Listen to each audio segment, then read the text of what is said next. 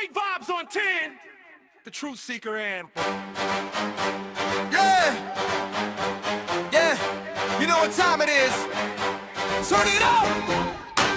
Great vibes. Great vibes. Great vibes on 10. Great vibes. Yeah. Great vibes. Walk in the room and the energy changes. Big personality, never basic. Confidence high, always bringing the fun. When he shows up, the party's begun. Mr. Clean Shining, yeah, you know the name. Bald head glowing like a Hall of Fame. He rolls his eyes every time that we say it, but deep down inside, we know he'll never trade it. Rub that shiny dome, make a wish, that's a scene. Everybody laughing, what's up, Mr. Clean? They call him a genie, yeah, that's routine. One little rub and you live in the dream. Then out of nowhere, surprise disguise. 2P comes out and the whole room cries. New look loading, what's next today? You never know what he's gonna display. 3 different headphones, always prepared. Different vibes for every moment shared. Music, research, or something brand new. He's got a setup for whatever he'll do. Great vibes on 10. Let the whole world know. Bring that energy everywhere we'll go. Great vibes on 10. Turn it up again. That's the kind of vibe you can't pretend. Great vibes on 10. Say it loud, say it proud. Bring the truth and bring the crowd. Vibes on 10. From beginning to end, hit that replay, run it again.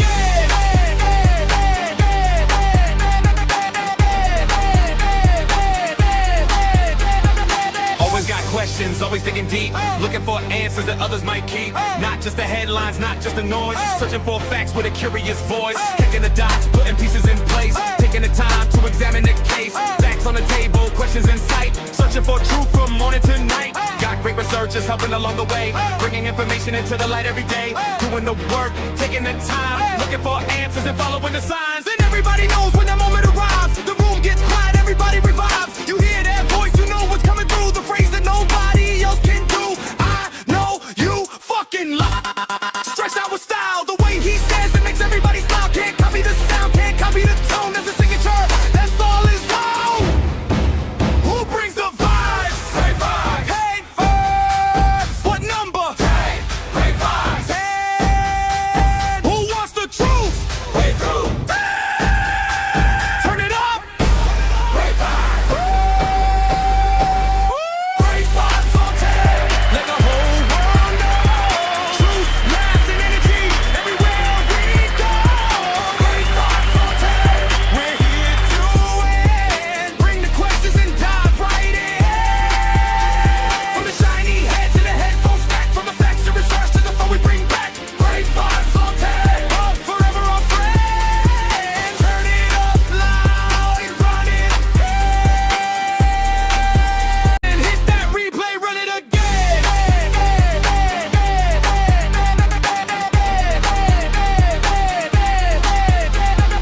Always got questions, always digging deep. Looking for answers that others might keep. Not just the headlines, not just the noise. Searching for facts with a curious voice. Kicking the dots, putting pieces in place. Taking the time to examine the case. Facts on the table, questions in sight. Searching for truth from morning to night.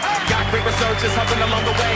Bringing information into the light every day. Doing the work, taking the time. Looking for answers and following the signs. And everybody knows when that moment arrives. The room gets quiet, everybody revives. You hear that voice, you know what's coming through. The phrase that nobody else can do. I know you fucking lie. Stretched out with style, the way he says it makes everybody smile. Can't copy the sound, can't copy the tone. That's a signature, that's all his own. Who brings the vibes? Great vibes. Hey, vibes. What number? Great vibes. 10. Who wants the truth? Way through. Turn it up. Great vibes.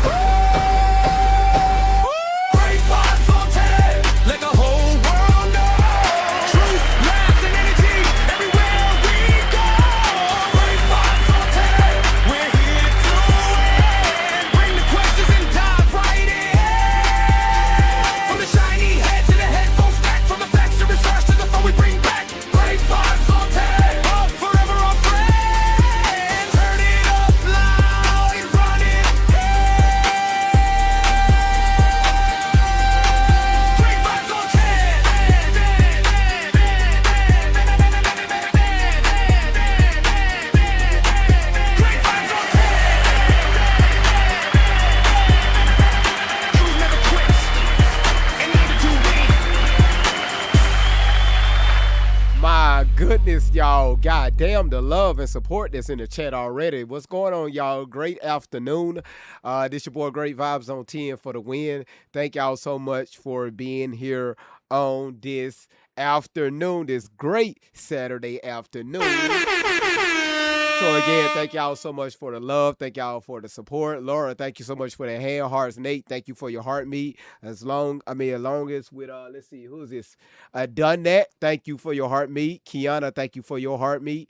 Um, Sonia and Cheryl, thank you for your heart meet. AJ, thank you for the 15 popular votes. Boston, thank you for your heart meet. As long as Queen T, thank you for your um support to the platform. Listen, y'all, listen. Let's y'all do not forget to go ahead and share the live out. Y'all tap the screen. Uh Help me push out the live stream today. Today we got today is going to be a good one. Today is going to be a good one. Okay, Aretha, how you doing, sweetheart? Miss Carter, thank you so much.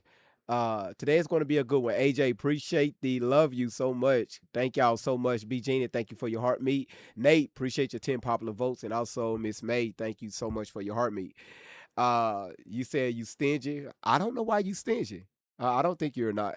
Um, so again, everybody welcome in. Thank y'all so much, man. Probably within the next 10 minutes, um, my moderator made something that's very important to the platform. I'm going to show you all shortly.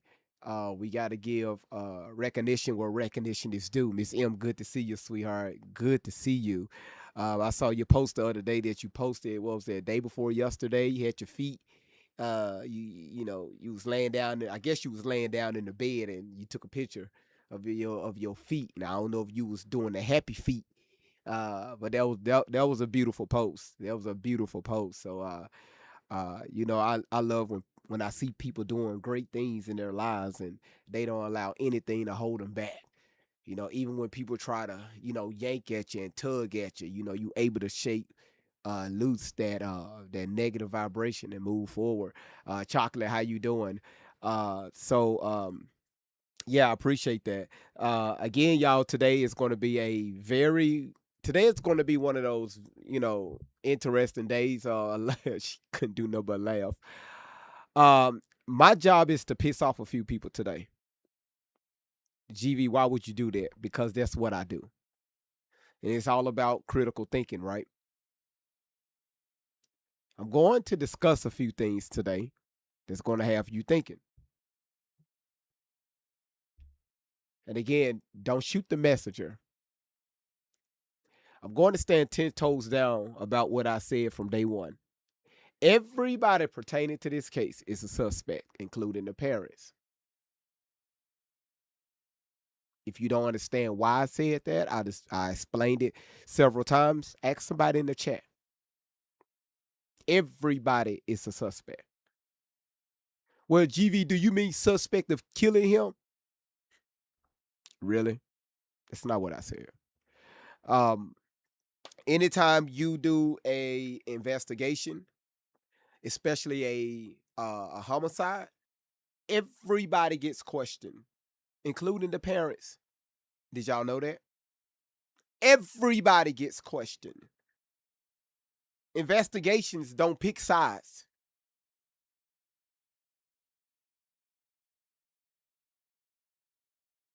Let me say that for the people in the back. Investigations don't pick sides. They just want to know the truth. Pac-Man, how you doing? They just want to know the truth. So when I start talking about a few people, which I'm going to start today, don't feel some type of way. And if you do, that's your problem. Because at the end of the day, we don't know none of these people. A lot of you all have gained relationships with these people through social media. They don't know your ass, they don't know me. So why get so attached to people that you will never meet in your life? You don't even know. But that's how I do things over here. Again, y'all know how I get down. If you don't like it, you don't have to be here. I promise you, you don't. I'm not a platform where I'm just going to just be one-sided because nobody saw this case going this route. Well, a lot of people, especially the public, never saw this case going this route. Never seen. I admitted it. I never seen nothing like it. Yesterday we held a live for almost 5 hours. Who's being covered? Who are people trying to protect? What the fuck is going on? So when you think you know it all, you don't, and that's including myself. That's why we always ask questions. We don't come here act like we have the answers to everything because we don't. Like some of these platforms that's covering this case. Some of these platforms you can't get up on the panel. If you disagree with them, they're going to cuss you out and kick your ass out.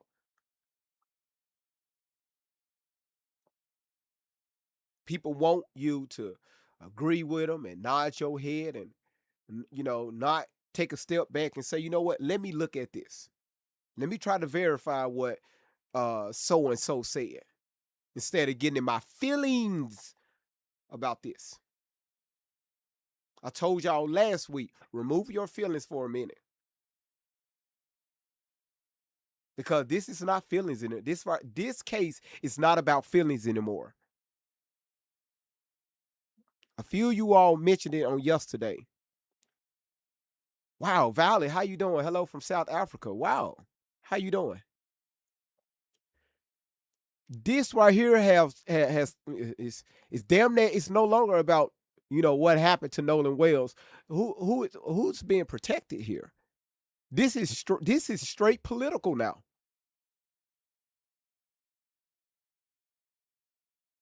Because if think about it, if it wasn't, this would have been an open and shut case. Do you agree? Again, I can be wrong. That's why platforms like mine is running around to try to find information. Oh, well, such and such said this, or such and such said that. Or there's such and such in the picture. Oh, that picture doesn't match this picture. Wow. Oh, look like that picture was Photoshop, or this right here is going on. Who is that in the background? Oh, wait a minute. You heard what he said? Oh shit. Wait a minute. Y'all, we run around with like chickens with our heads cut off. You got platforms where people where they're fighting against one another. You got white people calling black people names, black people calling white folks names. What the hell is y'all doing? Y'all doing exactly what they want you to do is starting a fight against one another.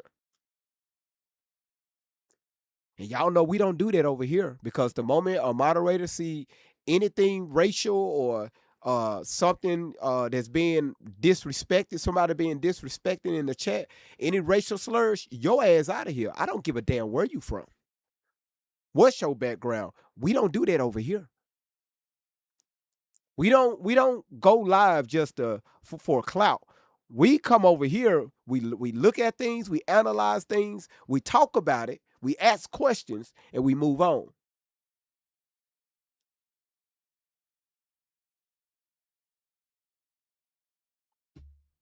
Joseph, what's going on?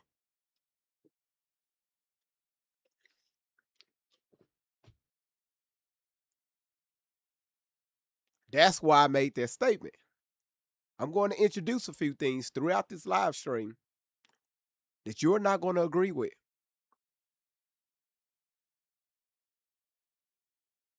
That's not my problem. I'm not here to pamper your feelings. Go somewhere where people, be into your emotions. I'm not that guy. If I don't have a personal relationship with you, I'm not that guy. You got the wrong one. Because mostly everybody that follows this channel, they want to know what happened to Nolan Wells and who's involved. Yesterday, day before, and day before that, I made a statement. I said we will probably never know what happened to Nolan. So go ahead and start prepping your minds for that. That's why I directed yesterday's topic the way I did.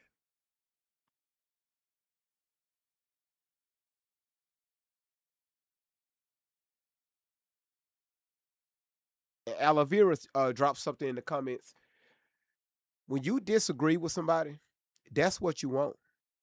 Because maybe that person can give you a different perspective on how to look at different things when especially with this case. Maybe they see something that you didn't see, and us as hosts, we can get so fucking big headed to where,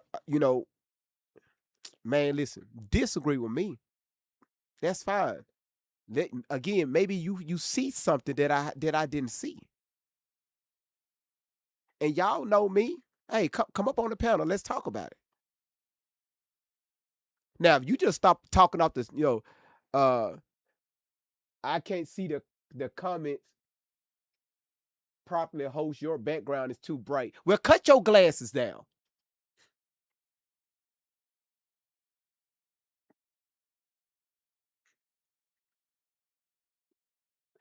See, I'm trying to warm up to the crash outs. I'm trying. I'm, I'm trying to. I'm sorry. I didn't mean to go. I didn't see what I'm talking about. Listen, that's why the comments are right here in black. Whatever you put below me, it's right here. You can catch them right here. Okay, cool. Comprende? I don't know how the fuck you can cut your glasses down. Don't worry about that. Hey, whatever. What the fuck ever. All right. Uh, Glenn said it's all good, bro. More love. Listen, let me tell y'all something. I say this every day, and I make it a habit to say this. Even if I don't know you all, I love y'all. Even if you hate my motherfucking guts, I still love you. Because sometimes I know that some people speak out of frustration, out of anger, and sometimes that feeling is temporarily. But again, I understand how this case can be very triggering. We understand, the state of Mississippi and the surrounding states. The history of this country is not on the upside.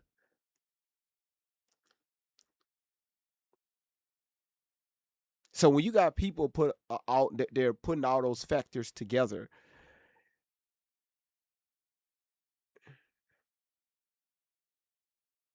Darkness, do me a favor. Request to come up here. I got something to tell you. Hey, Mocha. Mocha, yo ass. I got something for all of y'all. And y'all, what I'm about to do, this young lady right here, Glenn, I'm gonna open up the panel later on. Y'all, this young lady right here. Hey, GB. Hey, sweetheart. Y'all, this young lady right here, no matter what type of day she's having, she's going to make sure she keep a smile on her face. Y'all don't understand the bullshit this young woman been through, but you would never ever know. Every time her ass come in here, her energy is on 10, but you would never. When I tell y'all, this woman supported me for so long. Even when times she hated my motherfucking guts, she stayed right there. So when I tell y'all I have people that support me through my ups and my downs, she's one of them. Darkness, I want to say thank you. I done gained some weight too, so thick and thin. Thick and through. You know how it is when when you pack a couple pounds, thick and thin. I'd rather put it back up, down in regards to scale, but thick and thin. I'm thick right now. Soon to be thin, but I'm working on it. Love you, GB. I swear I do. I swear I do. Do thick and thin. Okay, I ain't going there. I won't do it. I won't do it. Okay. Ain't nobody ask you all that. Didn't nobody ask you that? To hell. Oh, y'all okay. Say she wow. Oh, you have no idea. Y'all, God, Boy, listen, y'all, last year, near the end of last year, we wowed the fuck out. Y'all, she's balanced. Mentally, she's balanced. And man, when I tell y'all, every host needs somebody like this. Everybody. Because no matter what you're going through, she's going to come in and she's going to just help balance your mindset. If you frowning, she's going to make sure she leave with a, she makes sure she put a smile on your face. I'm a whole Libra. A whole damn Libra. We got to keep everybody balanced, even when my scales are tipped. That's what them scales all about. That's right. That's and, right. And if y'all understand the laws of Ma'at, the Ma'at scales are balanced. A little halfway off. Do your research. I don't want to get into that, but That's right. Darkness. That's right. Thank you so much. You're welcome, GB, and thank you so much. No. Continue to be genuine. Yes, ma'am. Thank you for allowing me to this platform. Thank you for being as real as you are, and I hope that this platform continues to grow, and that people can connect with the truth and grow within themselves, so that whatever truth is being presented, they can apply a certain form of truth to their lives, and they can begin to transform or continue the transformation. I won't do a testimonial right now, but I absolutely appreciate your platform, and I ain't going nowhere. You stuck with me, and everybody who hears me, you're where you need to be. And so listen up, take heed, buckle down, and that's that.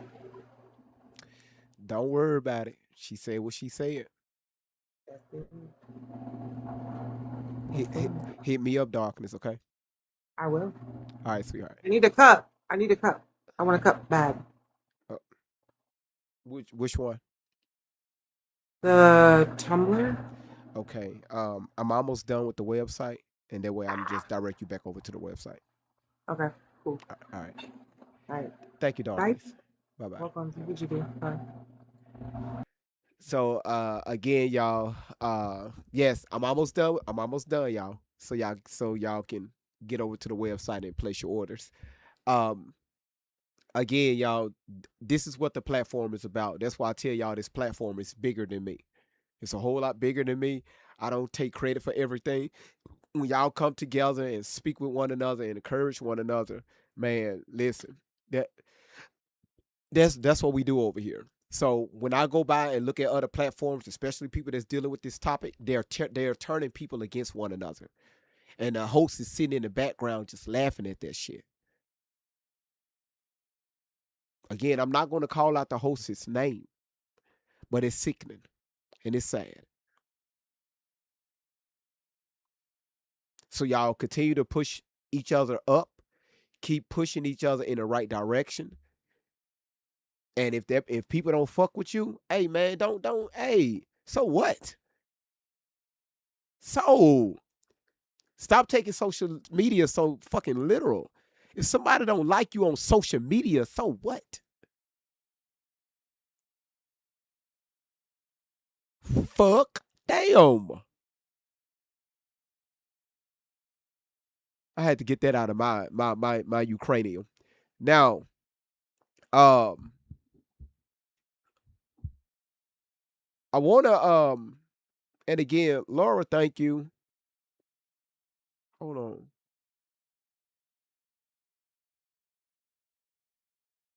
What is this? Oh, she made a hole. Oh, she made a hole. Oh, Lord. Made a whole damn video. All right. Okay. Let me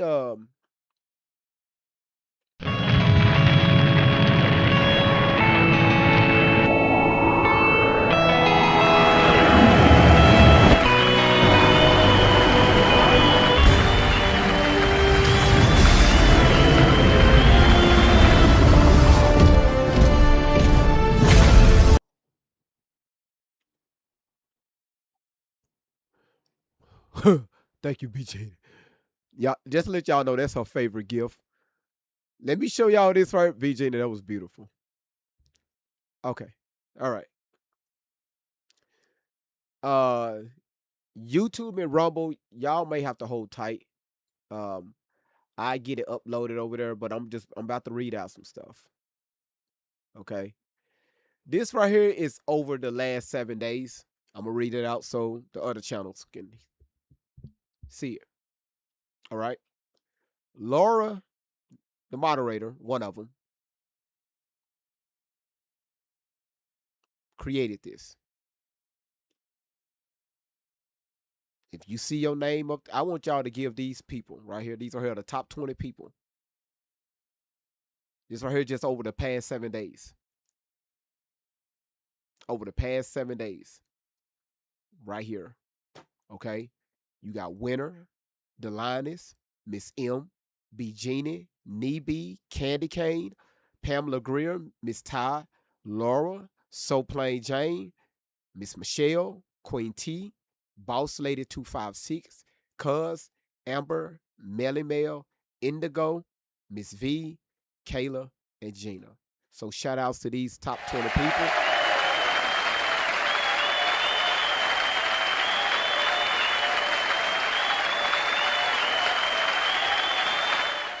That right there says a lot.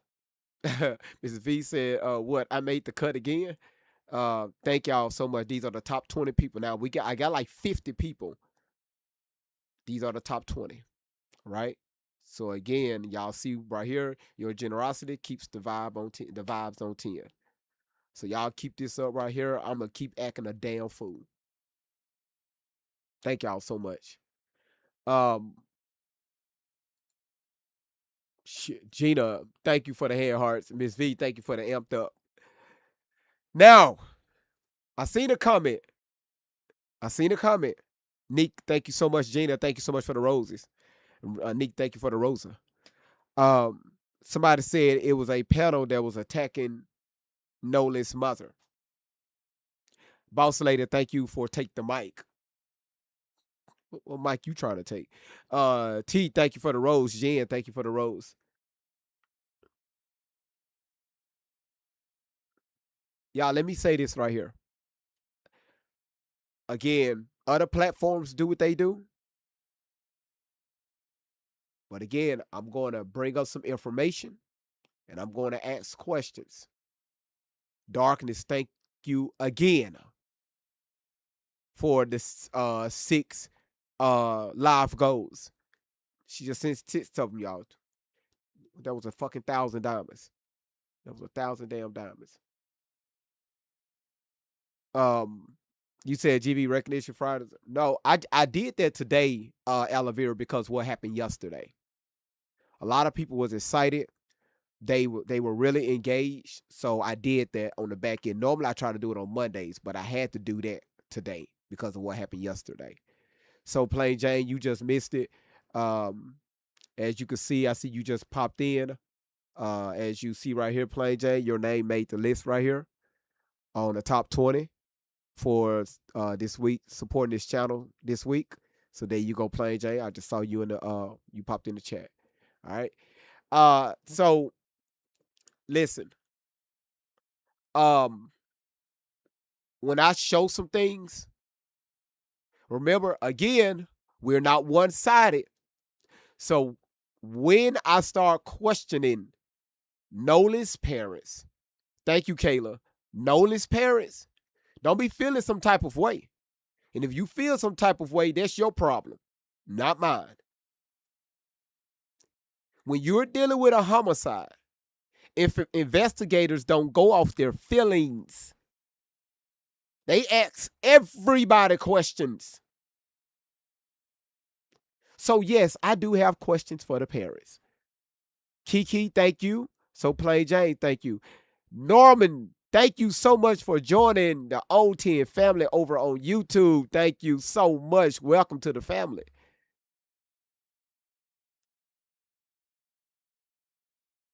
I told y'all I was going to, when I gather information and when I show it, However you take that, that's on you. And if people are going to say the same thing about me, look at GV attacking the parents. Wait, what?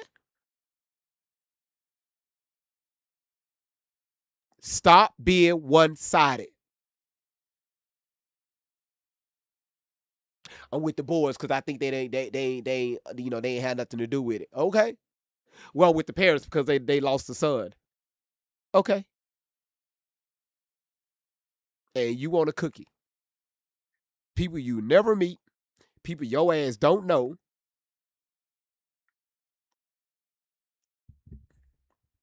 Okay. What you want me? Okay. What? Okay.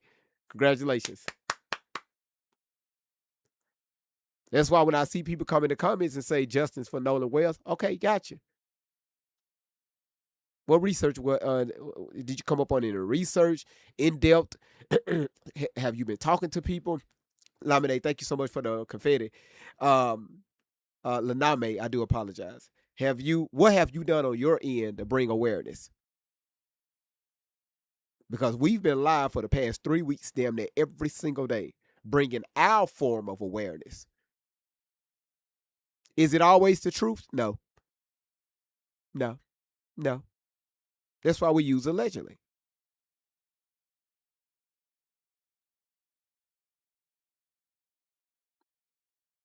And it's something my moderators really brought to my attention today before I went live about Nolan's parents, which blew my motherfucking mind. I said, "Wow, this situation has completely changed. Are we really worried about what happened to Nolan Wells?" That's how I'm going to be tackling this topic on next week.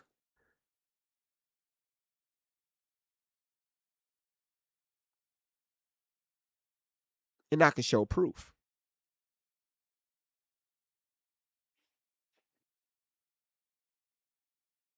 Y'all know lately we've been dealing with these boys and catching their ass in all types of lies.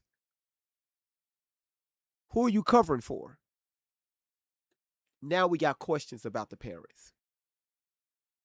We have questions for the parents. In this interview, y'all about to watch, y'all, these boys right here, I, Tatum should have never dropped this interview. He should have never dropped this video. Never. It's some stuff that y'all are going to hear in this interview. And all I said, I know you motherfucking lying.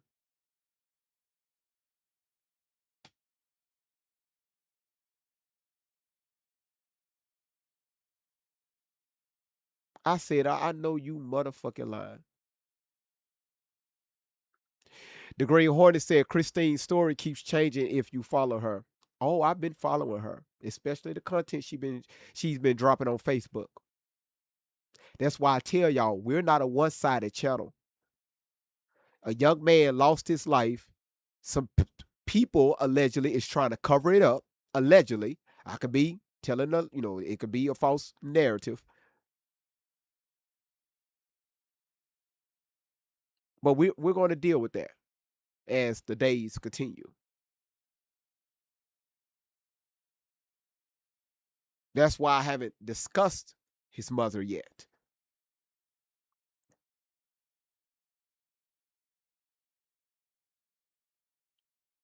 Any parent, that's why, see, that's what makes this situation right here more suspect, because most situations when you're dealing with a homicide, man, I'm telling you, man, family and friends and the parents, man, they ass go, man, they going to figure out what the fuck happened to their child and who's responsible. You got over 3 million people eyes on this fucking case. And that's just social media by itself.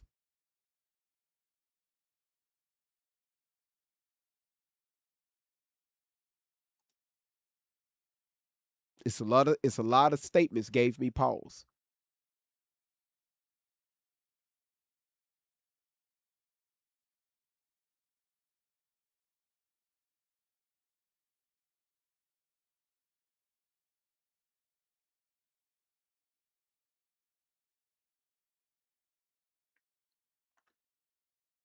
So again, if you come in here with your feelings on your shoulders, I'm gonna tell you to remove them.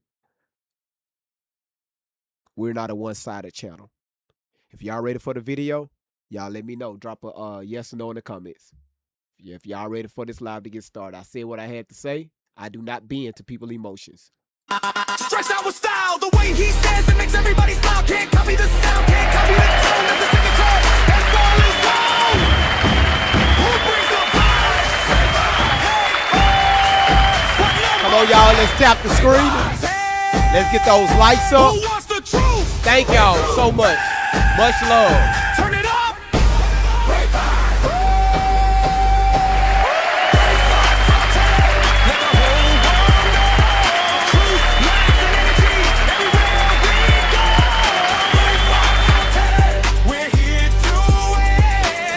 Great vibes on 10 for the motherfucker win. That's who I am. That's who you be. I really appreciate it. So thank y'all. If you see the follow button at the top of your screen, please click that follow button. If you got a heartbeat that's very dingy at the top of your screen on TikTok, let's make sure we make that motherfucker colorful as hell. Also, y'all, we're almost done with the gift gallery. Thanks to you all. Joanne, good to see you, sweetheart. Let's go ahead and complete that gift gallery out. So Kiki, and Kiki, thank you for the love you. Soul Child, good to see you, Soul Child. Thank you for your heart meat. Cat Lover, thank you for your heart meat. Joanne, thank you for your heart meat. Mika, thank you for your 11 roses. Miss Cox, thank you so much for your Rosa. Same thing with Angela and also Capricorn. Thank y'all so much. And again, if I don't get to your name as quick as quick as you want me to get to it, I apologize. Y'all be throwing so much through, in the chat. I'll be missing stuff, and I do apologize. It's nothing personal. Capricorn, thank you so much. Darkness, thank you so much. Angela, Shanzy, love me. Miss V, all of y'all, thank y'all so much. That was nice, that 4-leaf clover. Y'all pay attention to this interview.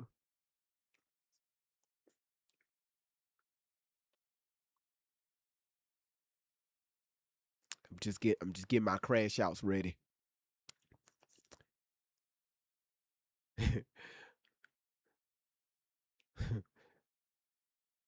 Like I said, lights up a room when he. Who is that?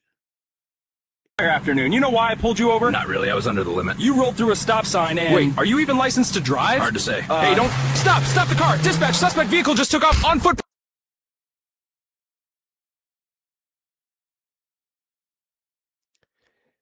What you mean I already know? Just man, boy, man.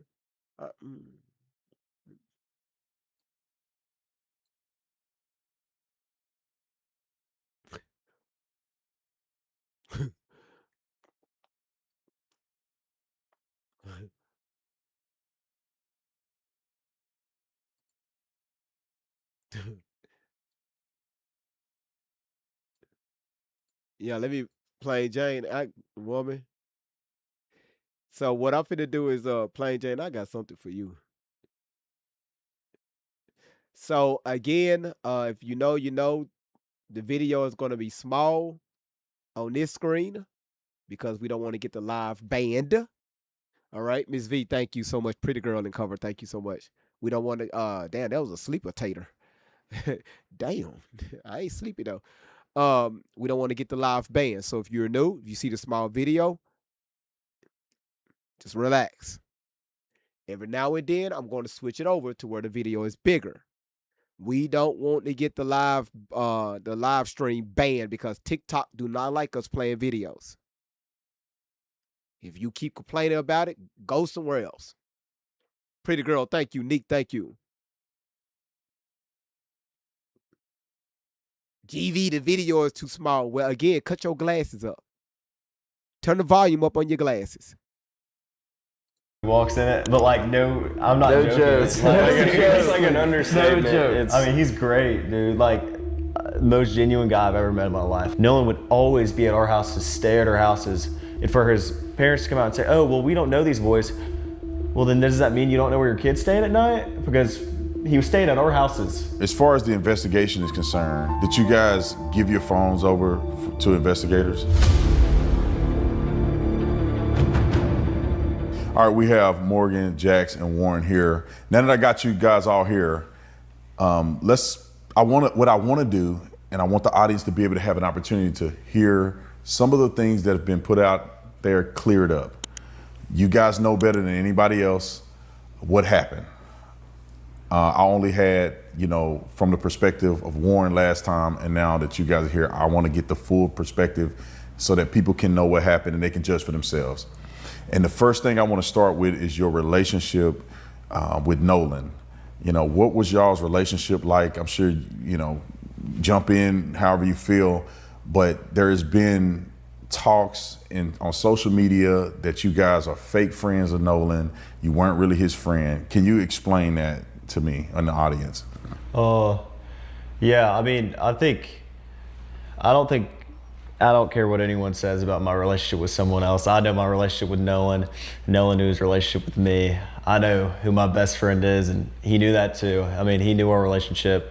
But so basically, like, no one can tell me how I feel about someone or how someone felt about me, especially someone who's gone now. I mean, Nolan knew the relationship we had, but describing Nolan, like, that man was the funniest dude ever. Always had a smile on his face. Always, I mean, dude.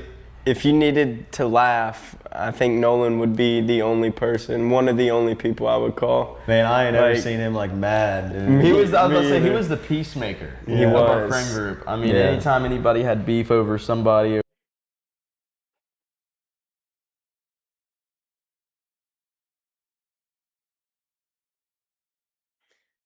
See, this is where I fucked up. I need to bring up, we need to do side-by-side videos like we did with Allie Carter. Catch these boys in their lies, okay? Well, I'm not going to say lies, in their hiccups. Soul Child, thank you. Queen Momo, thank you for the hand hearts. Catch them in their hiccups. Well, GV, what you mean? Everything I'm about to say is allegedly, or I believe. So y'all remember when they did the first interview and they were talking about they got into a fight with somebody. They never named this person. It was a few fights, but they never ever named this particular individual.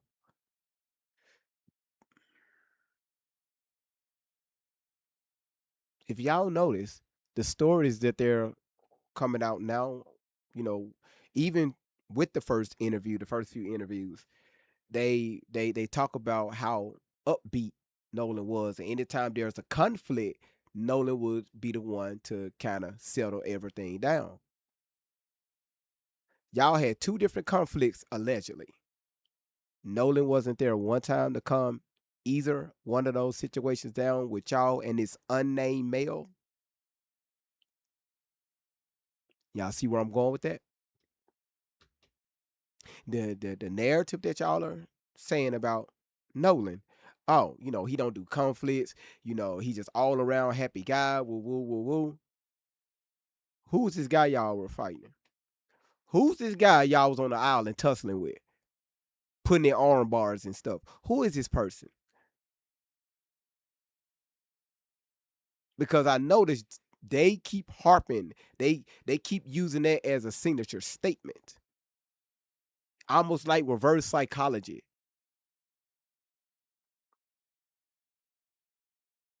Who is this person that y'all were fighting?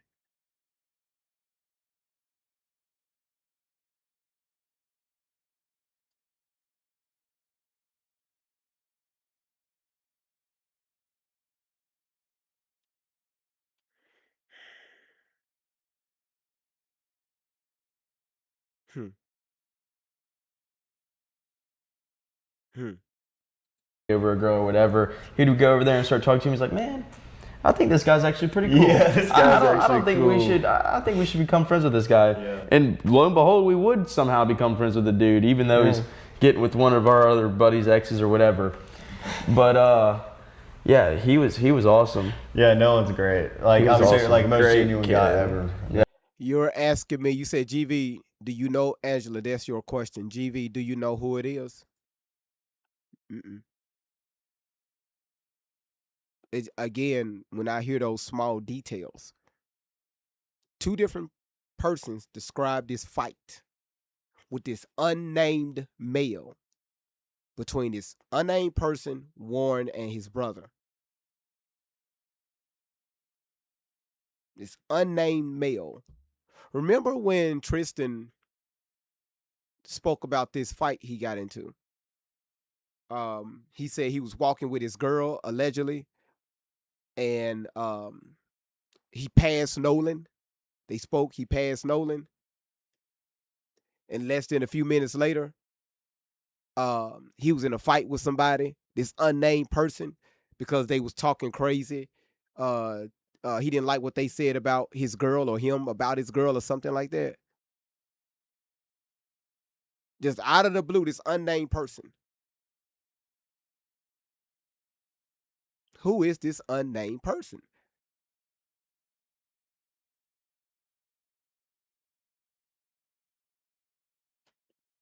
Nolan was this person. He don't cause trouble. He don't fight.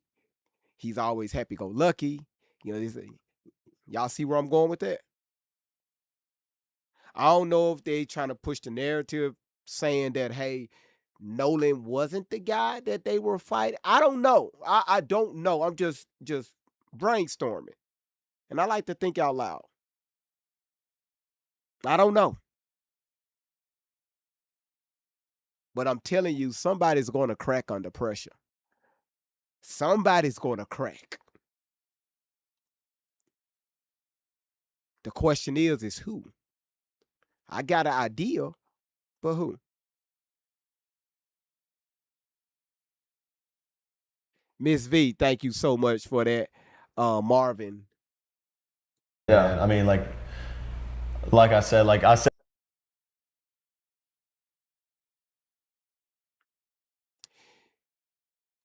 You said you hope I hope you make some money. You got some money for me? You you you you you you got some money for me? Green Hornet. You guys are exactly why they lawyered up. Because we ask questions.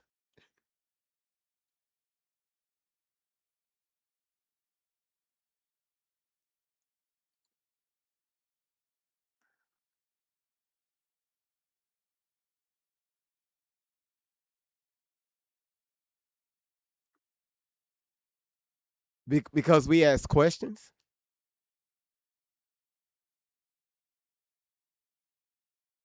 Sorry, y'all. I'm on his.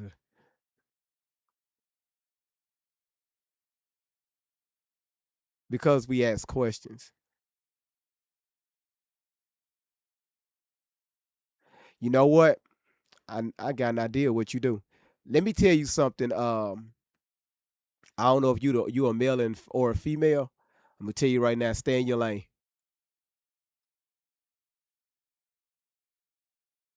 I promise you, this is not what you want. Just stay in your lane. Just easy. Stay in your lane.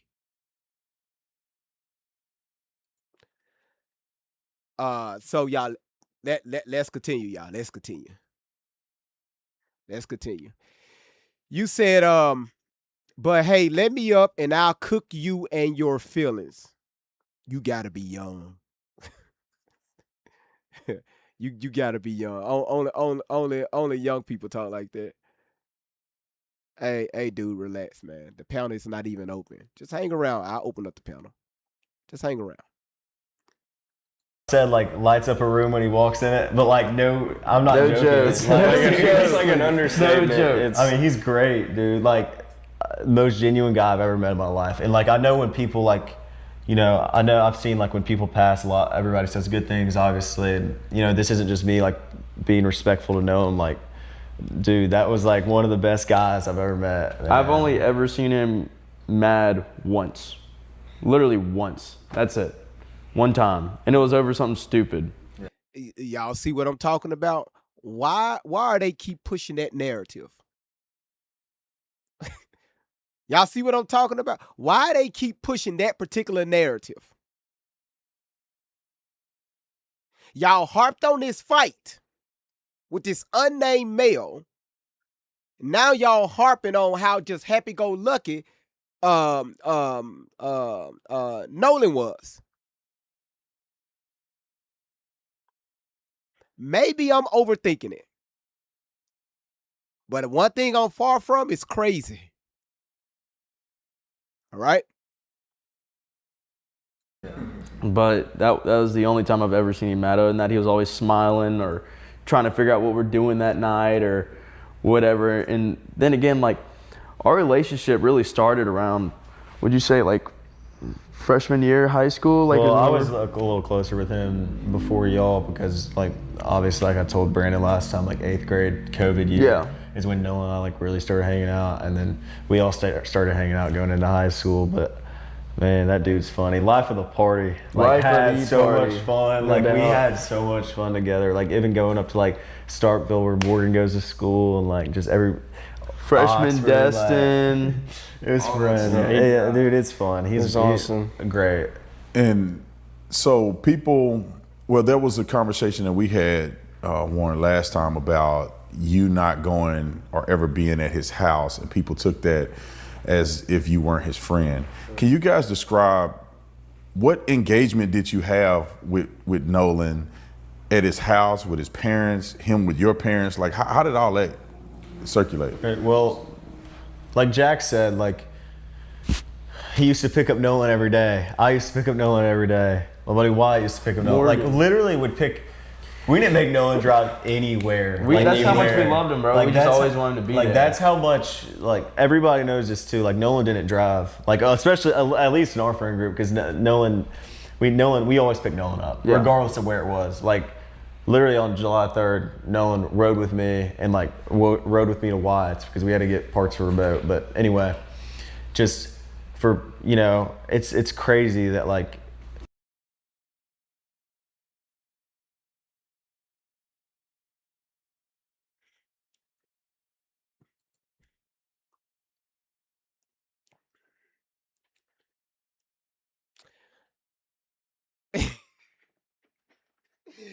I got a question, Coach. Coach, I got a question. I got it. Hold on. I got a question, Coach. GB, what is your question? On July 3rd, because we haven't got to the 4th yet. On July 3rd, and I may be jumping the gun. Y'all catch me if I am, okay? July 3rd, Nolan rode with you. Okay, hold on.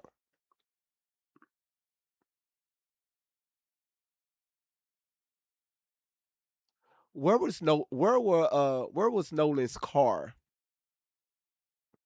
on July 4th? If somebody can help me out, refresh my mental.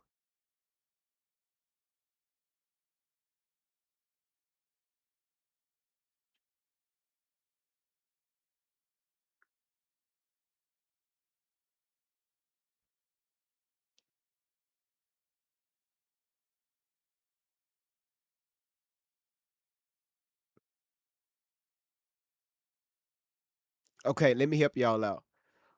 Was Nolan's car at his primary address? According to statements.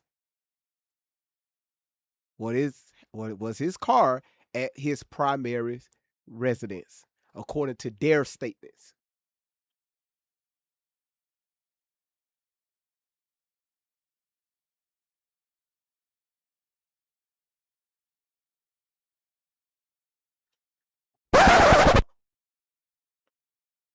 Okay, so right now, hold on, y'all. I'm not saying anything. This is July 3rd. Okay. Maybe in the interview on July 4th, Jax, one of them, or Warren, took Nolan back to the house. He grabbed his car and he drove back over to Jax's house. Okay. Let's see. Y'all get the wax out of your ears. Okay, because I want to make sure I hear this shit correctly, okay? I think it's kind of sad that like people, I have some friends of mine that I'm very, very close with, and I just don't know their parents. You know, we're grown men. You don't have to know someone's parents to be close with them. Boy, you just got grown. Yeah, we grown men. We got our own bills, man. We pay rent, mortgage, utilities, shit. Full-time job, man. We got workers' comp, insurance, man. You know, dental, you know, man. I'm talking about 401k. Shit, you know, man. Got a few IRAs, man. I'm talking about. I used to have CDs, but you know, we don't do cash deposits anymore. So everything is tied up in, you know, equity and shit, you know, Bitcoin. Motherfucker, your ass just got grown. nah, nah. Yeah, we grown men. Yeah, we grown. What the fuck? Nigga. you. Oh my goodness, y'all, this is funny. How's everybody doing? How's everybody doing? Y'all doing all right? Y'all got to give it to me. I haven't crashed out. Not yet. Thank you, Kim C. Good to see you, baby. Kayla, I'm good.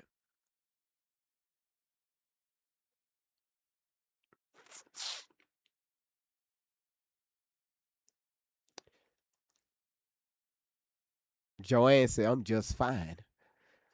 All right, y'all, let's go.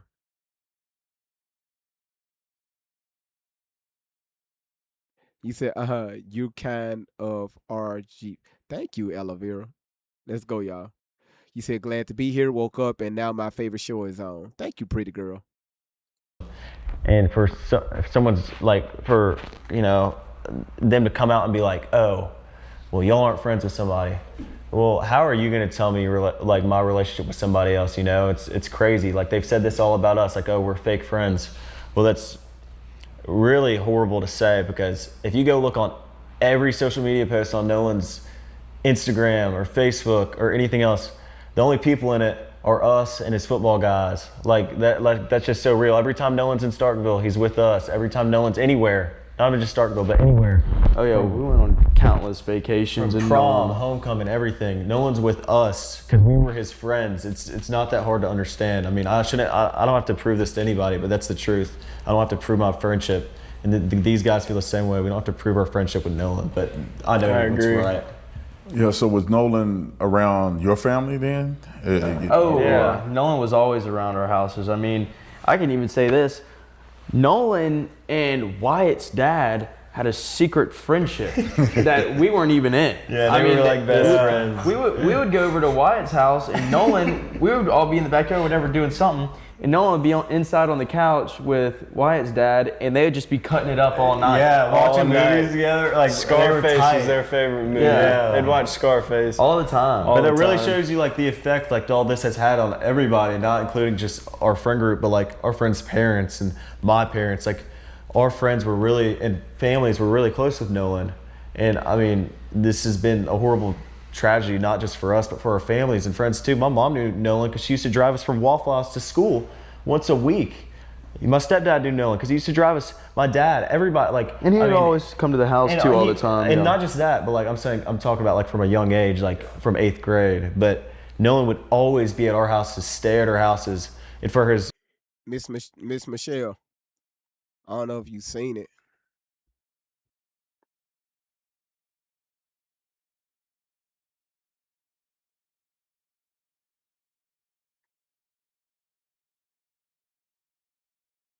And if you're late, this is what the moderators did. One of the moderators did for y'all.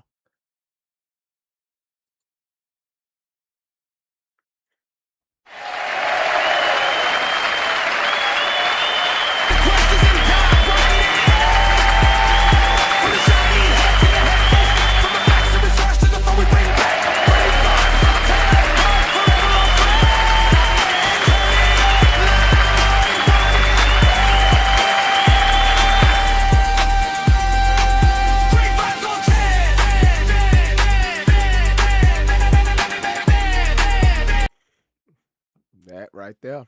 Top 20. That's what the moderators did for you all. I told y'all the moderators over here don't play. They don't play. Did you see the interview with? Oh, don't worry about it. We're going to get to that. Pretty girl in cover. Don't worry about it. We're going to get to all that. That's why I said y'all better buckle up today. Oh, I got time today. Oh, I have time.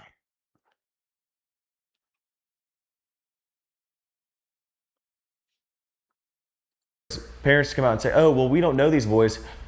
Well, then does that mean you don't know where your kid's staying at night? Because he was staying at our houses. So Sorry to interrupt. I know you're enjoying this incredible interview. Make sure you hit the like and subscribe button and also join our membership program. Let's get back to the interview.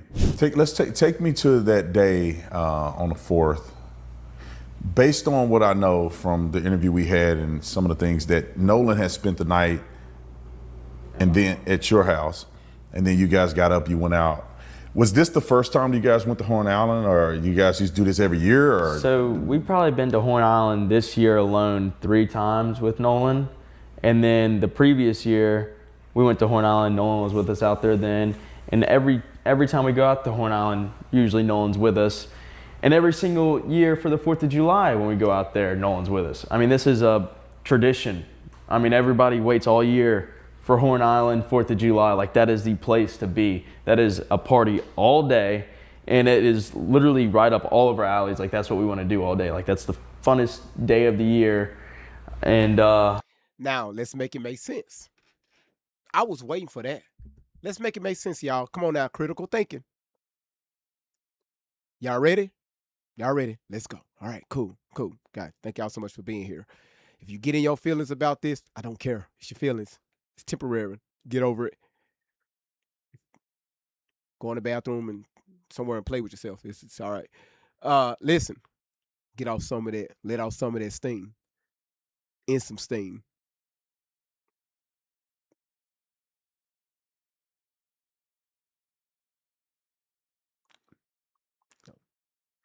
Need some blankets on the floor. Some wet wipes, towels. Make sure it's a little warm. You want to clean up. Listen. Listen. I'm a focus. Okay, y'all, I got it. Y'all don't have to keep putting focus in the chat. I got it.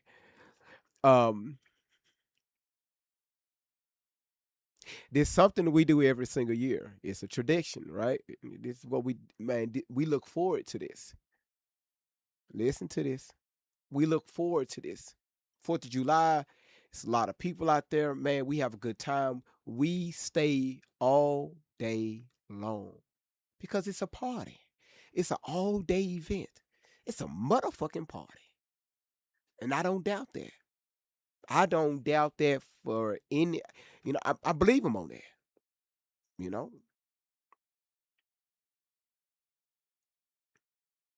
So let me ask this question. Who gets up and leave a 4th of July secluded island with thousands of people? Everybody's having a good time. Y'all do this every single year because y'all know when it's sunset or when it starts to get dark outside, fireworks finna fly the fuck off. Beautiful shows. You out there with your girls, your partners.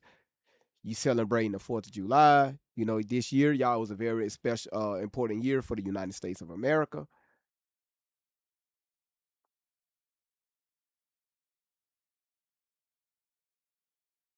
Y'all had the urge to get the fuck out of there over a fight.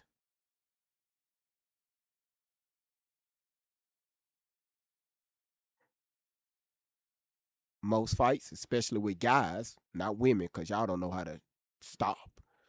Most guys. Hey, bro. Hey, y'all chill out, man. We out here. We trying to have a good time, man. Walk it off, man. But hey, man, you go. Hey, man, you go back on the boat, man. Chill the fuck out. You, man, just walk that shit off. Here, walk to the other end of, walk to one end of the alley and walk your ass back. By the time you come back, you will have a different, your mind will change. Just walk it off. We out here, we having a good time. You're not finna fuck this up for all of us. Go walk that shit off.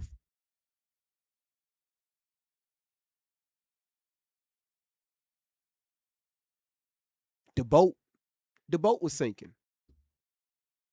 Hey, y'all, we got to get the hell out of here because the boat is sinking.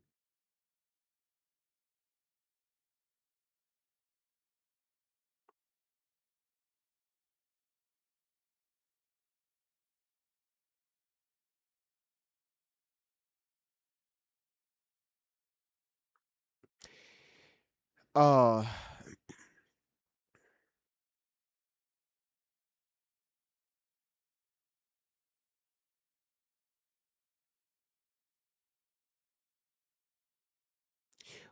what was the urgency for them to get off that island?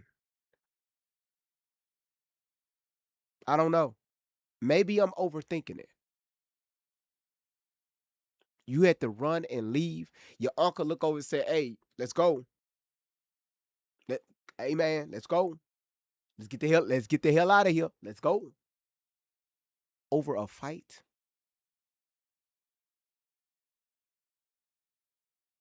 Yeah, am I overthinking this? Y'all, please tell me I'm overthinking this. I'm 42 years old. I've seen so many fights. I ain't seen people, and I'm just talking about just regular fights, not nothing where you know, you know, dangerous weapons were involved. I'm just talking about regular fights. Some people get their ass whooped, but would you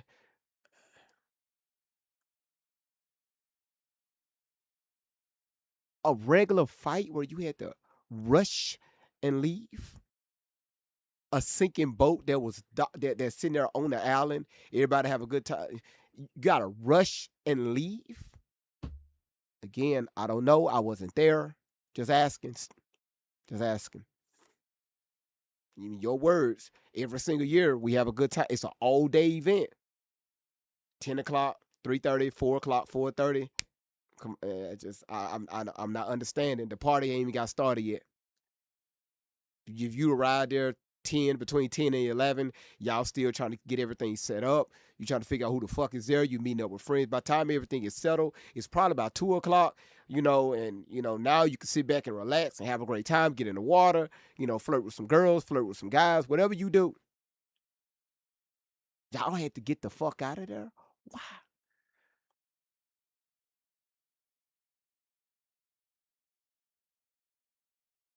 Just asking. Yeah. I mean, Nolan was with us 2 weeks prior to the 4th of July at Horn Island. Yeah. With no one out there. No if we one had out any there. intention to hurt Nolan at the island, why would we do it on the 4th of July with thousands of people out there? I mean, it's pretty clear. We literally all went out there for my buddy's birthday, and Nolan was with a whole group of people like we were with on the 4th. So, I mean, that's. Yeah, and it was on like a Wednesday. It's not like Nobody this is. was out It's there, not like yeah. this is just like a random occasion. No, We've we got do there this all the time, yeah. and not even just Horn Island, but no one's on the boat with us all the time. We all go on the boat. We all do things together like this. So, I want to get to some pointed questions about the phone situation, because I think last time, Warren, when you and I talked or spoke, you weren't at the house when the phone was recovered. So I want to figure this out. Explain to me, because a lot of people are still online saying that they find it to be incredibly suspicious that Nolan left his phone. Can you explain, did Nolan ask you for his phone back when you guys were leaving? Was it not a part of the conversation? Was Nolan the only person that left his phone on the boat? Can you guys walk me through that? Ready to make your business official? Build a website for your business today with GoDaddy Aero AI Builder. Your Idea? So I can go ahead first and say, nobody has their phone in the water. Even when you jump in a pool, do you have your phone?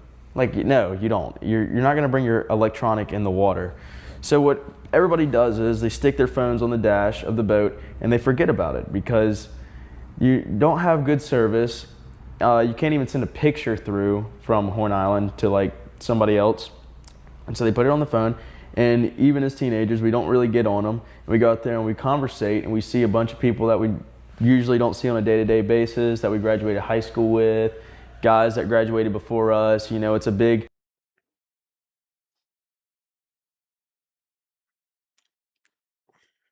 Allegedly, according to a lot of these photos that's flowing around the internet, Look like a lot of teenagers and people is taking pictures and showing off at the alley. Allegedly. Because they could be Photoshopped. They could be fake photos. We don't know.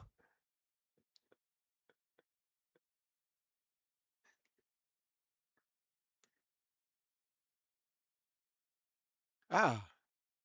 All right, just throw your phone out there on the deck and just forget about it. So why bring it? If you know that by the time y'all get out there to the island, don't nobody use that fucking phone, why bring it? You bring your phone because you know your ass is going to use it. It will be used. People weren't born yesterday.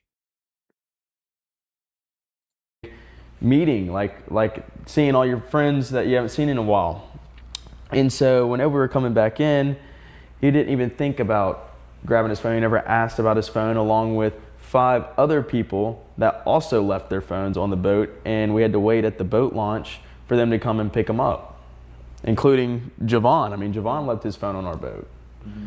Yeah, Javon is one of the guys in the friend group.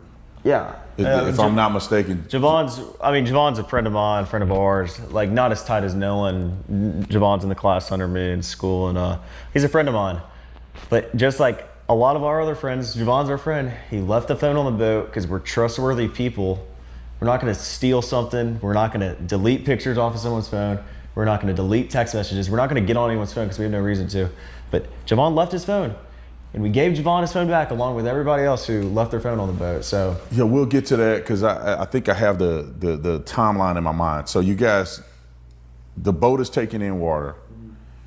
You had already left, Morgan, right? You had already left on the boat. So there's 3 boats. You had already left about 5 minutes before this situation happened. The last 2 boats was Bart's boat and Wyatt's boat, and those are the 2 boats that left out because Bart was kind of towing Wyatt's boat out. So you guys are on the boat. What was the conversation with Nolan? Because Nolan obviously had come. Tatum, let me tell you where you fucked up. How about you let them describe that situation again? Let them tell you what happened.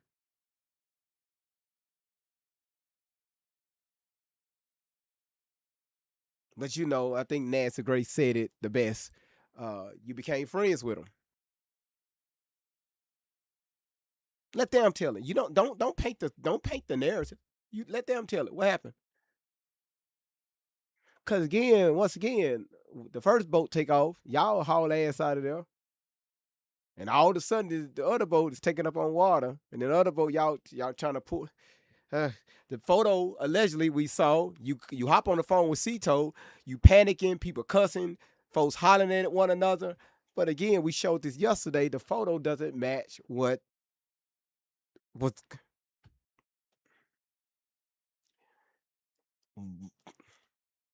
They standing there looking all cool, hanging on the stuff, right? Allegedly willing to line back in.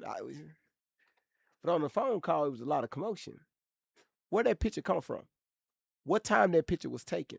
Was you on the phone with Cito? If you wasn't, who was you on the phone with?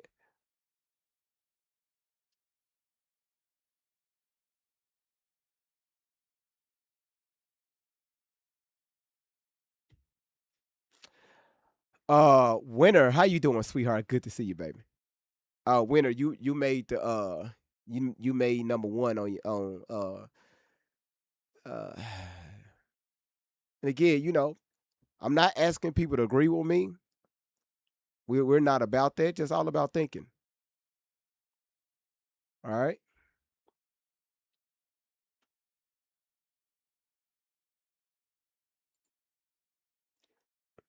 Winner, you see that? Um so again, I'm just asking questions. I'm just asking.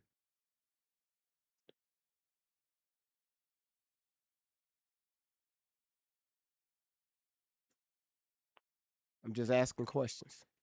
That's it.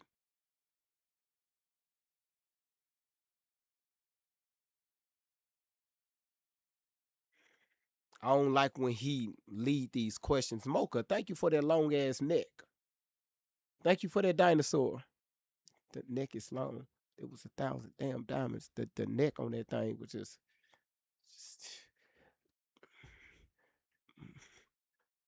yeah, that was Mocha. Brittany, that was Mocha.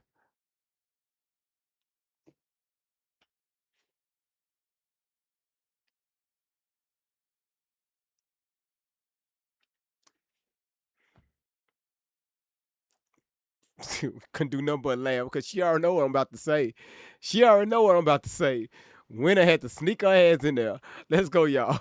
Men on Wise Boat, you guys are all getting ready to leave. So what was the communication like with Nolan? Come on. So actually, Wyatt was saying, told Nolan, because Nolan's with this girl at this point. They're together. Wyatt looked.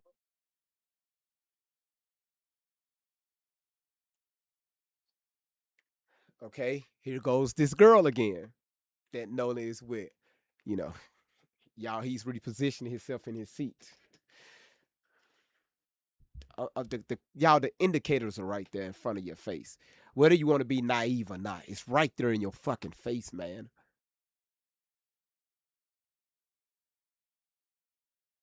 Like, how can you miss the body language? Like, you know what, fuck it. Some people, if you want to be blind, that's your problem, not mine. Looked at Nolan. He was like, dude, come on. Boat's taking on water. We got to go. Like, right now. And Nolan didn't want to go. He said he wanted to stay with the girl. And Wyatt started yelling at me. He's like, Nolan, get on the boat now. And Nolan's like, no. And then finally, Wyatt's like, Nolan, get on the effing boat right now. We are leaving right now. And Nolan said he had another ride back, and we had no more time to waste. We got to get the boat out of there before it goes under. And it was that. And when Nolan said that, like, what time was it? What time? See, stop. No, wait. Hold on, wide jaws. What time was it? Because we heard two different times. Day before yesterday, y'all remember I posed this question. When was the last time they alleged they saw Nolan? And what time did the boat depart?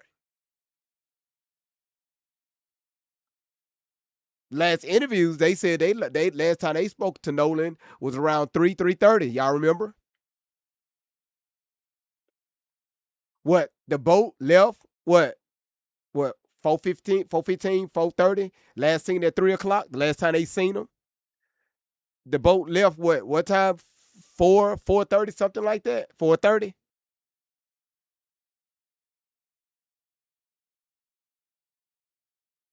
Are we overthinking here?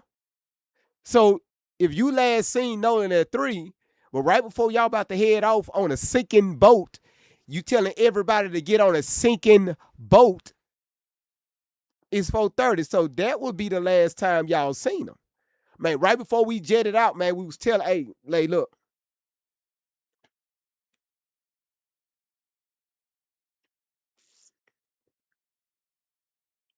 I always put her neck in people's business. Winner, thank you so much for that big ass giraffe.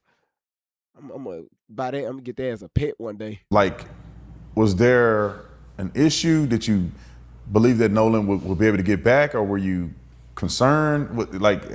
So explain that. what I can say is I've been out countless times on one boat to Horn Island and came back on another.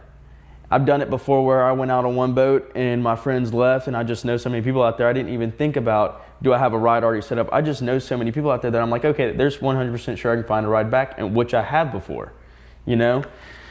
And it's one of those things where it's at Horn Island, you don't even have to know somebody to ask for a ride back in.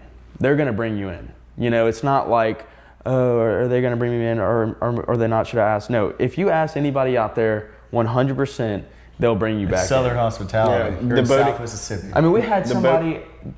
The boating community is so like tight knit. Like, it doesn't matter like who you are. If someone sees you struggling on the island, no matter the case, they will come and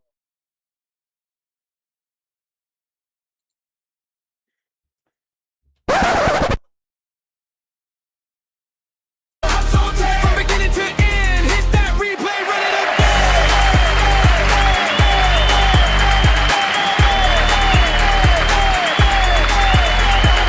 Always got questions, always digging deep, looking for answers that others might keep. Not just the headlines, not just the noise, searching for facts with a curious voice. Kicking the dots, putting pieces in place, taking the time to examine the case. Facts on the table, questions in sight, searching for truth from morning to night. Got great researchers helping along the way, bringing information into the light every day.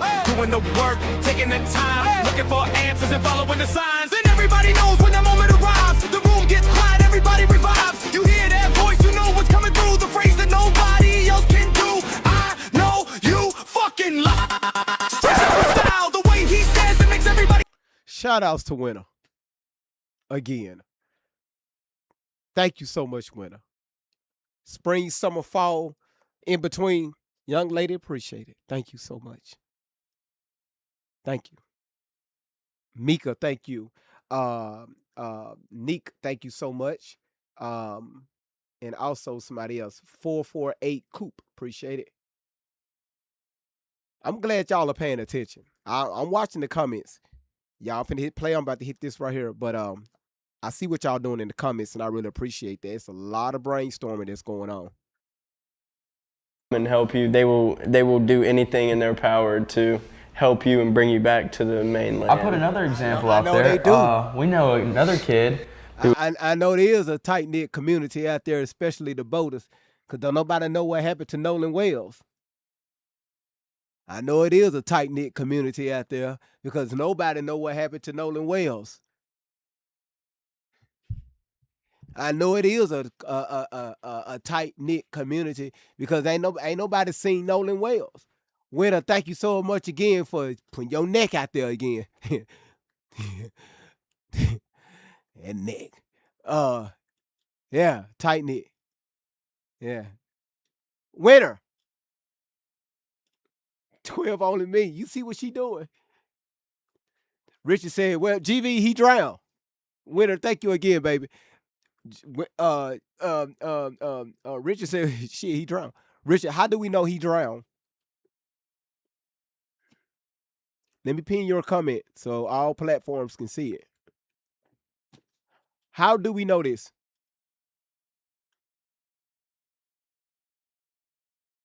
Anybody? Richard said he drowned. I mean, he drowned. How do we know that?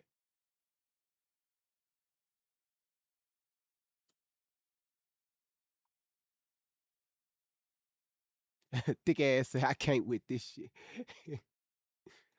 Richard, I need you to answer the question, sir.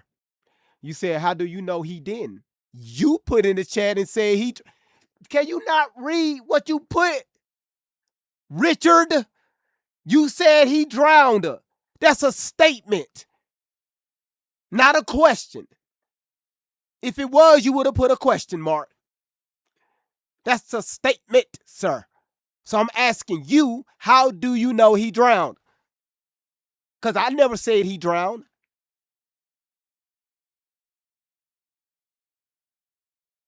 Well, we got so many medical examiners that's coming in here and just knowing what the fuck they ass talking about. Winner, here we go again. Winner, thank you. Winner, God damn it, winner. Wait till halftime. I got you, baby. Because here she go again on this shit. He was pretty intoxicated out there, and he couldn't find his boat. And he asked somebody random that he didn't even know if he could catch a ride back with them. And they were like, yeah, got him on the boat, called his parents, told them the situation was going on, and then took him back on inshore. And that happened this time, or is 4th of July? This 4th of July. This current 4th. So you guys you leave. Nolan is there. I'm based on what you're telling me, I'm perceiving that you guys are accepting that Nolan's going to get a ride back somewhere else. Y'all taking on water. Explain to the audience, what does this sinking boat thing like? Because I think that people are in good faith, the ones who are acting in good faith, are genuinely curious of like, are you sinking?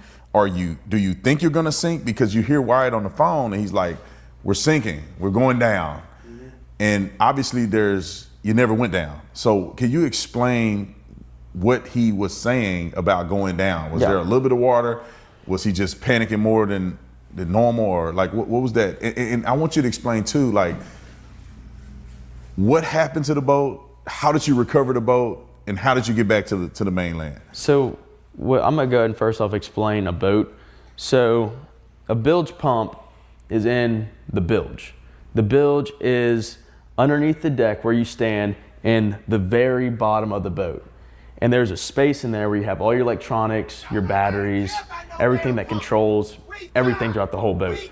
So the first thing that fills up on a boat when it starts to sink is the bilge.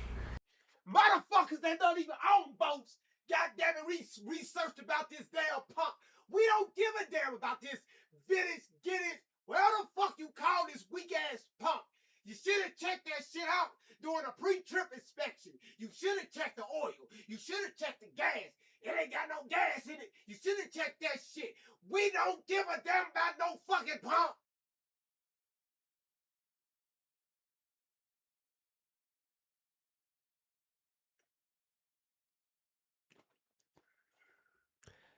Thank y'all so much for being here. I really appreciate everybody tapping the screen. Y'all getting those likes up. If you see the follow button at the top of your screen. Winner, thank you so much for the flowers, baby. Uh, just let God know that so plain Jane. Stop.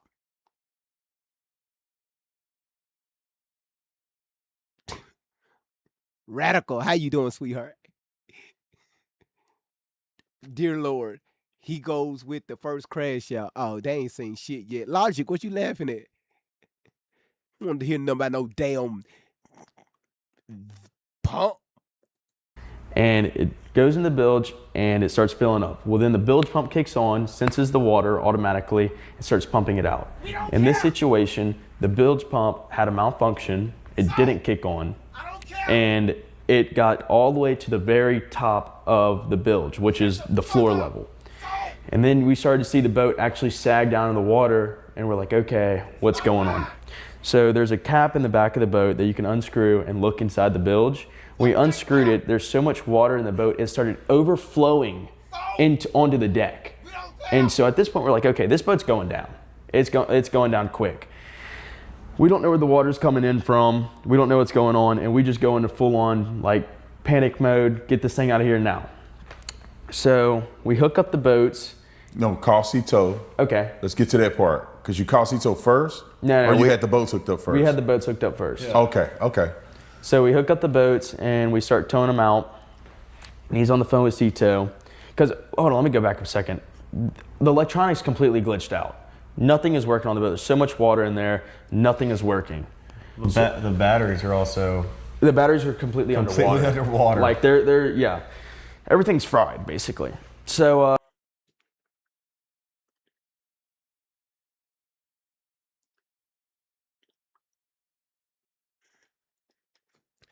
listen, y'all. I'm eating. Wait a minute. So y'all had help first. Hold on. Wait. So y'all found out the boat was sinking. You got help there on the scene from another boat. Tied the boats together, and then you reached out to Cito. Well, let me ask you this question. Winner, thank you so much for traveling with me. God damn it, I'm gonna travel with you too. My question is how come you didn't tell the operator that on the Cito call? You mentioned about what was going on the boat. You never said anything about another boat being your assisting y'all there. Did y'all hear anything on that Cito call? They never said anything about another boat. They never did say anything. It was some help there already helping us out. Hey, we need some help. Our boat is sinking. Damn it, Bart!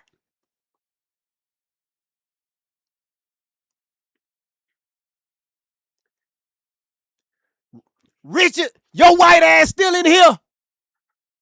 Thank you, Tracy, for the luck. God damn it, love you too. Listen, Winner. Listen, Winner, I'm gonna spring your ass. You keep playing. LA, what you laughing at? Scott can do nothing but laugh. All right, y'all, let's get back to it. we have it connected, kind of towing him out, and he's on the phone with Cito, and he's trying to get them on the phone. And as he stated in the moment, he's like, Cito's just asking all these dumb questions. I can't like figure out what's going on. And so finally hangs up, and after the trim to the motor started to work again. So they manually trim it down by the buttons on the motor, trimmed it down, and some electronics started to come back on, and they got the boat to crank over, and they're like, all right, untie us, because if you can get a boat on plane, the suction of the water going underneath it will actually pull all the water out of the bilge if you have the plug out. So like say you have the plug out and it's sitting, the boat will sink. If you have the plug out and you're running, all the water will rush out the back of the boat. When you say on plane, you mean like it has to be going fast enough to be up on top of the water? Yep. Or so like on that? plane is you're up, you're running, you're out of the water basically. There's Your bows on plane. yeah, so you're up out of the water yes. running. Yep. So where are you guys at when this happens? As far as from Horn Island to the mainland, where are you guys at in between there? So we're probably a mile and a half off of Horn, I'd say, a mile off Horn. From the start where the Cito call was, we were probably about a quarter mile off the island. Like you could see, it's visible in the picture that you posted that Wyatt is on the Cito call, and it's that video of the boat panning, of the video of the boat getting panned, and you can see everybody in the boat. I'm gonna show y'all how cold I am. That's why I have questions. Hold on, listen. If you look in the background, the island's right there. So I mean, going back to like what you said earlier, if we killed somebody or hurt somebody, the whole island is literally not even a quarter of a mile away to sea, with hundreds of boats lined up on the island. So that's really all I had to say about that. Yeah. So we were about a quarter mile out. So we were about a quarter mile out, whatever. So they pull the plug out the back of the boat. They have the motor running and everything like that, and they go to take off. So the boat's having trouble trying to get up, and it's slowly coming up because the weight of the water. Finally, it planes off, and the water gets sucked out the back, and they're full speed running. And then after that, I didn't see them anymore. I think you were on the boat. You can start from there. Yeah. So after we planed off, Wyatt kept the boat pinned the whole way in. We ran into the mouth of Fort Bayou, where we came from originally. Pause.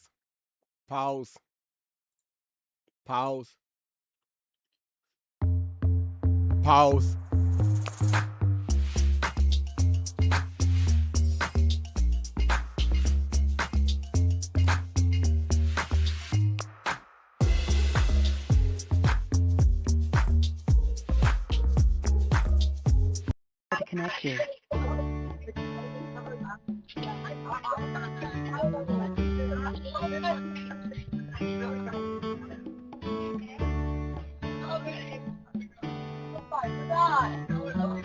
Cito Assistance, Vicky speaking. How can I help you? Hey, we're at the west tip of Horn, and our bilge pump stopped working. We're sinking. Can you all please come? We have a membership. All right, of course. How far is the water coming up, sir? Can you give me a description? Ankles? What'd you say? Hey. Yes. How far is the water coming up, sir? It's coming up. We're just sinking. I don't know. Like we're going down now. All right. Well, let's get you going. Membership number or phone number listed on the account, sir. I don't know the phone number. It's either. I think it's. Try that. All right. I know we have a membership, like guaranteed. I don't have the tag Unless on you here. have a membership number or anything, it's okay. I'll get you over to the captain. What's the best phone number to reach you at? Reach me at 2. All right. And is everybody on board in good health otherwise? Yeah, everybody's How on many? board. All right. Do you need the United States Coast Guard? What? Do you need the United States Coast Guard? No, we do not need that. All right. All right. Do you have your current GPS coordinates? Let me go look. If not, I can send you a text message.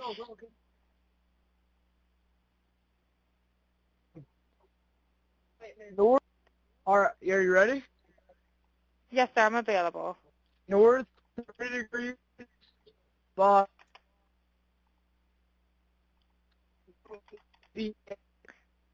4672. All right, 4672. All right, and you were breaking up a little bit. Can you just repeat it one more time to make sure I have it correct? Sorry, look. Hello, can you hear me? Yeah, what? So you're breaking up. If you need assistance, do you have a VHF radio? No, And we do we not have the VHF radio. He keep putting the phone on mute. If you listen to the background, you can hear voices in the background. Then he'll put the phone on mute because it gets completely quiet. First question, why are you putting the phone on mute?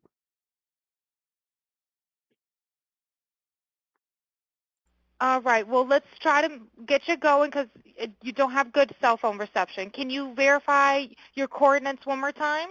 Okay, my coordinates are 30 degrees by 14.684 north, and then west by 88 degrees by 46.79. Right, it looks like you're on Horn Island, correct? Are you Yes, on we are Horn at Horn Island? Island. Yes. All right, is the boat sinking or you have it aground? We are sinking, yes. Is it aground is the question? No, we're not aground. We are in Okay. 17 foot of water. We're in 31 foot of water. All right, have to ask. What do you want to do? Do you want to be towed back? I want to get this boat unsank and towed back, yes. All right, where would you like it towed to, sir?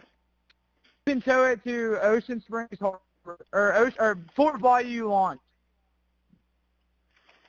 All right, how many adults and children on board? No, there's no children. So, is there anybody on board? How many adults, sir? That was the question.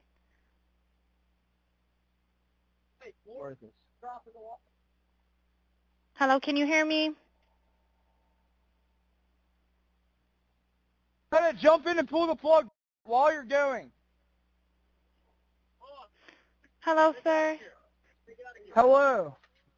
Yep, I just need you to answer these questions so I can get you over to the captain. Okay. How many what's adults going on board? What's up? There's 0 adults on board. There's nobody on board the boat? No. Nobody right. here is over the age of 21. Sir, that was not the question. Is there a person? Is there a person, a living individual on the boat?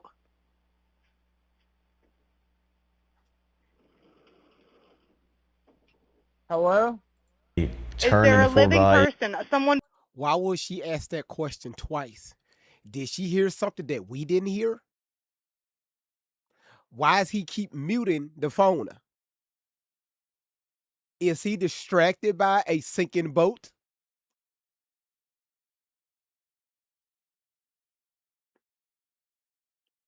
He never said anything about another boat being there helping them out. I need to get this boat towed out of here. Unsank was his words.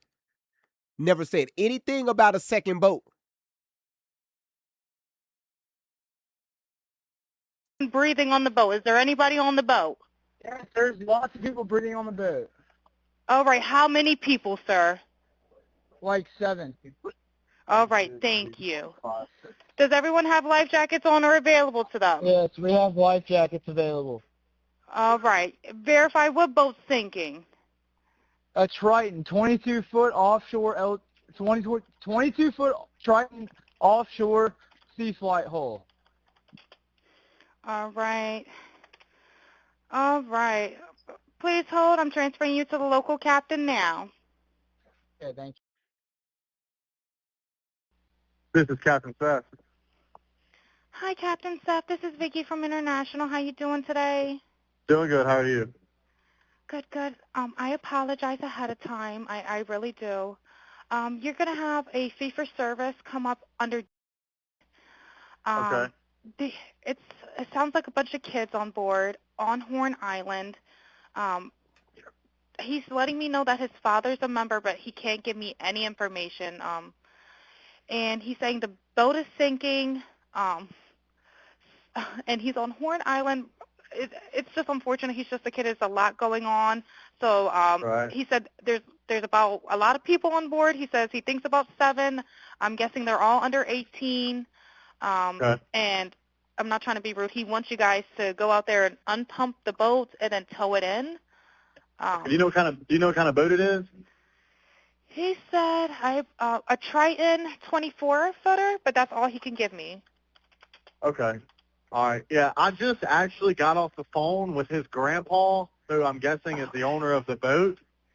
And he said, okay. I just hung up with him.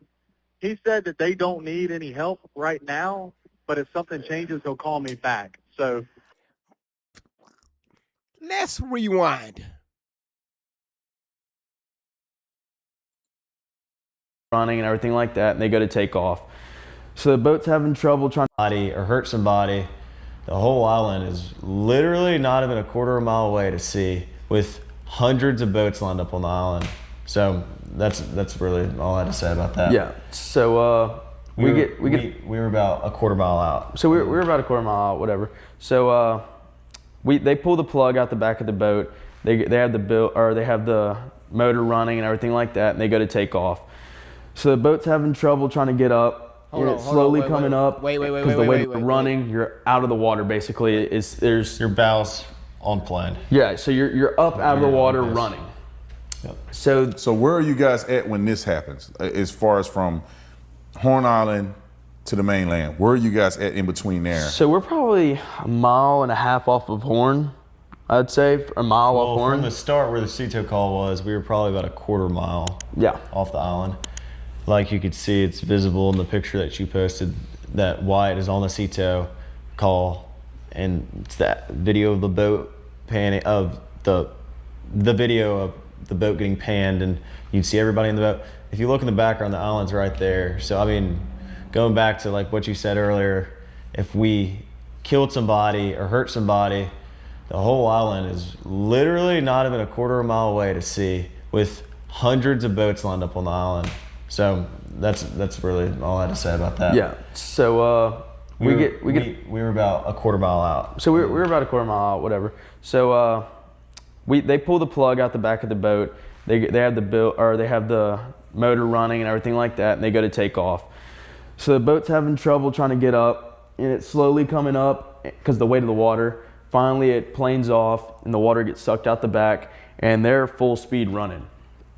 And then after that, I didn't see them anymore. I think you were on the boat. You can start from there. Yeah. So after we planed off, Wyatt kept the boat pinned the whole way in. We ran into the mouth of Fort Bayou, where we came from originally, and we turned into Fort Bayou, went in the channel.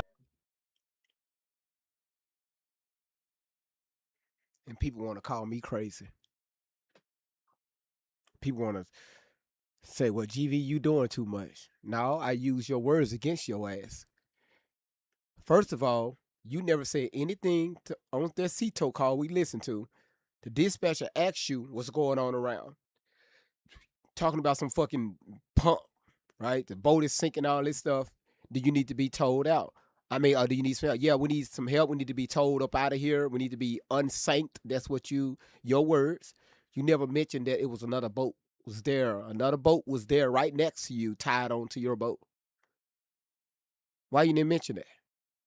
Hey, we have help here. That's one. Number two is, Warren is talking about, hey, we back in the bayou. Oh, wait a minute. The guy that was on the phone said, hold on, we just spoke to his to Grandpa. Grandpa said, no, they don't need to be saying, I'm alleging that Grandpa was on the phone with them. I'm alleging Grandpa was on the phone with them because according to that caller, hey, he just got the phone with Grandpa. Grandpa said, hey, no, they good. They don't need your help. Everything good. He just got off the phone with them. How come they didn't mention that? How come they didn't mention that?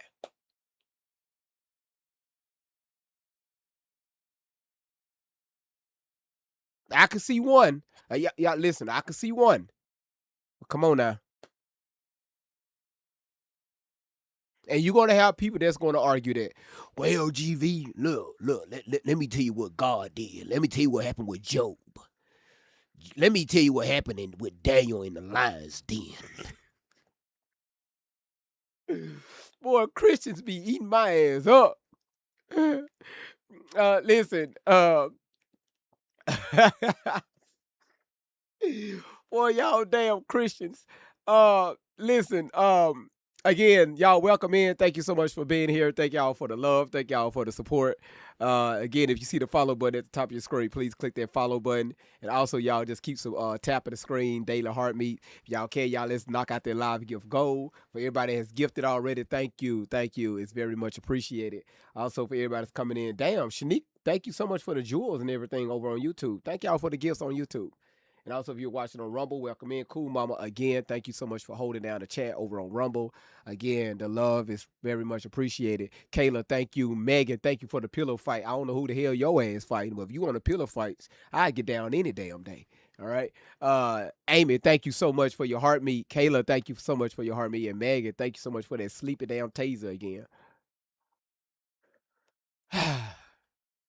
We just asking questions.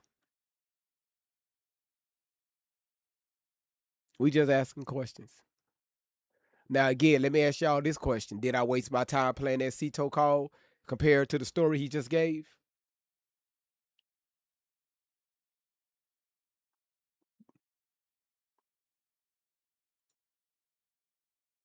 Because as I was playing that call, a few of y'all in the chat said, hey, GV, I never heard the Cito call. Now, watch this right here. Let me ask this question. Do the Cito call matches what's his name right here in the middle? Y'all, what is this guy? The one in the middle. What is his name? Y'all, what is his name? Fuck it. Do this. Jax. Thank you. Do the Cito call matches Jax and Warren's statement?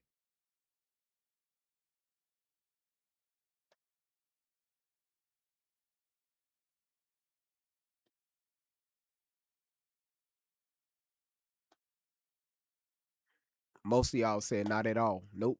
Nope. Nope. So why do people hate my damn channel? Why do people come in the chat talking crazy like they know everything? We just play audio.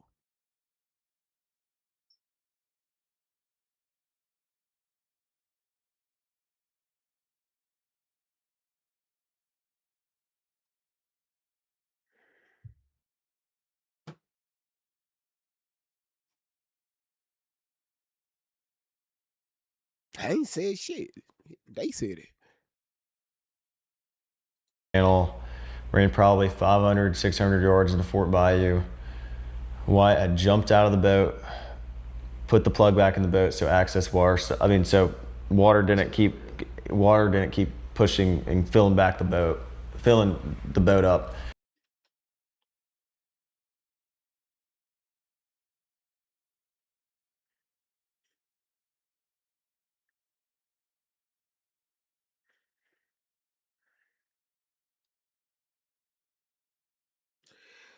Before I started this, 12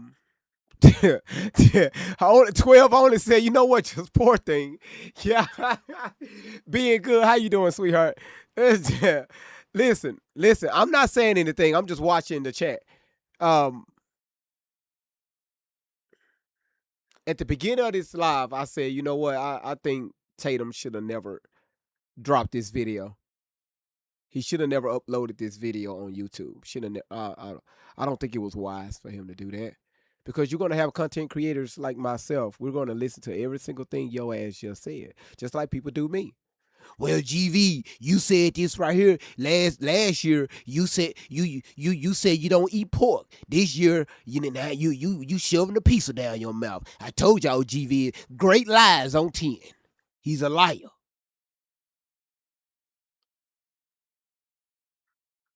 Okay. Thank you for acknowledging me, I guess. I got 3 new followers off that. So, if it works for you, it works for you. Why couldn't he ever isn't question. How did Warren get Nolan's mom's number? That's a good question. Tatum really helping us crack this case. You said just 3 GV? You know. So then we turned around and Let's play that again, cause y'all. I know some of y'all women in the chat. Y'all feel so sorry for Warren. He can't even get the story right. Again, listen, we wasn't there, so we don't know what happened. So what happened when he docked that damn boat, that sinking boat? channel, ran probably 500, 600 yards into Fort Bayou. Wyatt had jumped out of the boat, put the plug back in the boat so access water. So water didn't keep pushing and filling the boat up. So then we turned around and Wyatt brought the boat to the dock, and that's when I had gotten out and got back in the car. And I didn't even drive. A buddy of mine drove me, and we went back to Jax's house. Jax's house. Okay. You didn't drive. A buddy of yours drove you. Who is this buddy? Now, allegedly, I know who this buddy is. But it's something that I'm looking for to confirm that this is the buddy you're speaking of. So, just let me keep doing some researching. Yeah, who is this buddy? Okay, so I just want to make this very clear and abundantly clear for the audience. Are you? Hold on, wait a second. Hold on, thick neck. Hold on, Steven. I mean, wide boogers.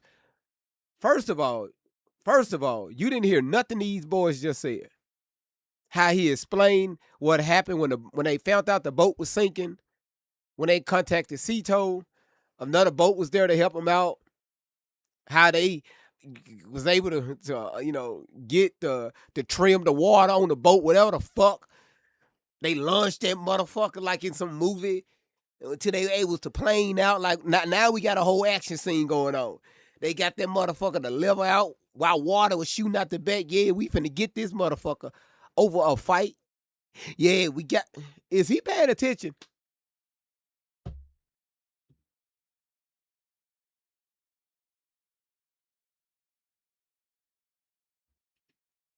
Well, let me tell you what the internet said. Let me tell you what they said, because I'm your buddies now. We friends. We good, man. We buddies.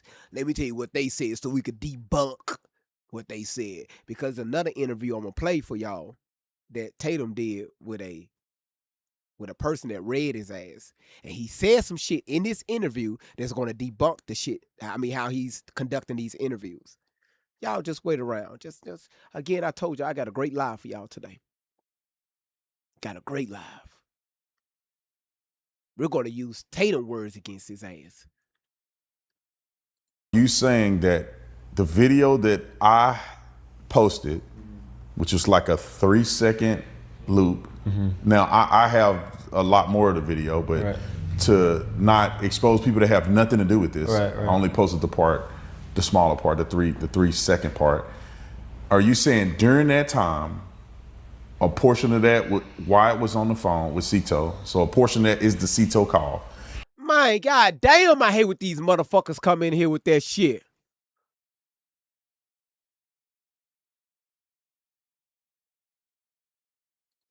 Y'all, these be bots, y'all.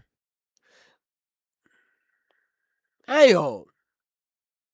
Talking about for the first 500 people, you go get them tampons. Well, I'm a guy. What if I DM you? I'm a dude. I don't want no tampon. I need briefs. And that Nolan is not on that boat. Correct. And that video that's out there is a representation of who was on the boat during that Cito call. Correct. So I want to jump back to something real quick, because I was on the island and the reception was bad. I left my phone on the boat when I got out and went in the water. Shut your fucking mouth! No problem, John. Shut the fuck up, you cunt!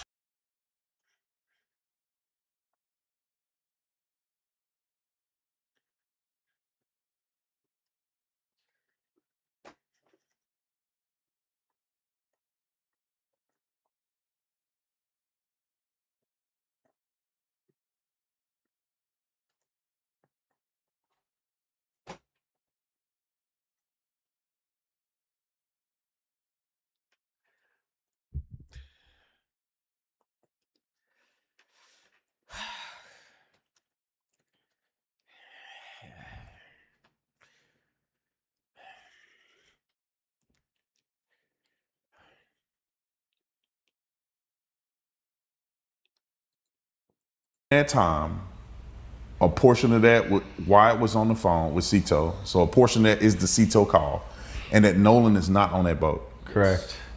And that video that's out there is a representation of who was on the boat during that Cito call. Correct. So I want to jump back to something real quick, because I was on the island and the reception was bad. I left my phone on the boat when I got out. Shut your fucking mouth! No problem, John. Shut the fuck up! Shut your fucking mouth!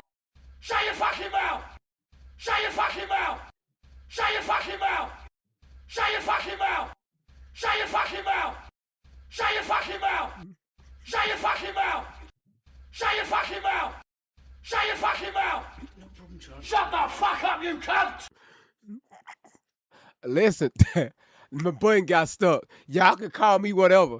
Listen, my button the button was stuck. The button, it was a malfunction on my button. Thank y'all for being here, man. YouTube, Shanique, thank you so much for the floating hearts over on YouTube. That was a beautiful gift. That was nice. That was nice. What? The button got stuck. I'm trying to use my phone on there. The reception was fucked up. I don't know who I was trying to call out there, but I just know the reception was kind of spotty because I didn't know who I was calling. So I said, you know what? Fuck it. I'm going to just leave my phone on the boat. Even though I'm on the island, I'm going to just leave my phone on the boat. No.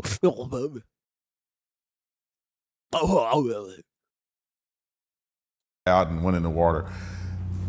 But people are saying online that how can you make a Cito call if the reception is so bad on the island? Because before you said the reception wasn't really good enough to even send a picture message to somebody else.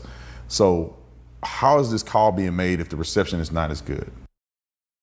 I mean, if you listen to the call back, I mean, there's areas in the call where it's splotchy. It's not direct. Like, it's not like you're sitting from me to you talking to the person on the phone. I mean, you're obviously out on the water.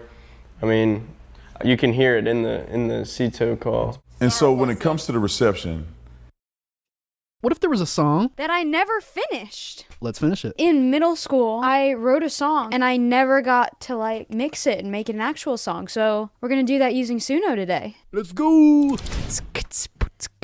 Grab it. I'm gonna hit drums. I'm thinking summer alt pop punk kind of vibe. And hit cover. Shut your lying ass up.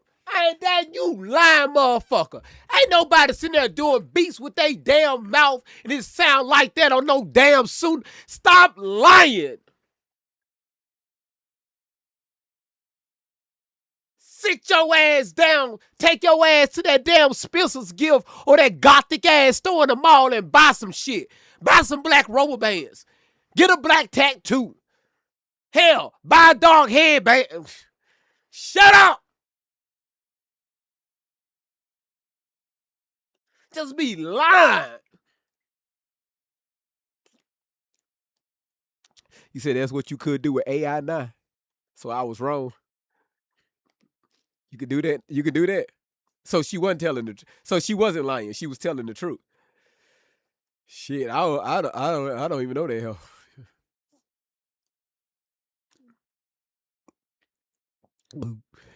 All right, let's get back to the video. Crashed out on the wrong damn thing. Because I didn't look at my phone one time on the way out to Horn Island. I mean, it was a beautiful ride. Of course, because you're not thinking about it. Yeah, I'm not even thinking. I'm looking at how beautiful this water is. We were having fun. So you mean to tell me your black ass is trying to recreate the scene of what happened to Nolan Wells? You trying to recreate the mother. Yo, you take your dark ass, you take your black ass out there. The roses are, we don't need this. Becky, honey, can you put the phone down? Yeah, let's enjoy this weather. Seagulls and birds, how y'all doing? Let's enjoy this weather. Honey, do you got little old cops back there buckled up? Yes, honey. Good job. Let's enjoy this weather. Let's stop at this red light in the middle of the ocean. We gotta wait till the light turn green. Yeah, sure. Let the whales by, y'all. Come on. Yeah, la, la, la, la, la, la, la, la, la, la, la, la, la. Hey, make sure you check that pump down there. We don't want it to get clogged. Yeah.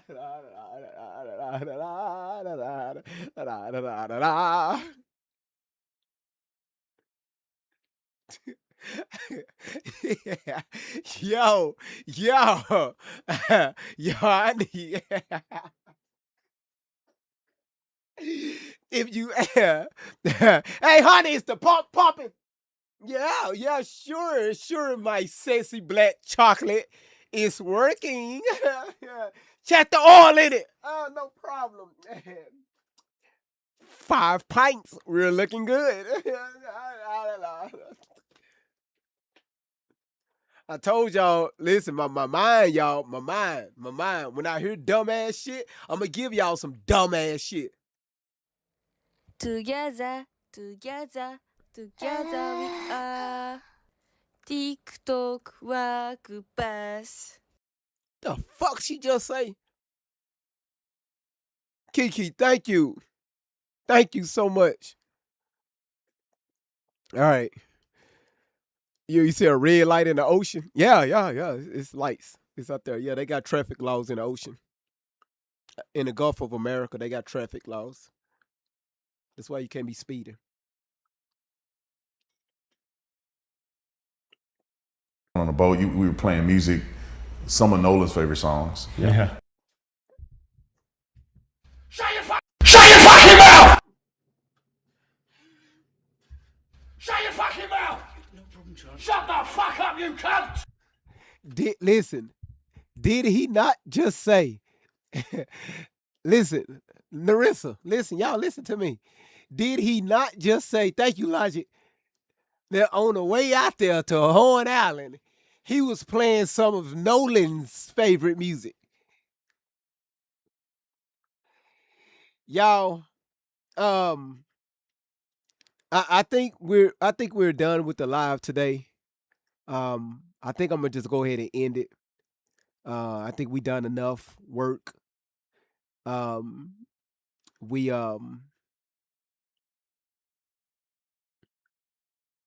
I think we had a good live today. I think I'm done with. I'm done. I'm about to wrap this shit up. No, pretty girl, I'm not. You said you missed it. Yeah, I know you did. Yeah. Then y'all like, no, GV, hold on. No. I'm lying. Listen. So he's enjoying the weather, not using his phone, playing Nolan's Wells' favorite music on the way out there to Horn Island. Okay.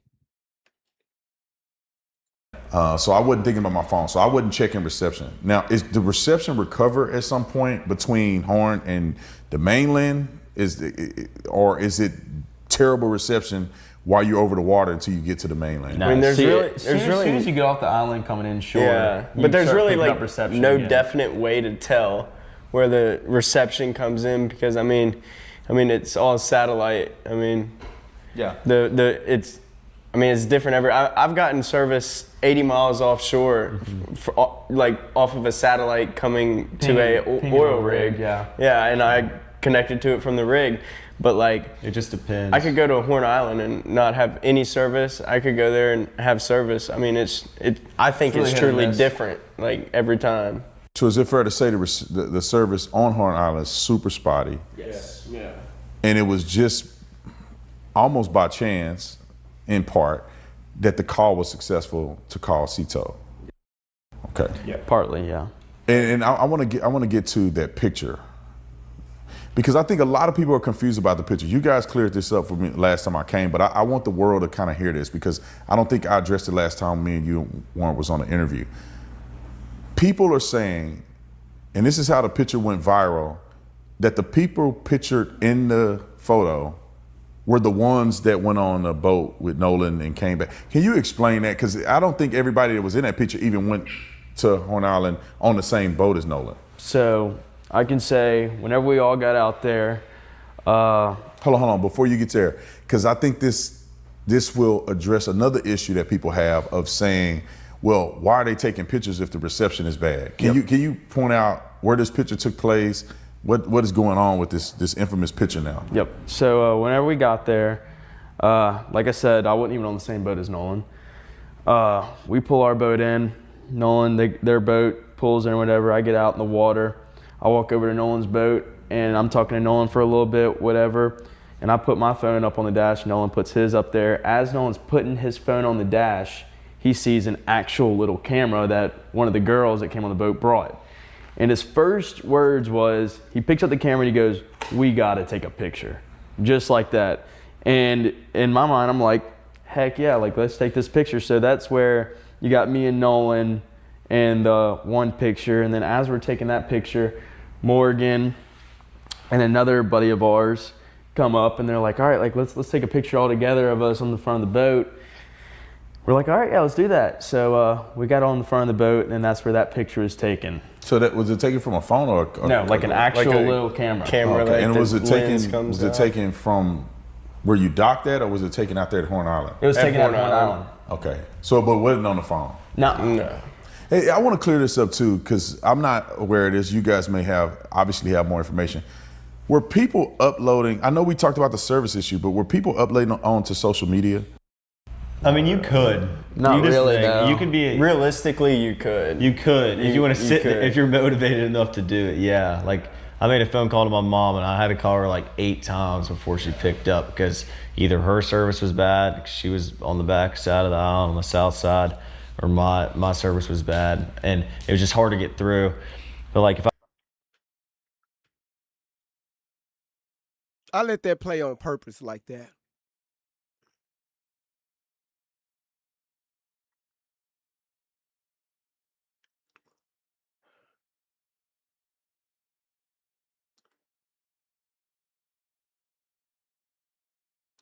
I'm just waiting for some certain questions to pop up in the chat.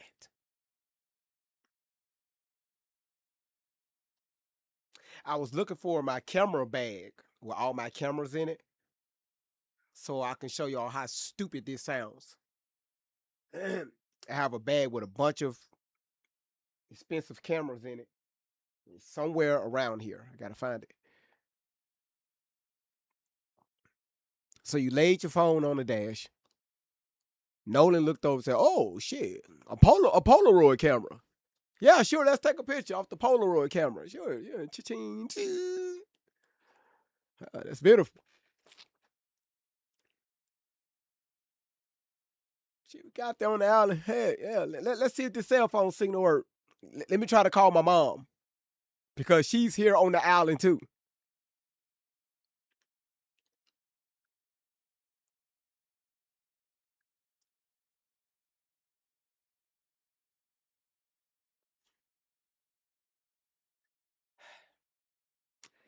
So my question is, which mom? Ain't Warren is the one that let's break this down. Do Warren have a stepmother?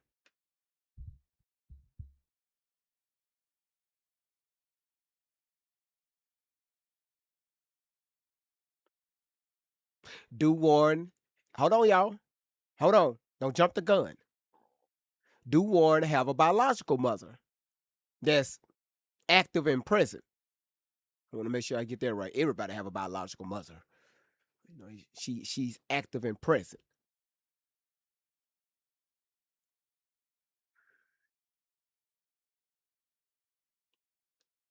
Okay.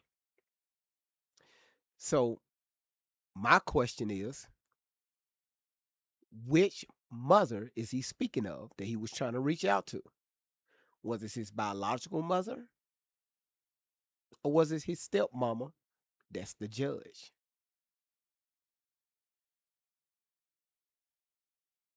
Because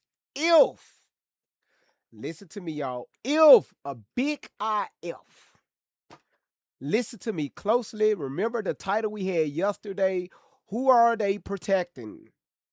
If the judge was out there on that island, do you think she want to get caught up in this? Her office, her team want to get caught up in any mess like this right here?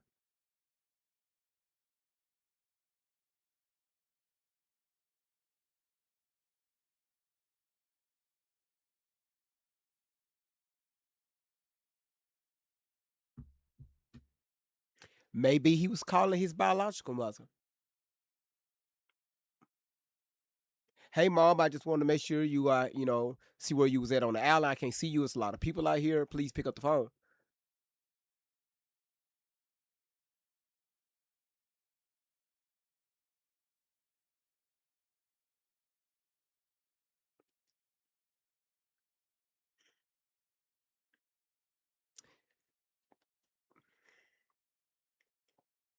Do anybody know what's his biological mother name? Do anybody know the name of his biological mother?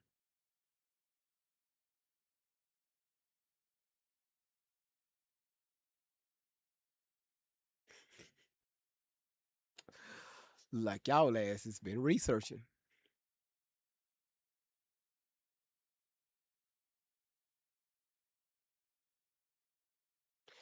I want to make this clear. I'm not saying that his biological mother was out there on the island and she knew what happened to Nolan.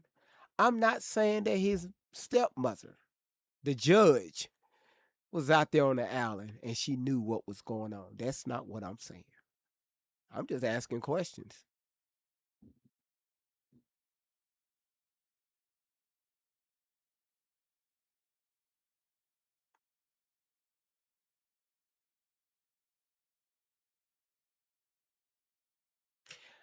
How come you didn't try to find your mother, let your mom know, hey, mom, I'm about to get off this island because, hey, our boat is sinking. We got to get the hell out of here.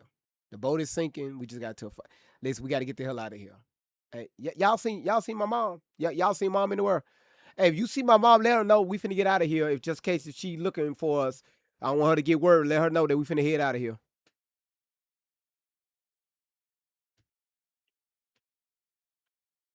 I'm, I'm just asking. Because I'm just going off the statements that they made, y'all. Listen. The statements that they made. Nolan, we finna get out of here. Get your ass on the boat.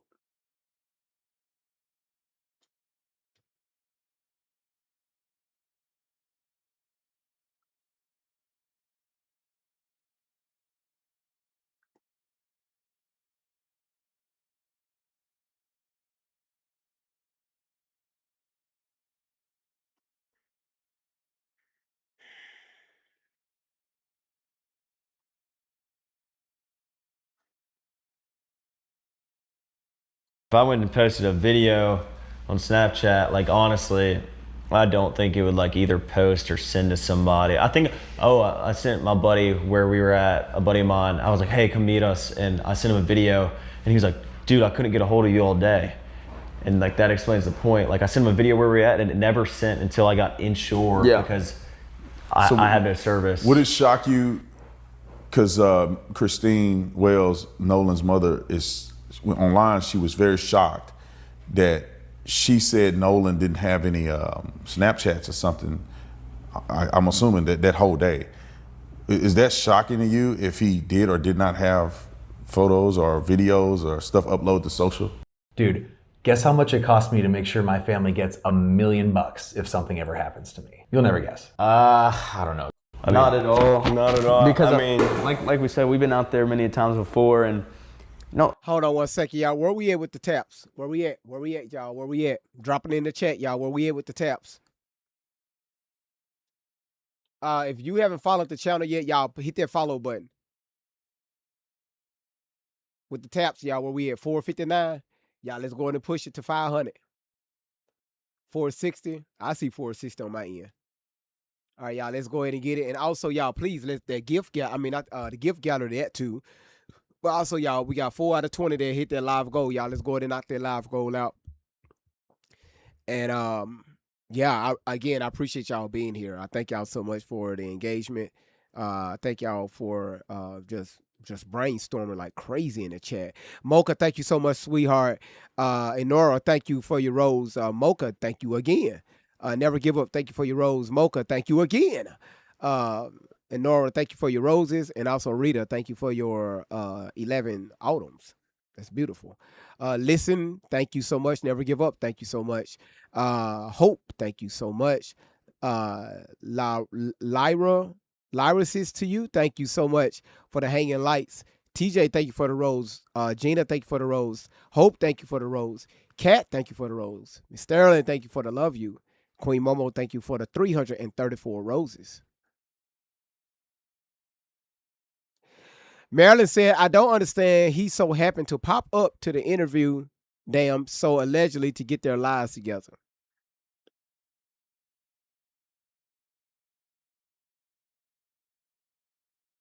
Nobody's on their phone out there, first off. And then second off, if you want to take Snapchats and stuff like that, you can, but you're just really going to have to save them to your camera roll and upload them back whenever you get insured, because when you go to send it, it's just going to have an error. And most guys, when they're out on the island all day, they're really not thinking about posting something on their Snapchat story. So the phone was taken on like a camera that's not a phone. Yeah. Now, how did that get to you guys, and how did that ended up getting to the internet? So whenever we first realized that Nolan didn't, I'm not gonna say he didn't. When we first realized we don't know where Nolan's at, the first thing we were trying to figure out, or his mom was, what was he wearing? And so we were trying to remember what color his shorts were. We couldn't quite figure that out. I said black. Yeah, I think we said black. I really did. He was wearing navy blue shorts? Yeah, there was like dark blue shorts. Dark. I just said black because I was trying to piece everything together and help out. And so at this point, we're freaking out. We don't know where our friend's at. And the girl that took the picture, she was like, okay, well, I just took this picture of today. This is what color swim trunks he was wearing. And his mom asked for that to post on Facebook to say, if you've seen him, whatever, this is what he was wearing. And so that's what we sent to her. Or that's what she sent her, because we were just trying to help. You know, we weren't trying to cover up anything. We wanted to know where our friend was just as bad as everybody else does. I mean, that was our boy. We want to know worse than everybody else does. And so that's how that picture came about. And I want to get to the phone situation of Miss Christine, or Miss Wells said online, and I've seen it on the news and everything, as if she had to come and hunt you down to get this phone. Now I know, Warren, you weren't at the house, and so you weren't there when they came to get the phone and all that. So how did this happen? Because last time we talked, you said you told, and I will call her Miss Christine, you told Christine that you had Nolan's phone. Like, can you explain that to me? Because 59 and Fab, thank you so much for the love you, and also the level of sparkles and being good. Thank you so much for the hand hearts. T-Boo, thank you so much for your heart me. I'm confused. I don't know what's what. Did you tell her you had the phone? And when did you tell her you had the phone, if you did? Okay, so first we'll start off with, what I have to say, and then Jax, but and then if Morgan has something to say, but I want to get this straight. Letitia, one of the first things I told Miss Christine Wells in the first phone call that ever occurred with anything to do with Nolan Wells being gone, because I was the first person to call Miss Christine about anything. First phone call and anything to do with Nolan Wells was me making a phone call to Christine Wells. And one of the first things I said to her, with multiple witnesses here, pull up the phone call if you want. She said, oh, well, Nolan's location is with y'all at, where the house we were at. And I was like, well, no, he left his phone with us. I told her this. She knew for a fact that we had his phone. And she knew that I told her, yeah, he left it on the boat with us. Thank you, Laura. I got it. Thank you so much, Laura. Thank you so much. Man, my moderators be on top of this shit. Thank you, Laura. Like a bunch of people did. And so I want to make that very clear that I told Kat, thank you so much and welcome back. Well, she got her hair down and stuff. She got her hair like over her eyes and stuff. Kat got her hair down. Thank you for Miss Christine. There was no reason to hide anything. There was no issue regarding the cell phone. She could have came and picked it up, but instead she sent one of her friends to come pick it up, and that's where these things start to get twisted. But no, there was never an issue with the phone. I told Miss Christine, one of the first things I told her was, we have Nolan's phone, and that's where that ends. There was no issues with the phone or the keys, so I wanted to make that clear. So was the keys on the boat with the phone? No. The keys were they're at my house. At Jax's house. because we all stayed there the night before. I'm sure if I would have left my truck at Jax's house, I would have left my keys there too. Because if I don't It's have just my, one more thing to if I think don't- about on the yeah, boat. if I don't have my car or my truck, then why would I bring my keys on the boat? You know. So I mean, there's just no point of bringing it because if I lose them, then just more stuff to bring that I don't even very excited. So I want you guys to explain this phone thing. Now remember, y'all said that Nolan doesn't drive anywhere. Y'all go everywhere, pick him up. He's always riding with y'all. So I'm trying to figure out, how did Nolan's car end up at Jax's house?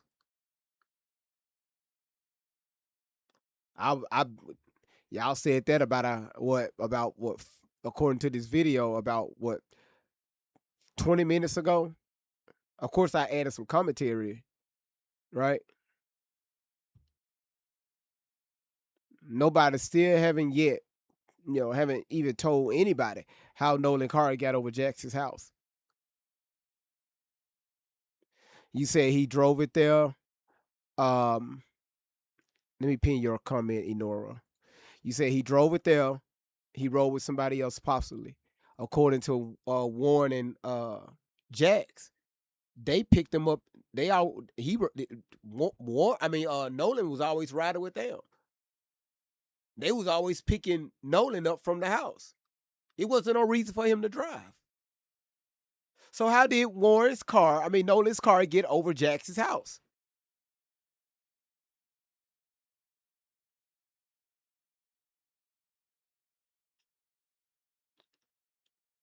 So again, we don't know. I'm not gonna make speculations. I'm just asking questions. Not for y'all to answer it. I'm just asking. Because it was never mentioned. I think Warren already addressed the fact that he told Christine that he had the phone in his possession. So, the whole Life 360 thing is not adding up as far as what you're saying to me compared to what they're saying.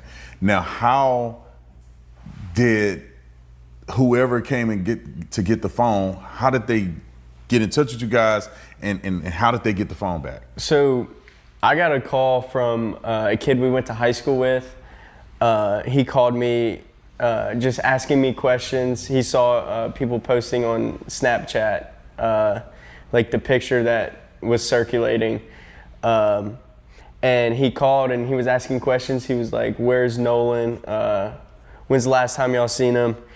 And then he was like, "So where are y'all at?" And I told him, I said, "We're at Jax's house." And then Warren got on the phone, and I don't know. So they come to my house, right? And they kind of hold on before we get there. Was it confrontational or was it just trying to find? It was confrontational already. Wouldn't y'all agree? He was 110%. He was very confrontational. And when did this happen? Was this on the night of the 4th or the next day? This was the night when This was before they came and got the phone. So this is the night of the 4th. Yes. So you had already spoke to Christine. Correct. Yes. And then you get a call that was hostile. Yeah, and then Morgan handed the phone over to me. I was like, "Oh, let me talk to him," because I knew the guy, and I was just like, "Hey, like," he was like, "Where y'all at? Where y'all at?" I was like, "We're at Jax's house." It's like calm down. And then he hung up on me, and then. Okay, so they pull up to my house.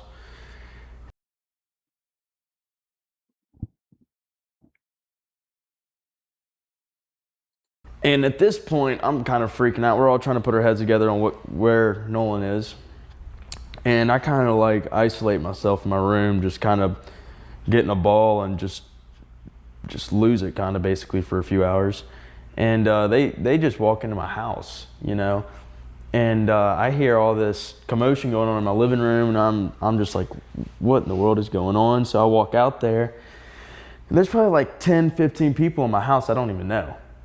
And they're all up in our faces, going crazy, asking where Nolan is, and we don't know. And finally they get into Wyatt's face, and they're like, "Where's your boat?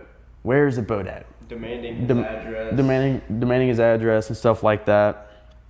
And he finally ends up giving it to him. And then let me go ahead and state that while they're there, we give them the phone. They have the phone at this point. Then they get the address to his house. Then they go to his house. and they're searching all over his boat, what I heard and stuff like that. Well, anyways, I don't really know much about that, but they come back to my house at around 1 o'clock in the morning, and it's his dad this time.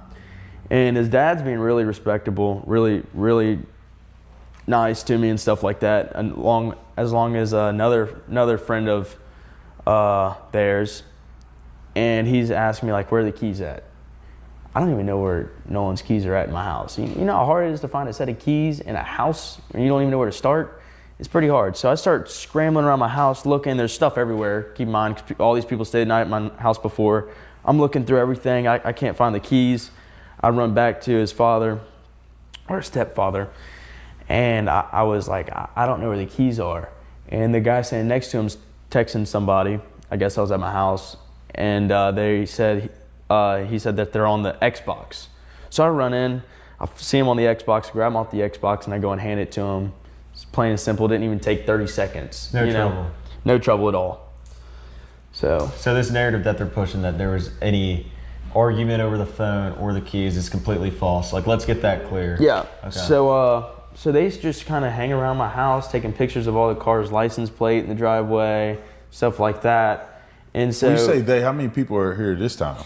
Like 15. 15 people that you don't know? They had 4 or 5 vehicles. I mean, I knew some of Full them I of went to high people. school with, and then some of them I just didn't know.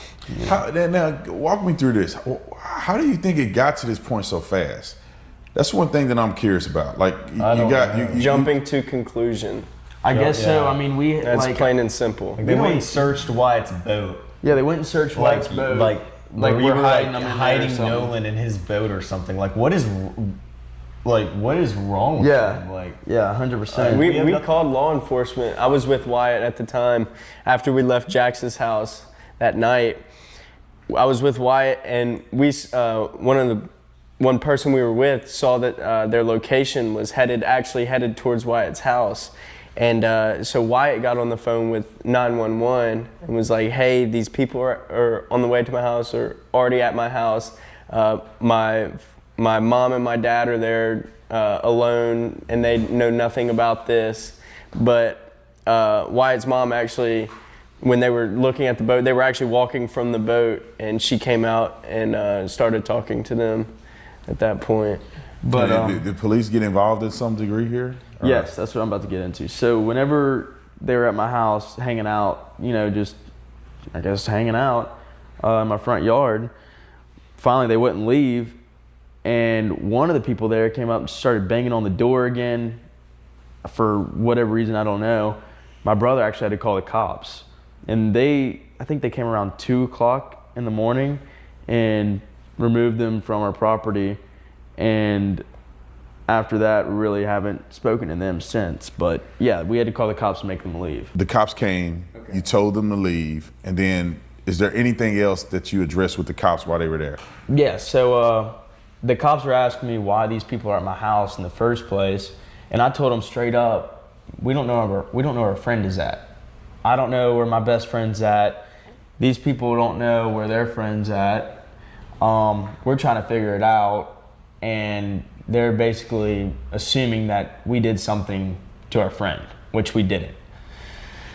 And he said, okay, just taking notes, and then remove them from there. Do you think that this had anything to do with race at this point? Meaning that they approached you because of race, or they approached you because you were the last people with Nolan? No. So at this point, they just want answers. I don't think this was about race at this point. They're mad and furious, and they don't know what's going on. But I also want to get this straight. Like, I know some of these people, and these people are like good people. Yeah. And I went to high school with these. Listen, y'all. Thank y'all so much for being here. Thank y'all so much for tapping the screen, and thank y'all for being active in the chat. I love it. I love what I'm seeing here. Again, if you see the follow button at the top of your screen, please click that follow button. Follow your boy. Great Vibes on 10 for the win.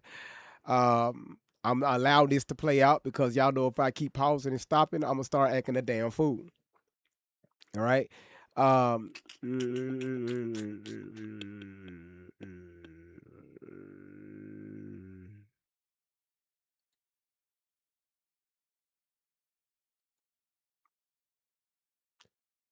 Thank you, Aloe Vera, for dropping that.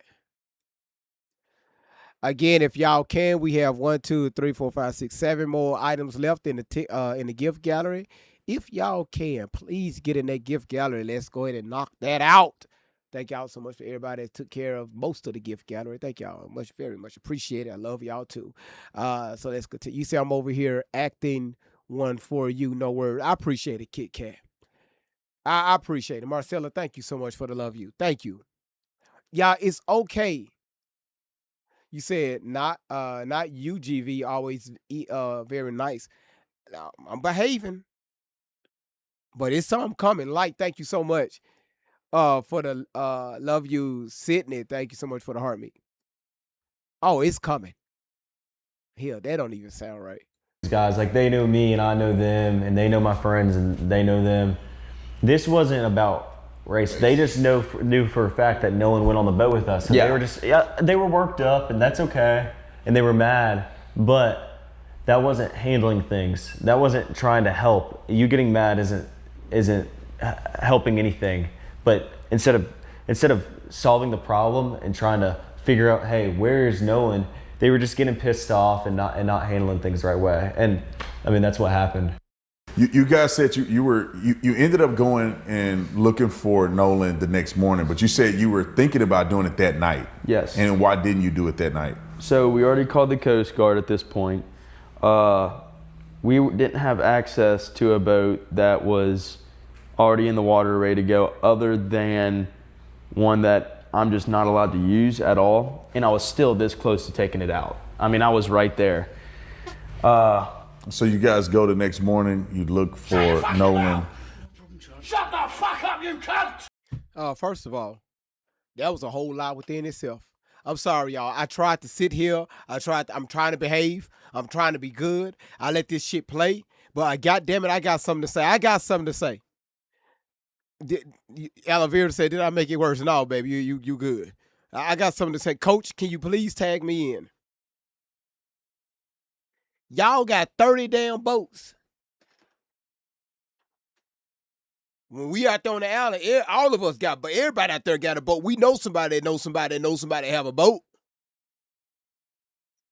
According to your statement, Warren, you said you know somebody that you real cool with people. Some people down there at the with the Coast Guard with some people that you say you cool with them, huh? Now all of a sudden your ass ain't got no damn boat. Nobody got a boat. No boat connections. Everybody just sitting back. But you got 100 million motherfucking boats out there, and Ocean Springs is a very tight-knit community. Your words, the boaters out there that was in Horn Island, they are very tight-knit.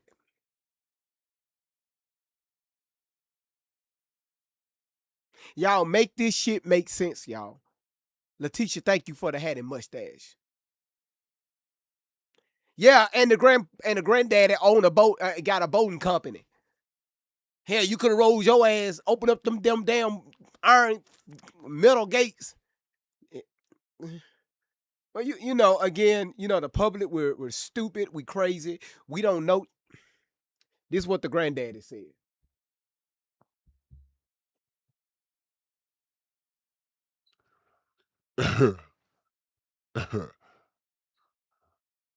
Warren, Eli, we fucked up. We fucked up. We fucked up.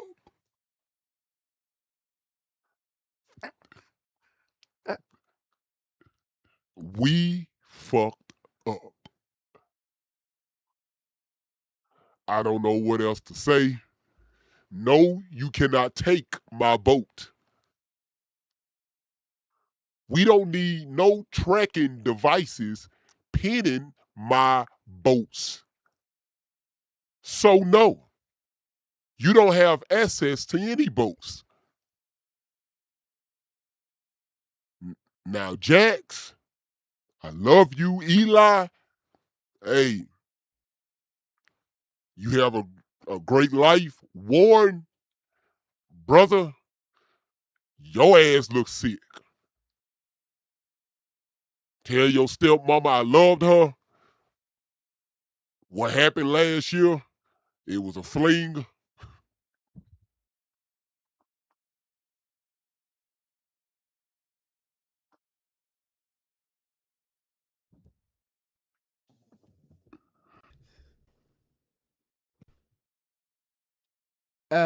What the hell is wrong with y'all?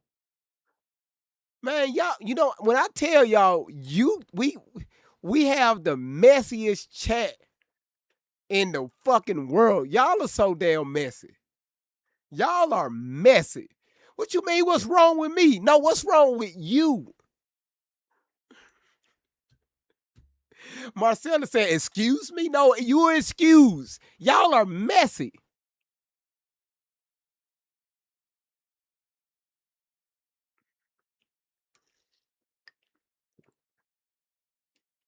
Then go try to put that comment in there. Birds of a feather flock together. I know you motherfucking lie. Yella said, well, he slipped up. Well, yes, I was trying to let the video play, but y'all like, GB, let the video play. There you go. All right. Nurse, he out again. Kiara, how about you go somewhere and lick on some rocks? Tell the nurse that shit.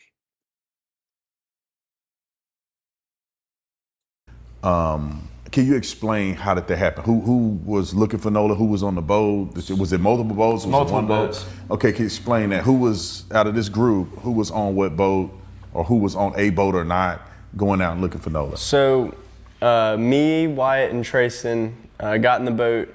We got in the Palm Beach that morning, the morning after, and we rode out to the islands, and we were met by a DMR.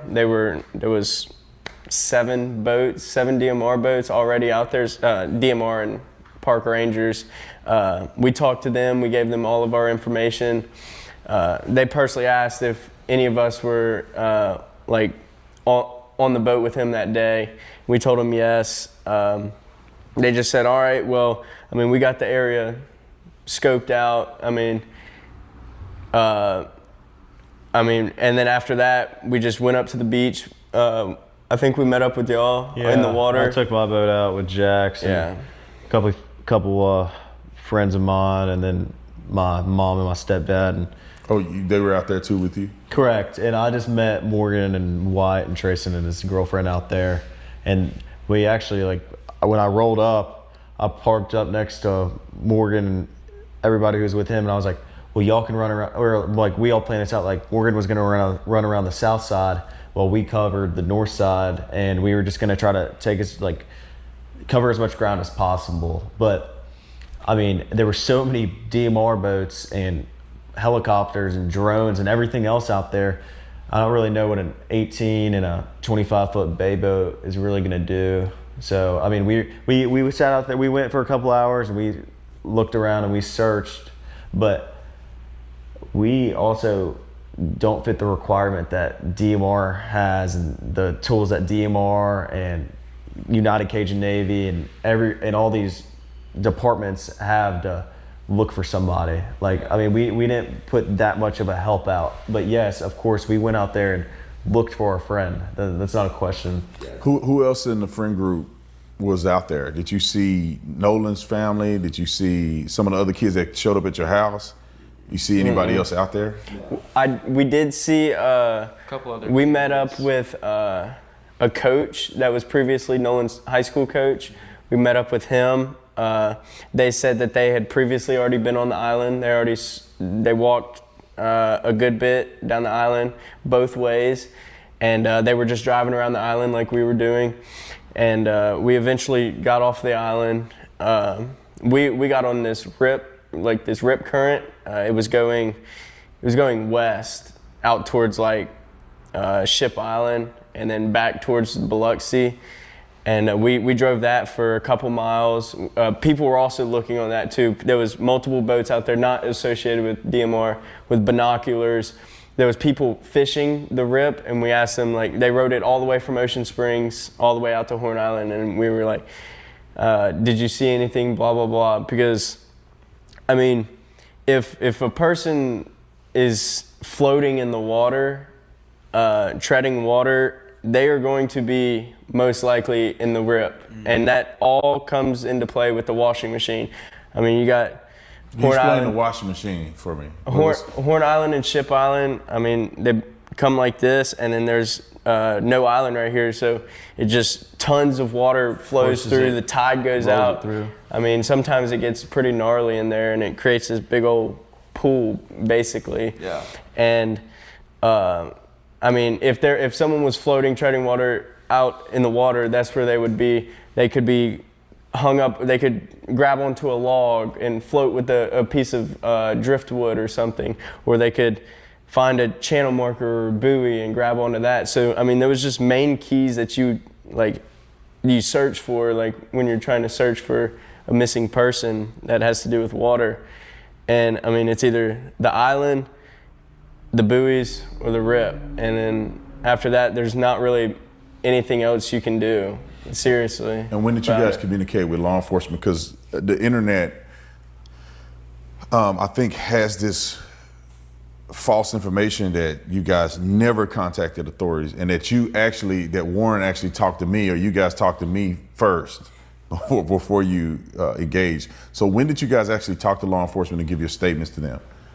So as soon as we got off the water from searching for Nolan, which is on the day of the 5th? Yeah, the 5th.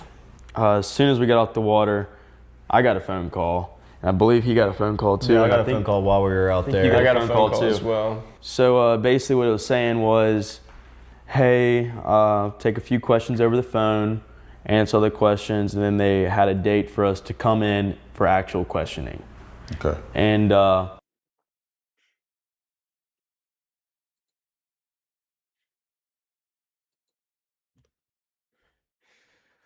why this person always bringing their ass up in here? Check my pussy.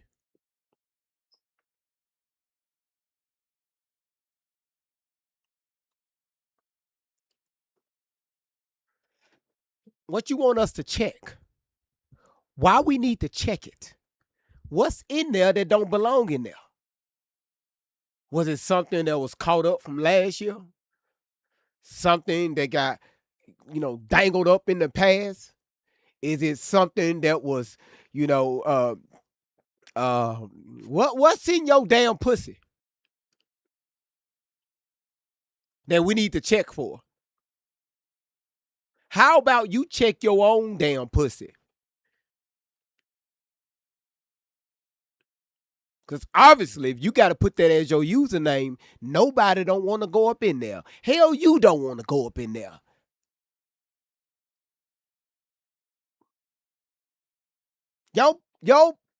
Your pussy got a story.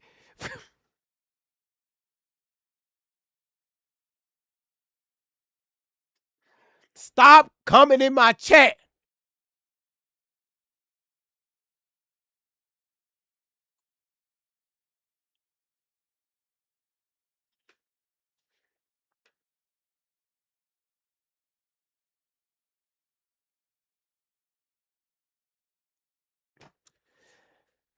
Let me say this right here. Let me say this right here. Let me say this right here. Don't nobody tell me how to run my platform. If you don't like what I'm saying, you don't have to be here. You don't have to be here. Ain't nobody begging nobody to be here. How come we didn't tell this individual right here, hey, have some respect for yourself. Change your username. Don't put that in your username. Check your pussy. But we gotta watch what we say. You a motherfucking lie. I ain't watching shit. If it's up here, I'm going to say it. Now back to this motherfucker right here. You need to unscrew your damn pussy and put that motherfucker in a washing machine and tumble dry.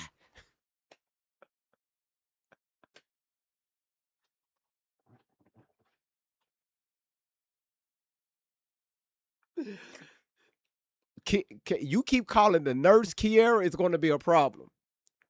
Miss Todd, thank you so much for the love you. I mean, what else you want me to say? I mean, again, yeah, Nate, tumble dry. What else? How else you want me to read this?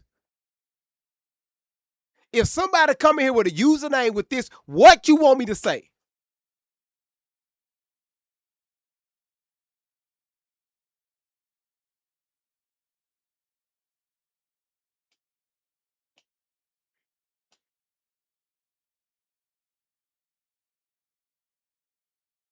Hey, Sarita.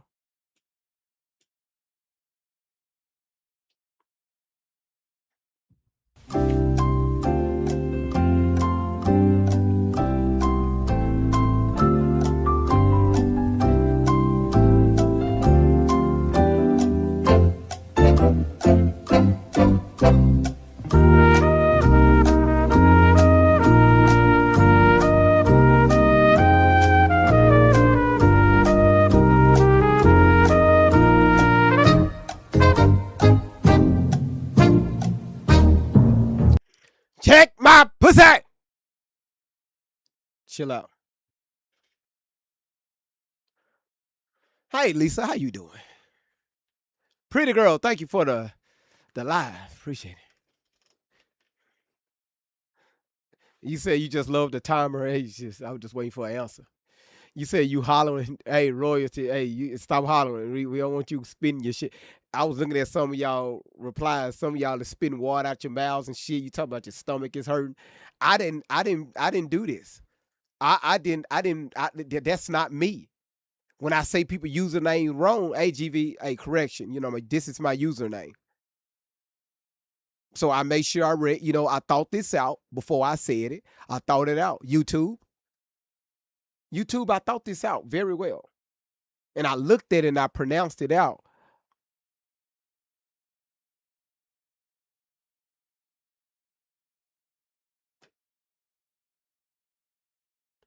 No, there was no damn mistake putting it in your username. Thank you for the heart. Appreciate it.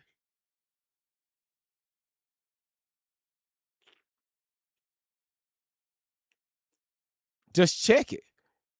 It's good to go to your OBGYN.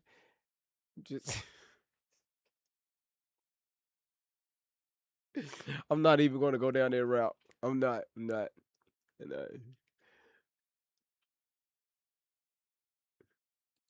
Mine was the 6th. There's like the next day or something like that. I think theirs was too. I believe mine was the 7th. I would like to say, but no, for sure. But mine was around. Regardless, like we all cooperated fully. It's not like we had something. Yeah, like full cooperation from the start. Yeah, really. And how deep did they go in this interview with you guys? Oh, they asked all the way. I mean, they asked. How long was the interview? Like, was it an hour and a half? I dotted every I, crossed every T. I told my friends, like, listen, go in there and like say every detail of like even what you like ate for breakfast that morning. It doesn't matter, everything you have, because like anything could help. You literally never know. And like it's what we all did. Like we all cooperated. We all wanted to help. We all did everything that we could to help. Regarding this situation, it's not like we just like. I could say personally, I started my story from the night before. Yeah, I started whenever I got off work on Friday. I started my story from last 5th of July. Like, she was like, all right, take me back to day one. And I was like, all right, I mean, we've been talking about this since the 5th of July last year. Like what we're going to do, like how we're going to make this better, how are we going to make this funner. Like, as far as the investigation is concerned, did you guys give your phones over to investigators?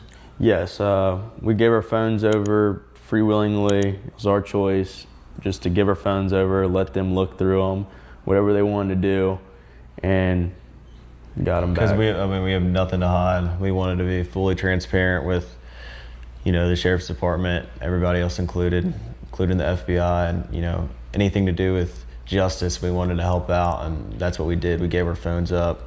And like Jack stated, we literally have nothing to hide. So. Yeah. And everybody gave their phones up. Correct. Yep. to be forensically evaluated by the FBI? Yes, sir. Yes, sir. Okay. Yeah, so while on the topic of phones, did you guys have any access to Nolan's phone? Did you delete anything out of Nolan's phone? What's your thoughts on Miss Christine saying things may have been deleted? My thought is that's a blatant lie.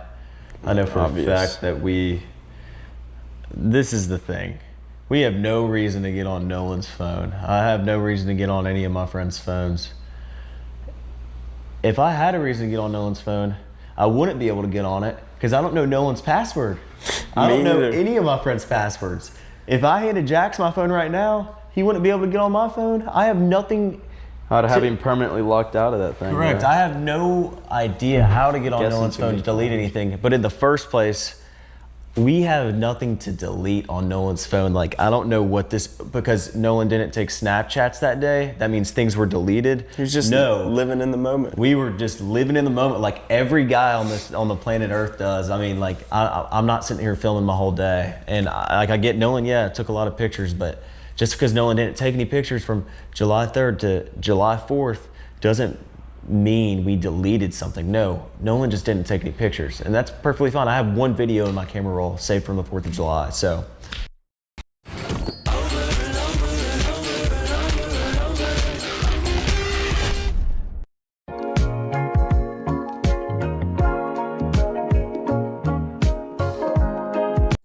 So last question. All right, y'all, there it is. So it wasn't any pictures taken that they know of, that they're aware of. They didn't touch Nolan's phone. They didn't access Nolan's phone. They didn't even know Nolan's password. All right, y'all got it? Oh, shit. She just stuck her neck. She just stuck her neck back in here. Hey, Summer. Laura just threw out that. With her. Yeah. So listen. Hey, winner. Sticking your neck back in here. So okay, y'all. They didn't access Nolan's phone. So who got a problem? Huh?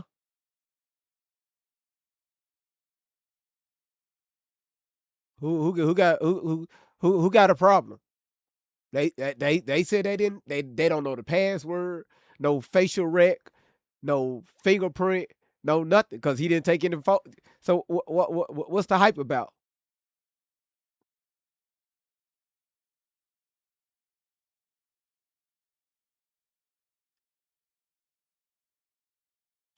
I'm just going on what they say. Don't get mad at me.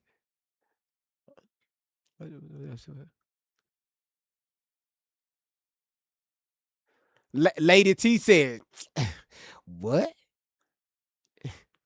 What you say, GV? Whitley, thank you so much for the love you.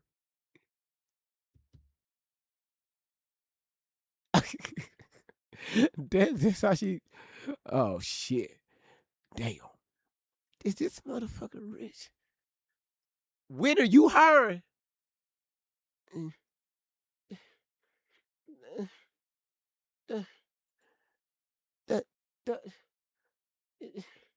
What the hell? Great vibes. The light every day, doing the work, taking the time, looking for answers and following the signs. And everybody knows when that moment arrives, the room gets quiet, everybody revives. You hear that voice, you know what's coming through. The phrase that nobody else can do. I know you fucking lie. Stretched out with style, the way he says it makes everybody smile. Can't copy the sound, can't copy the tone. That's a signature. That's all is low. Who brings the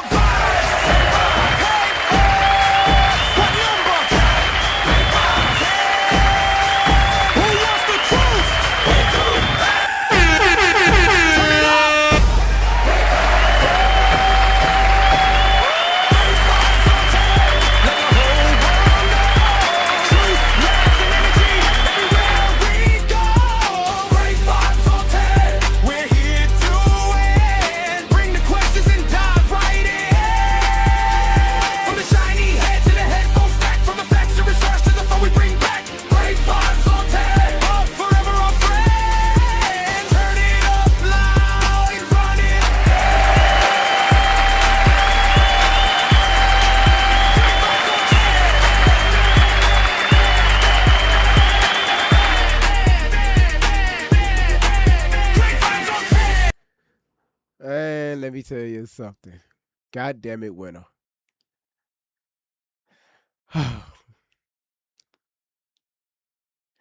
I'll be sending you my resume. Is there anything you guys want to say to the What I eat, Kayla? When I get done with the live today, because we got a few more hours left because it's another interview. That's this interview that he did right here. We finna catch Officer Tatum in several lies. When I get done with this, then I'll go grab me something to eat. audience regarding this interview that wasn't covered, or something you just want to get off your chest? I mean, Nolan was like a brother to all of us. I mean, we loved him dearly. Yeah, Nolan was like a brother to us, and I can say without a doubt, nobody wants to know. Who's taking me to dinner tonight? Well, GV, you the man. No, that wasn't my question. Who's meeting me downtown for dinner tonight? All right. When I go, Kit Kat said the moment he opened up his mouth, there he go lying again. Who's meeting me downtown for dinner? Deanna, I think that's a thing of the past. Listen, who's meeting me downtown?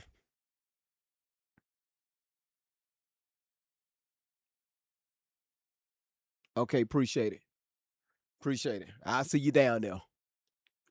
I don't know who the hell I'm talking to. Know what happened to him more than we do.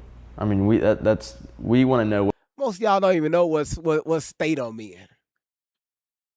I don't even know what y'all probably know what city I'm in. Y'all don't even know what y'all know, most of y'all know what state I'm in. Most of y'all don't even know what city I'm in.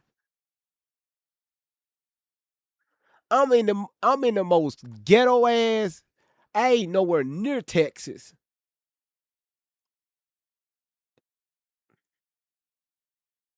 Some of y'all do. Some of y'all do.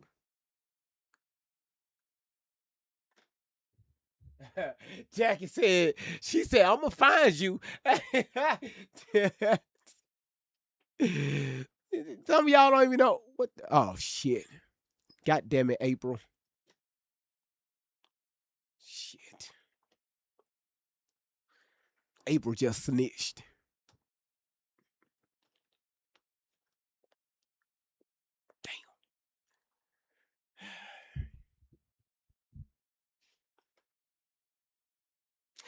Don't listen. I'm not in Georgia. Yeah, there y'all go. Yeah. I'm in Memphis. Listen, I'm gonna take my ass back downtown on Beale Street. And I'm gonna walk up to just a Uber.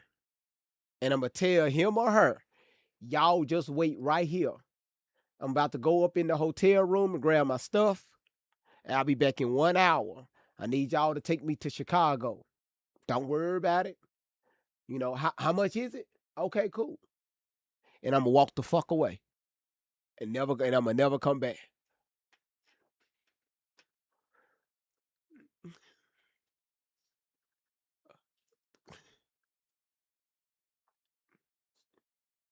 She said, "Shut the fuck up! Oh, here I come. We finna be lit." Yeah, I'm gonna take my butt. I'm gonna go downtown tonight. No, seriously. Last time I went downtown, y'all, I went live. It was an Uber guy by the name of Muhammad. Now the moderators got on me, and half of the people in the chat, they damn near cussed me out. I walked up to an Uber driver by the name of Muhammad. He was just sitting there waiting for a ping to come through. And I told him, I said, "Hey man, I need a ride to Nashville." He said, "Well, it's gonna be like $400." I said, "Oh, that's all?" I said, "Let me go up here in the hotel room and grab my stuff." I mean, I stay in this city. I said, "Let me go in the hotel room and grab my stuff." I think that man hopped on the phone with his wife, said, "Baby, we about to hit a bank. We just came up." And y'all, I heard about that for 3.5 months. from the chat and also the moderators. They got on me for so long. Like, GV, you shouldn't have never did that. Had that man incited. He was on the phone with his wife. Okay, listen, 448 Coop. I hear what you saying. You don't have to keep putting that in the comments. Justin for Nolan Wells. I seen it the first damn time. Putting it in the chat ain't gonna change not a damn thing. People think putting justice for Nolan Wells in the chat like it's gonna make people go, oh, justice for no, man, god damn it. Just like when people put in the chat, no justice, no peace. Man, shut your ignorant ass up and take your ass back to work. You only saying that shit on the internet. Matter of fact, go to your local city hall with a picket sign and walk around in a circle saying no justice, no peace. And stop just putting that shit on the fucking internet. Man, boy, black people kill me with this shit.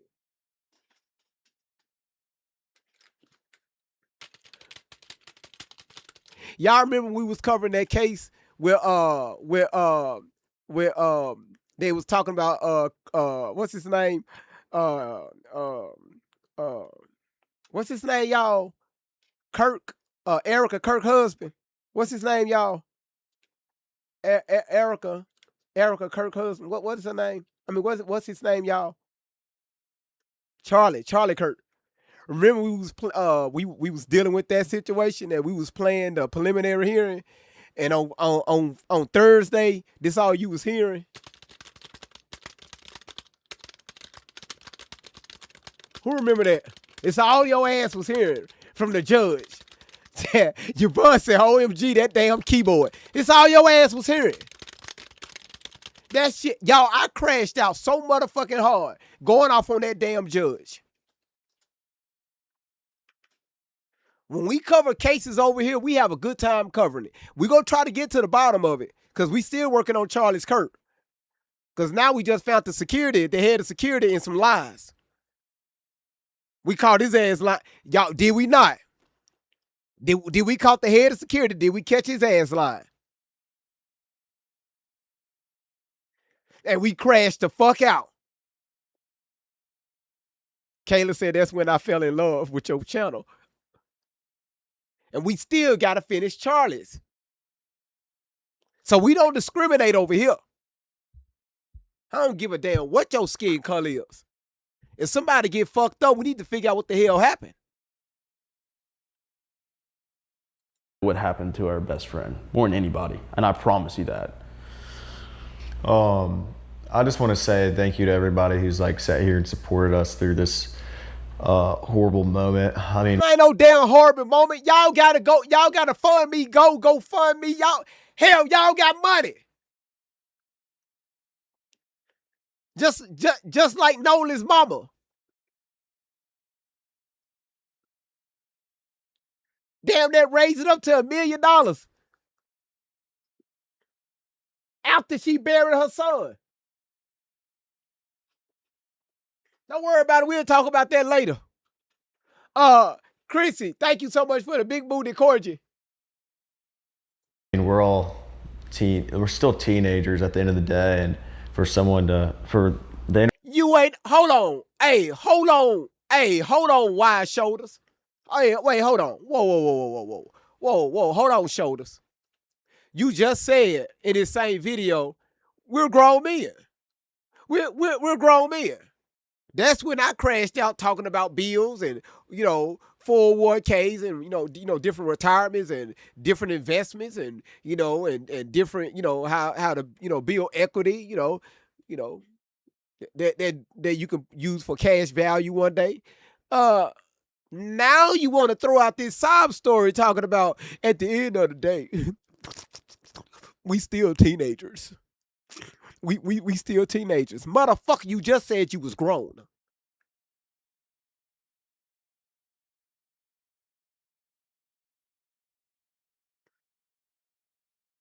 internet to come and people to come and accuse you of killing your best friend, it's a horrible thing. And I know Nolan wouldn't want this. Oh, no. And it's terrible that it's come to this. It's terrible that it's come to a race battle. But I want everybody to know how much we appreciate the support, and that my friends and I literally sit there and pray for everybody who's sitting here and sending this hate on everybody. Like, my friends are really upset about this, and so am I, that like this has turned into this huge thing. So, I just want people to know that, we're praying for people. Our faith with the Lord's strong, and we're gonna make it through this regardless of what people say about us.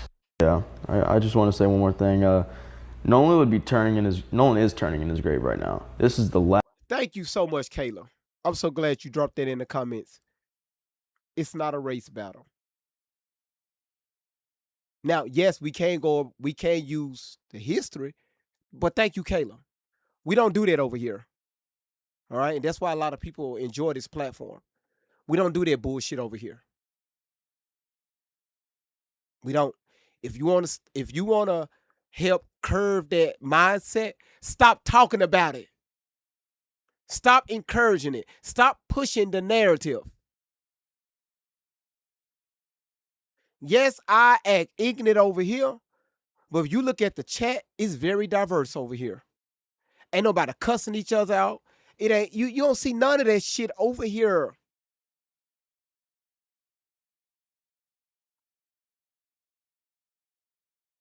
Cassandra, how you doing? Last thing he would ever want his friends to be going through. Yeah. Like the absolute last. Like, thank you, Fly K. This is he's gosh, he would not want any of this. He wouldn't want this publicity. The fact that we couldn't even go to our best friend's funeral because, one, we didn't want to take the attention away from him. I mean, that was his day. We didn't want to do that. And y'all said it was too many threats. And the fact that we couldn't even go to our best friend's funeral is horrible. That's something we got to live with. The rest of our lives. So you say you couldn't go. Can you explain that a little more? What were you told that you couldn't go, or was it something that you derived from the feedback that you've been getting from the family? What made you ultimately make the decision not to go to the funeral? So it was a little bit of both. It was one. Well, at first we had our heads down. We're like, all right, we're gonna go. We want to go. This is the last time we ever get to see our best friend. We're gonna go. And then as soon as we made up our minds with that, everybody was like, no, you're not. No, you're not. No, you are not. You are going to either get jumped, hurt, something bad's going to happen to you, go to that funeral. And then on top of that, they point out another fact that we're going to take the attention away from him, and that's the last thing we want to do. Yeah, 100%. And then, like they both said, like Nolan's like a brother to us, and now me and all my friends have to live with. Imagine you were 19 years old and your best friend just died, and now the whole internet's accusing you of killing him. And on top of that, you can't go to his funeral and say your last goodbyes to one of your best friends. Because regardless, and we're going to Jax feel the same way, and so does White, everybody else. I can speak on their behalf about this. Regardless about what the internet says about our relationships with Nolan, we know from the bottom of our heart who Nolan was to us and who we were to Nolan. And at the end of the day, I could say this confidently. We were Nolan's closest friends, and we were Nolan's best friends. And this isn't a competition. I know a bunch of guys that were best friends with Nolan too.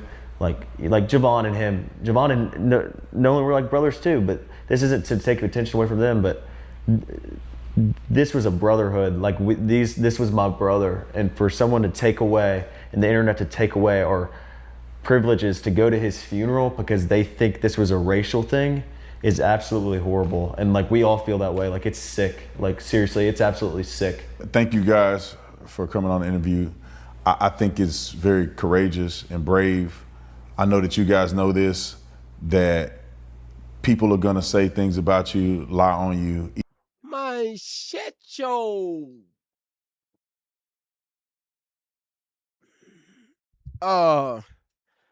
Now, y'all, this next interview, I'm going to tell y'all right now, if you need to go to the bathroom, if you need to take a quick break, go to the bathroom. If you need to pee, if your ass got a shit, if you got to eat. But if you must shit, make sure you wipe all them boo-boo crumbs out of your asshole. If you got to bend over, spread your cheeks and get that shit out. It will be very crucial because if not, it's hot outside. If that doo-doo get caught up in your ass, it's going to sweat and smell.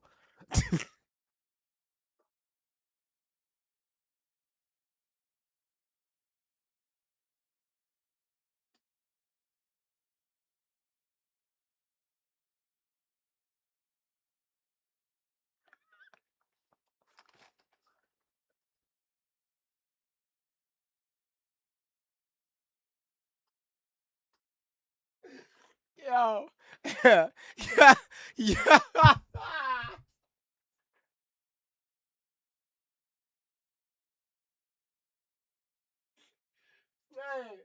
Man, see, listen. I'm telling you right now, somebody there, they need to take this microphone away from me. Y'all gave the wrong motherfucker a microphone. Y'all gave the wrong person. Oh, and then I taught myself how to run. Oh shit, how to run. Oh shit, you gave the wrong man. You gave the wrong person a microphone. Uh, listen. Y'all go ahead and eat. While I set up the next video, because now we finna call Officer Tatum's bluff. All right. You said you need to be blocked. Sound mind. Just you know what? Just come on up here. While I set this up, just come on up here and just go off on me. Whatever you need to say, go off on me. I understand. Just do it. Just do it. Whatever you gotta say, just say it. You need to be blocked. You talk too much. You always saying something you ain't got no business saying. Hush your face. Hush your face. I don't know how you can hush your face. Play the goddamn. Your face play the goddamn video. Your eyes don't talk. It's your mouth Look, that's moving. You play the goddamn video. I'm just saying. You we said got all face. that yap. But you tell us. You're nasty. If you're going to say shut your face, just say shut your mouth. Don't say shut your mouth, shut your face, shut your eyes. So you want me to shut my face? You want me to do this? Yeah. That look good. You look good like that. You can't shut your face. You look good like that. Look now. I'm tired of keep going to telling you to focus. You're always going over all this nasty stuff, bathroom doo-doo breaks and all this crazy crap. Play the goddamn video. But you don't agree, like if you don't wipe your butt too clean, it's hot outside, that boo-boo Look, can stand GB, up. here we go. Always not focused. You forgot the pills. We keep discussing about the pills. But you still act right. You act right. Look now. HR is not in the building today, so I'm her assistant. So you need to act right on this goddamn live today. But you still don't agree if you don't wipe, like, because it's hot outside. The humidity is high outside. It's the humidity. Everybody know how to wipe their butt. Everybody know how to wipe their butt. Do I have to get in touch with HR? The humidity. Do I got to get in touch with HR? Do I have to get in touch with HR? No, ma'am. Okay. I don't want to have this discussion with you again. Yes, ma'am. Okay. Yes, ma'am. Okay. Don't do it. Don't do it. I'm the HR assistant. Remember that. Yes, ma'am. Okay. You can drop me now. You do what you do. I love your do what you do. But when you go off track, I'm gonna hit that button. Yes, ma'am. Okay. Right. Love you. Love you too. I love you, nephew. Love you, nephew. Act right. Yes, ma'am. Auntie is in the building today. Yes, ma'am. Okay. And you better not be smart after you hang this phone up. Yes, ma'am. Don't you get smart. Yes, I'm watching you. Okay. All right. Bye. Bye. Cassandra, how you doing? All right, GB, but you funny. But have you been on a boat? I got a rubber ducky. That's the closest I ain't ever been to a damn boat. Now you just heard what your auntie said now. You gotta behave. You asked me a damn question, I answered it. A damn rubber ducky in the boat, sitting in the water. When I take a bath, I have my rubber duckies in there with floating boats. What else you want me to say? Auntie, come and get him again. I don't know what people want me. How you want me to answer this question? That's why I don't know shit about no damn village pump. Whatever the fuck they talking about. Stick a pin in that rubber ducky. Act right. We like your live. Yes, ma'am. No problem. You doing good. I like you. Yes, ma'am. Because I wear glasses and I have to wear them. Yeah. But that first day that I watched you, I laughed so hard at you, I had tears in my eyes. No man has made me pull my glasses off and cry like that. Sorry. Having a My bad. I did. Sorry. I just like to make people laugh. I'm sorry.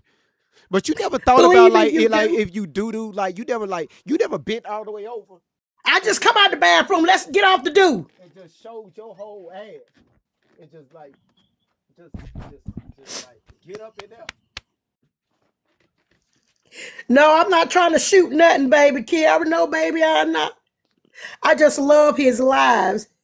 He makes, when I need to laugh, I come on his live, and before I know it, he's making me laugh. Get out the rubber ducky. Yes, Get ma'am. out the bathroom. Yes, ma'am. You good. That Glade And I like you. That Glade spray, that's some good spray. Oh No, that shit. $1.50 wizard is real good. That dollar wizard will blow your ass. You just sprayed that shit. That shit got so much power behind it. That don't you ever buy call me E. I'm sorry. I'm just setting up the next video. Okay, I'm waiting. I'm gone. Bye. I didn't. Yes, ma'am. Do I understand that HR need to be in the building? I didn't. No, ma'am. No. I'm setting up the video for the next. That's all I'm doing. Just setting up the video. Mm-hmm. Okay. Now, why did I just look up and see your whole ass in the camera? No, I was changing out the sheets on my chair. Mm-hmm. Okay. That's all. I was changing out the I sheets. think Miss Cassandra just said, don't make her call HR. People always snitching, man. Always talking. And do? Sir, stop. No. Say it again. I dare you. No. I double dog dare you. No. All right. Okay. In 10 minutes, I need you to go to the front door. You about 6.5 hours away from me. I ain't saying nothing about me. What they got to do with me? Oh shit. Remember, we know people that know people that know people. I hope that ain't what you think. Who you think I am?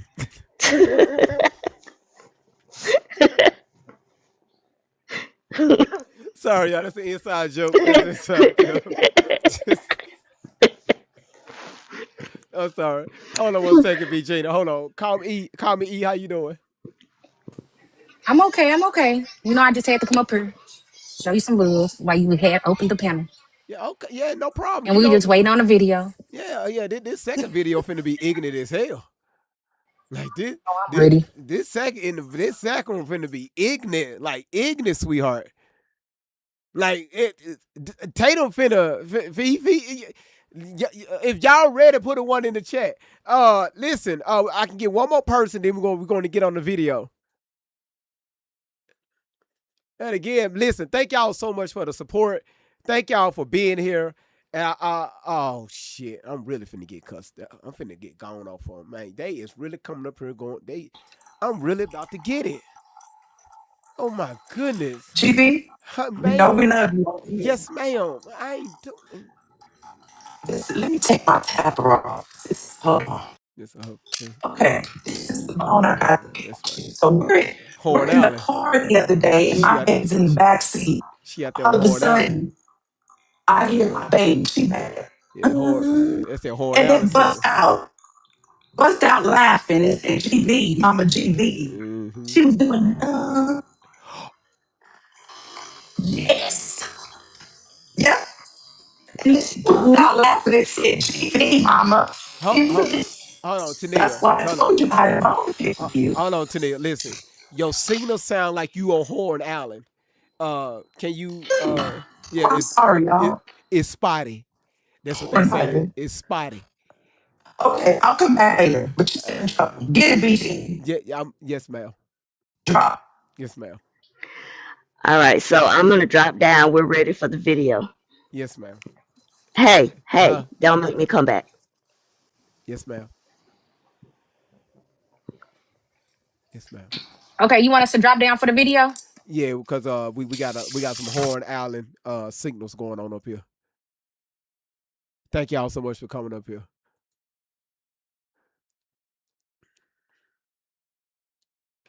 Y'all snitch. Y'all tell. See, honestly, I thought y'all had my back, and for y'all to tell on me like that, why y'all report to HR like that? Don't do that. The more y'all report to HR, the how I supposed to?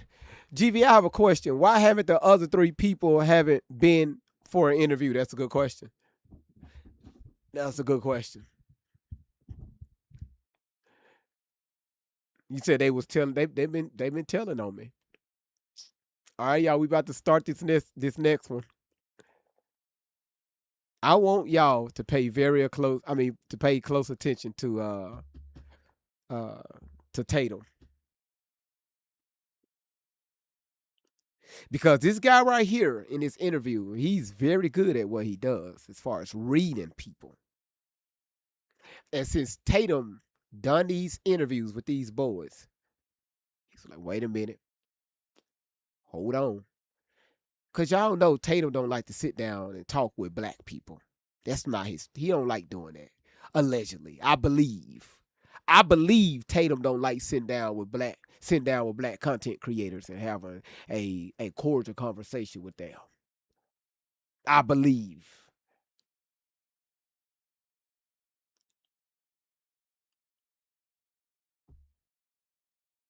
Thank you, Neebe. Thank you so much, Neebe.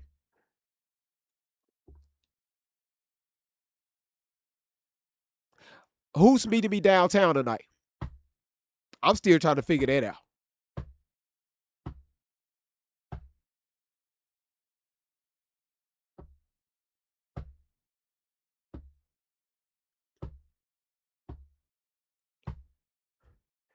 No, hell no. Hell no.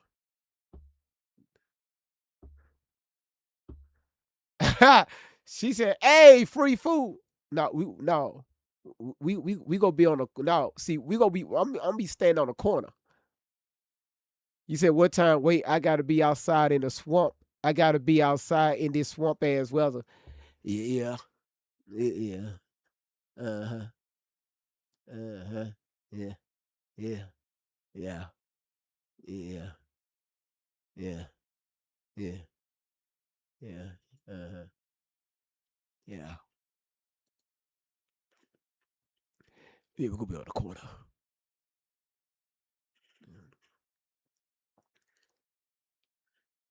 Gotta pay bills. So what the fuck else you want me to do?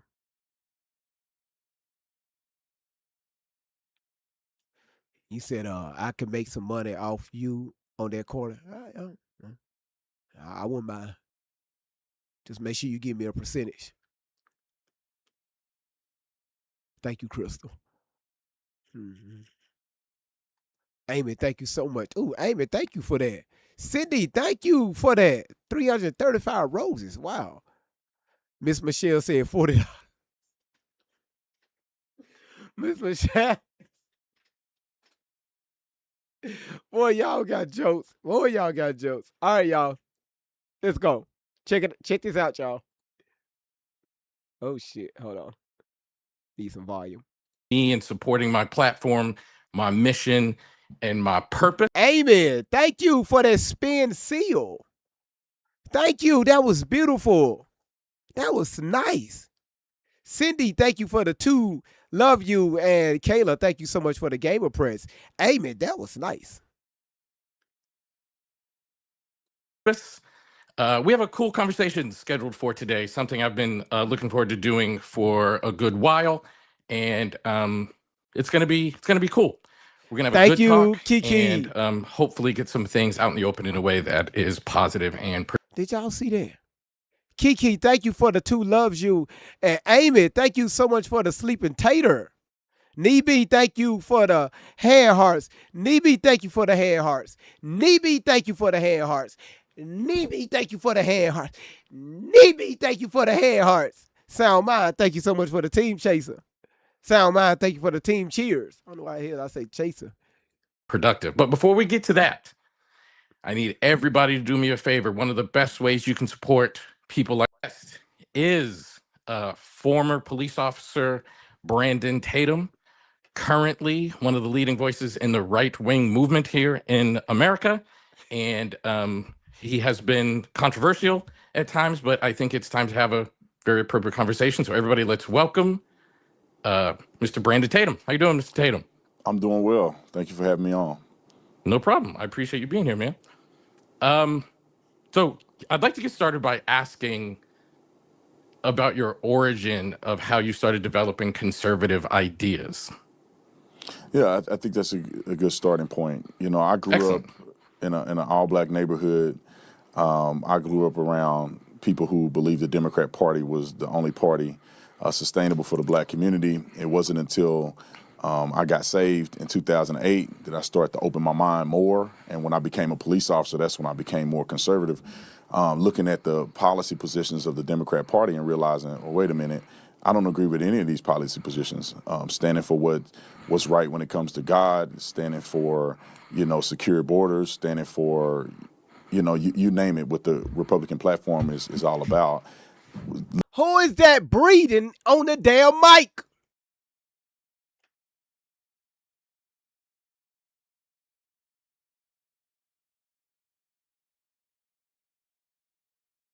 Amy, thank you so much for that giraffe. Thank you for keeping your head high. Did y'all heard that? Y'all hear that breathing on the microphone? T Black, I ain't lying. Do y'all hear that? Do y'all hear that breathing? Who the hell is that breathing on the damn microphone? See, these headphones I have, they pick up everything. All I hear is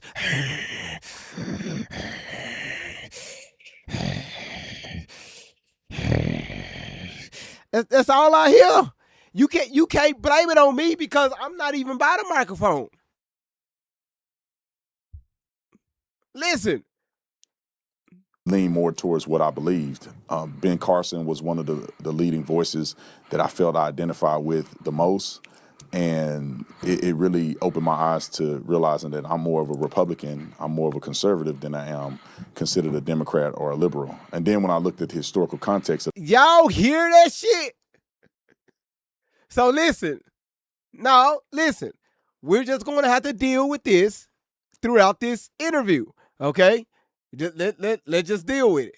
If you don't like it, hey, just come back. But I think this right here is very important for y'all to hear. Because this motherfucker is about to snitch on himself and he don't even know it. That's why I laugh at the interviews that he done with these boys, because he's about to go against his own words. To the Democrat Party, that also inspired me to realize that I don't even know why black people ever support the Democrat Party when you look at the history of it. My brother, if you don't back up from that microphone, stop all that damn breathing. Man, I don't know what you gotta do. You need to put a wind filter on your mic. That's what this is. This is a wind filter, okay? They have these for microphones, okay? This is a microphone, all right? This right here is a Rode microphone. If anybody know anything about these microphones, these are not some cheap microphones. Sir, they make wind filters. It'll cut out all that breathing. That's what this is, a wind filter. You're blowing wind out of your nose. It's wind coming out. Get one of these. I really hope you see my channel one day. History back in slavery, the non-support or the fickle support of black people, 13th, 14th, 15th Amendment. You go to the Civil Rights Movement, you name it. I feel like the Democrat Party has not been sufficient for black people. And you said you grew up in a predominantly black area, and if I'm not mistaken, that's the Fort Worth Stop 6 area, correct? Well, I grew up in multiple areas. I went to school at Dunbar High School, Paul Laurence Dunbar, named after the famous black poet Paul Laurence Dunbar. But I went to Paul Laurence Dunbar High School, which was right in Stop 6. We lived in Eastwood, which was down the street with my grandma for a couple years. And it wasn't that we needed to, we had to. My daddy was my daddy was in my life. My mama was good. Like we weren't poor or anything. It just so happened that we lived in those areas. One reason I went to Dunbar was because we wanted to excel in sports, and so we ended up transferring from Crowley to Dunbar. So yeah, I was living in a lot of different areas, man. We lived in middle class areas. We lived in poor areas. I had a very diverse upbringing. I don't know if you know this or not, but I went to college not too far away from there, Texas Wesleyan University. Oh yeah. I looked you up, man. So that's very yeah. close to where you are. Yeah. So before this 2008 that you were just referring to, would you have identified as a Democrat before that? Yeah, I identified as a Democrat, but I wasn't really into politics. It's just growing up black, you're a Democrat. And Republicans are racist white people. That's what was, internalized in me as I was growing up. And so that's how I felt. But man, I didn't vote. I wasn't really involved as much. It wasn't until I got to college and I became a cop that I started really thinking like, I need to vote. I need to be a productive member of society. Black people died for the right to vote. And me sitting on the sideline, not getting involved in politics is a disservice. So that's pretty much how I started to vote and get involved. Was there a particular moment, or was it an evolution where you were just like, the Republican ideals seem to be more in line with me and who I am? Well, it was an evolution because I grew up, and I would say when I was growing up, I was racist. I didn't really like white people like that. We never was around white people. And I had a very negative connotation. I didn't like police officers. First time I got an interaction with a police officer, I was 8. I got arrested for smoking weed in a vacant house with my cousins. And as an 8-year-old? 8-year-old, yeah. I stopped smoking weed when I was 8, actually. But what year? Whoa! When did you start? Probably around when I was 6, 7, smoking weed with my cousins. All right. And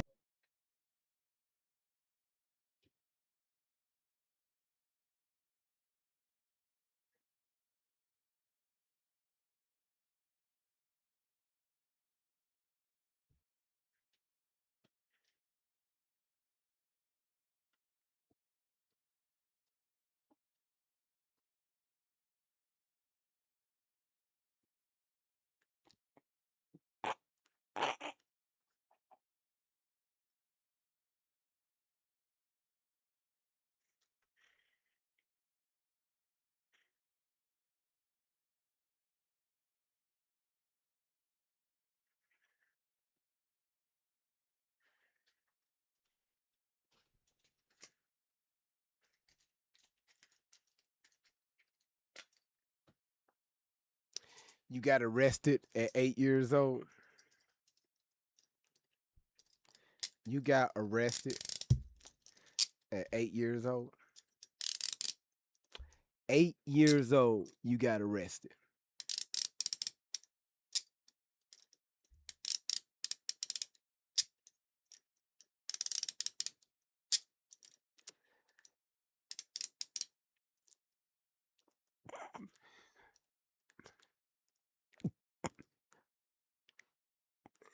Eight years old, you got arrested.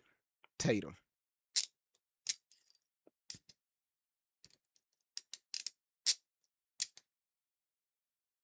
They didn't notify your parents. Just because you were smoking weed at 8.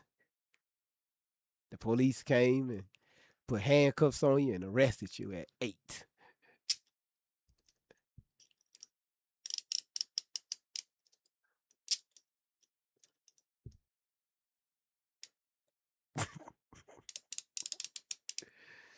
I'm asking questions. Just asking questions. Just asking questions.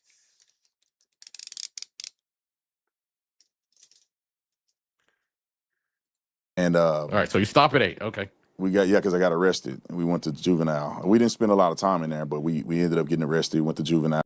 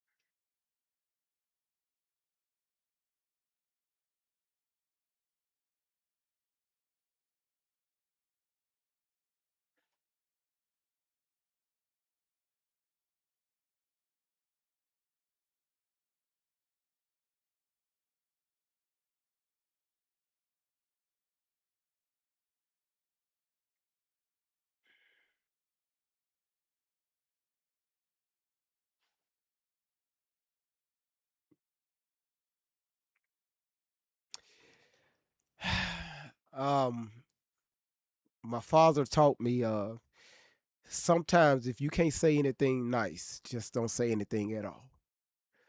And I chose that 45-second moment not to say anything at all. Rethink my thought process and quick reset my mind.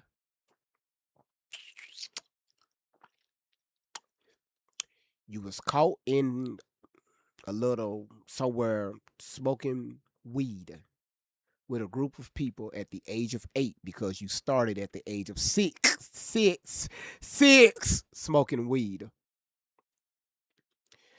Somehow police got a tip which led them to your location. You there with some adults.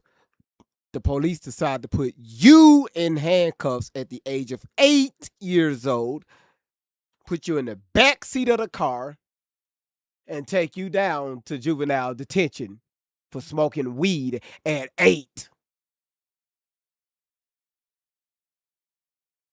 Tatum, sir, look here.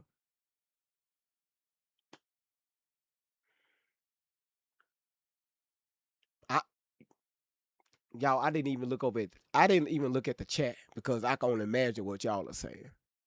But I'm going to say this right here. I don't know what police officer would do that. Because it's what you call the juvenile summons. Okay, Tatum. Smoking weed, that's a misdemeanor. That's a low level crime. A lot of times the police officer will put it out. Hey, where's your parents? I'm gonna take you home to your parents. The adults that's around, I can see them getting charged. You being charged at 8 years old. Yeah, okay. Without your parents being notified. Okay. No juvenile summons. Okay. All right.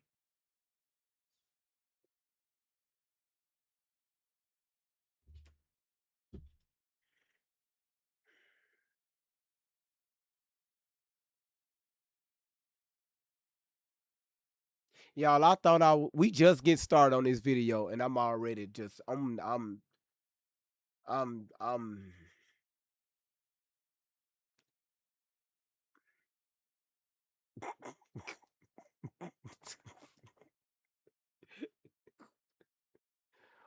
well, Devonna, uh let me clear this up right here.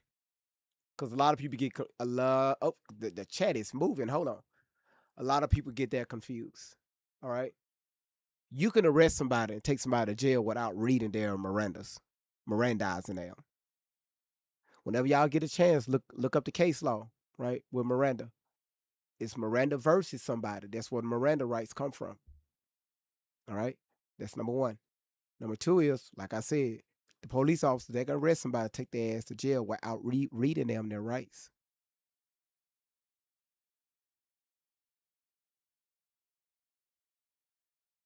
The only time the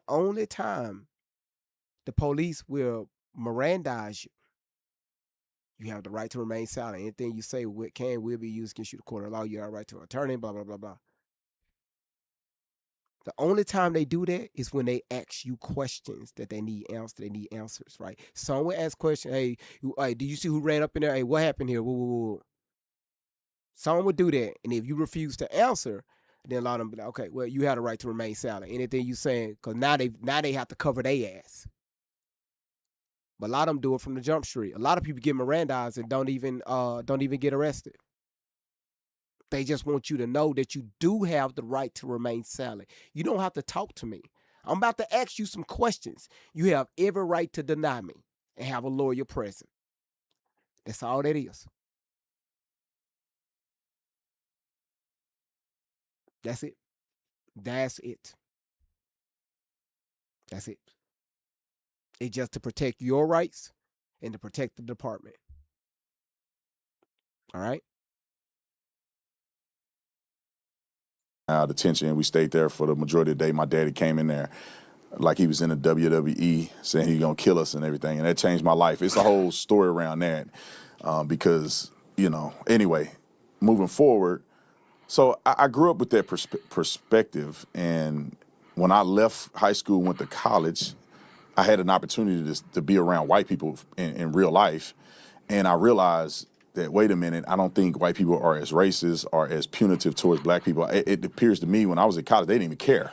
It was a non-starter of racism when I went to the University of Arizona. It was nothing there. And so I began to realize, whoa, the world is bigger. Things are much different. I've been in an isolated box being taught something that I think is not really reality.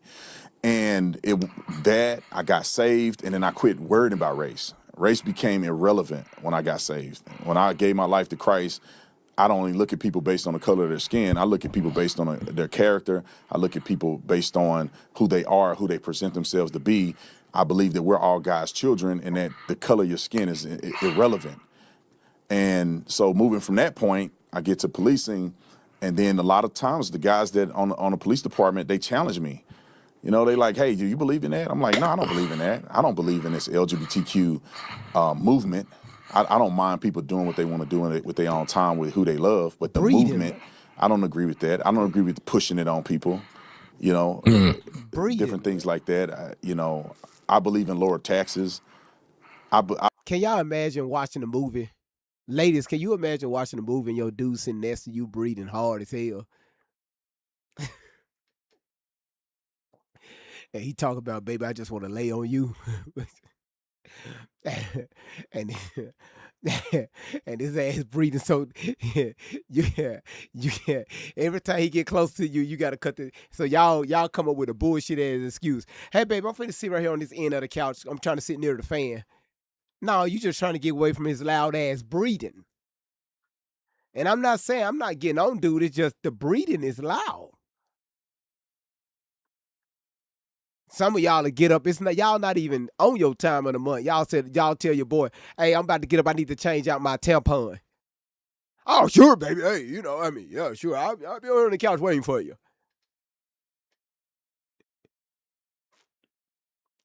I believe in, you know, that we were founded on Judeo-Christian values in this nation, and that we are a Christian nation that's very tolerable to other religions and perspectives, but we are a Christian nation. All of our founders were believers.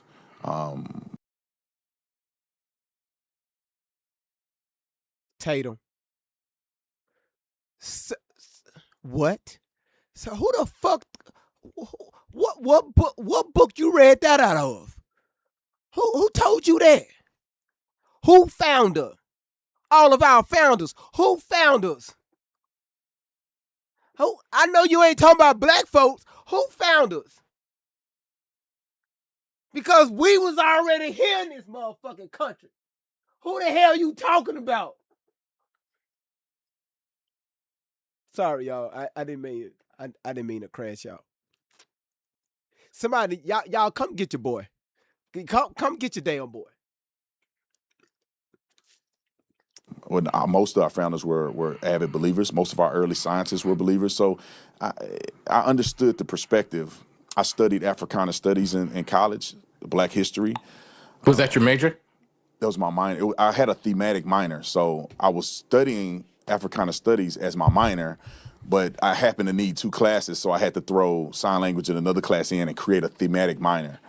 So Gotcha. my minor ended up being thematic, but majority of my minor was Africana studies. So and where'd you go to college? University of Arizona. Gotcha. Okay. Y'all, can we stop? Listen, I'm about to crash the fuck out so good. I'm about to crash the hell out. I'm telling y'all, I'm really showing this man grace. Because I can rip this whole last 15 seconds, I can rip that shit into pieces. Man, y'all got to do y'all research, man. Indigo, thank you so much for the hand hearts, young lady. You know, thank you for your love.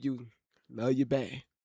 Okay. So I hope I'm not getting off topic. That's kind of where it led, No. and being challenged on the police department by some of my friends, and I'm like, I don't believe in that. They're like, well, that's what the Democrats believe. And then for the first time in my life, I actually look at what the Republicans believe, because I never even considered them. They were racist white people to me. Then I started looking at the platform. I went to a Trump rally, and not because I supported him, because I wanted to hear what he had to say. I really supported Ben Carson, and then I realized I do agree with these things. I do agree. Right. I love my country and all these other things. And I'm like, I believe I'm more Republican. Now, I will agree with him on a few things. Because y'all, this interview about to go left. A few things. people, first of all, do your research. Never go off what your parents told or taught you. That's what's wrong with our society today. I do agree with him on that. Stop going off what your parents taught you. Cause most of the shit that they know, that they learn, that's a learned behavior. And they learned it from their parents. Then they learned it from their parents, and you trace it back, you trace it back, you trace it back.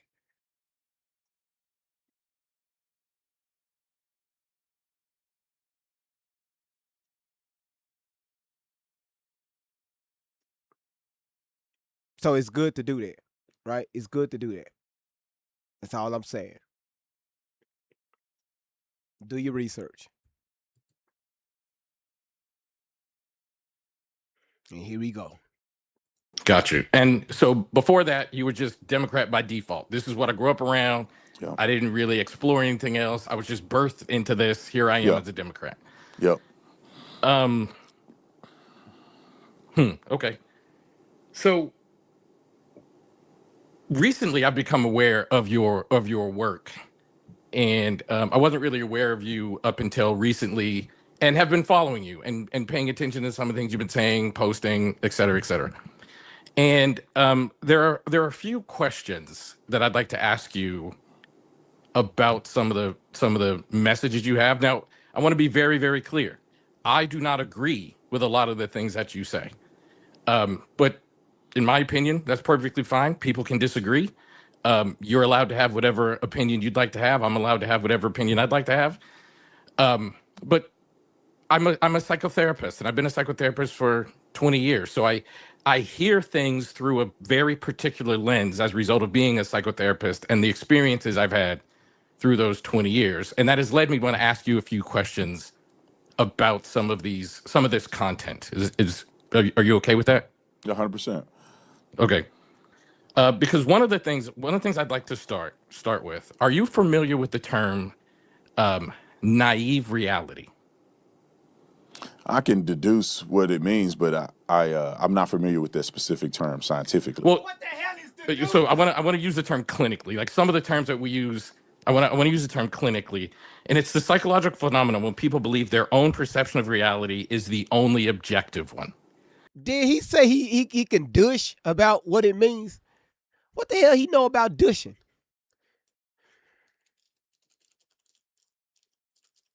Don't be trying to come in here using these big ass words and shit. Oh, T Black, you said no? Okay, I'm just asking.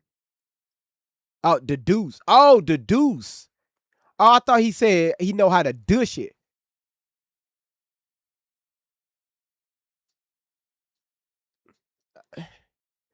Man, y'all stay getting on me. Don't get mad at me because I heard something different than what y'all hear. So when I watch you, in particularly on like the Jubilee interview, for example, and someone gives you data, you often respond with your own subjective reality. Yeah. And it made me want to ask you, what do you think of the idea of of the idea of the concept naive reality? Now, naive reality, I don't mean to call you naive. Like, that's why I want to be clear. I'm using the clinical label. Like, that's the word that we use. Yeah, I get it. I don't agree that I live in that reality. I think I'm pretty practical. When someone's giving me statistical data points that's unverified, I can't just run with it just because they said it. And if you look at some of the Jubilee, You can't run with it because they said it.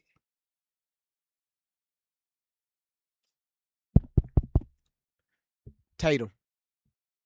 Tatum. Tatum. Tatum.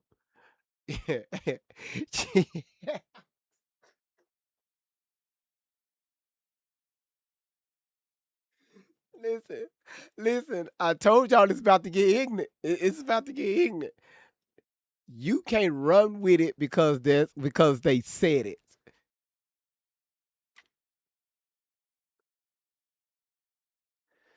Oh. Well, when Nancy asks, did the boys take a polygraph test? You responded. She said, how do you know? You said, because they said it. She asked you, did they pass? You said yes. She said, how do you know? You said, because they said it.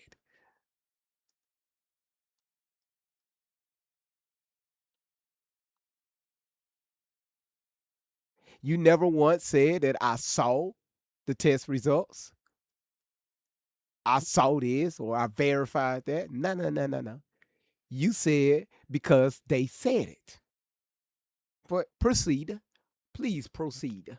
The footage, people were claiming all kind of things, and they got fact checked, and they were wrong. Some of the things that they said about Booker T. Washington, the guy who said he was an educator, and it lied about, flat out lied, or had not honestly mixed up statements from Booker T. Washington's book, Up from Slavery, and then he goes and says it, and I can't go and verify it on the spot. And when others bring up statistical data points from studies that I haven't been able to verify, it's impossible for me to go and make an argument about something that's unverifiable. And I think that you would know in any argument that you would make, or any discussion that you would have, if I come up and give something that you can't validate or verify, you either concede to it or you say, look, I object to the premise. I have education that leads me to believe certain things that's counter to things that was presented during the show, and I expressed that. I don't think that my reality is the only reality. I know a lot of people. I got a lot of friends that don't agree with me. People forget I'm still black. My whole family is black, and we don't always agree. We have spirited discussions on certain things. I don't think my dad agreed with some of the things that I say. I think he agreed with most of it, but we have spirited discussions on this. I don't live in an echo chamber where I'm the only one that has have a reality that everybody has to bow down to. And so I just disagree, and I think it's fine for us to disagree. The problem that I do have is when people say that somehow I'm not black because we have a difference of agreement, or somehow I can't handle the truth, or I hate my own skin and I'm a sellout Uncle Tom bootlicker because I have a difference of opinion. In reality, a lot of black people have a difference of opinion. We're not all monolithic in our thought process. I think Thomas Sowell has a very different perspective than other economists who are black. We go down the list. Our current, and I would say one of the most honorable Supreme Court justices, Clarence Thomas, I bet him and Thurgood Marshall have a difference of opinion. I don't think either one of them are invalidated because of their opinions. And so that's the point that I have contention with. A lot of things that I said on there was based on evidence, based on research, and based on my own lived experience.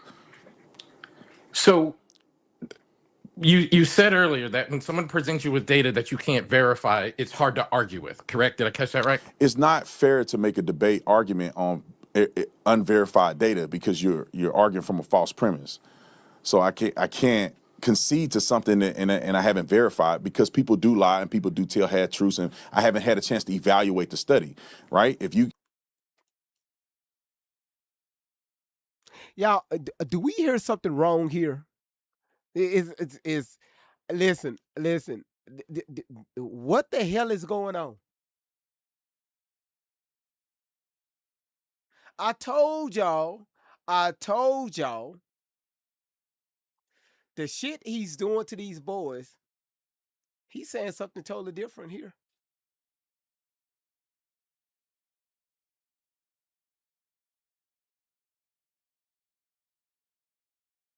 This is a bunch of hogwash. A bunch of hogwash. You said he's setting them up. That's what he's doing. Sounds like a defense of his character. Wow. Being good, that's a good way of looking at it. Wow.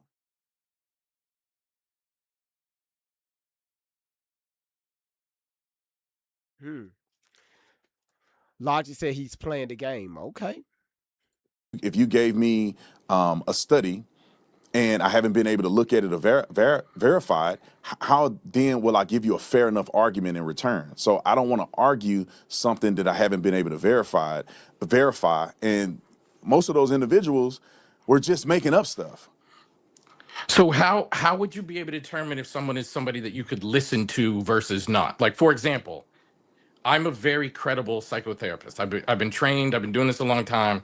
So if I said something, and I'll just give you an irrelevant point that will be accurate, but a relevant point. If I said to you, the counseling field was created in Boston, Massachusetts, by a group of individuals that wanted to help people find job placements. That's a fact. I'm going to guess you didn't know that because you're not a trained psychotherapist. Like, at what point do you say, I can listen to that data point, even though that's the first person I've heard say that data point? I don't have to go fact check it. I can listen to that data point. Yeah. Yeah. So just when it comes to you, I think you may be credible, but I think you are biased. And the reason I say that is because of some of the critiques you've had of me in previous videos without even meeting me or knowing me or interviewing me. You made some suggestions about who I was, and I thought it was unfair. However, if you make a statement of fact, I don't have a Oh, your feelings hurt. Oh, your feelings hurt. Boy, you one man that wears your feelings on your damn shoulder. It's social media. He just made us. He just made us. A statement fact out of something. I'm not a psychotherapist. I don't want to say his job title wrong. I'm not none of that. But you said, yeah, I can listen to you. That may be correct. But also you may be biased at the same time. Wait a minute, what the fuck that got to do with a fucking study? J Love, how you doing, sweetheart? Thank you for the love you. How can you say that? Y'all, I'm so that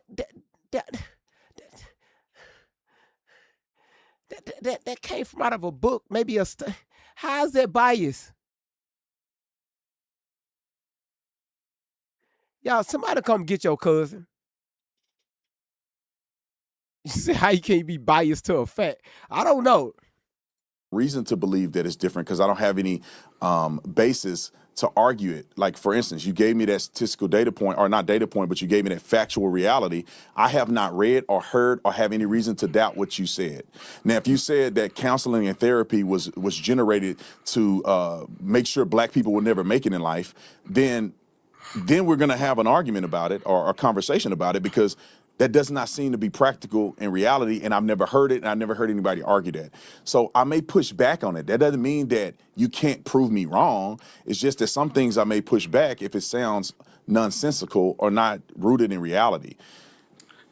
But see, that's where I think the term naive reality fits here, because I might say something like, and I'll go with your example. I might say the field of therapy and counseling was created to hold black people back. And you might say, that seems nonsensical to me, without acknowledging my expertise for being in that space. Like, I am in a position to say that as a fact, even if it seems contrarian to what you would have thought. Well, Elliot, think about this. I'm a former police officer. I did the job for many years. I'm very proficient at what I did. Many commendations. You can go down. So what the fuck that got to do with any damn thing?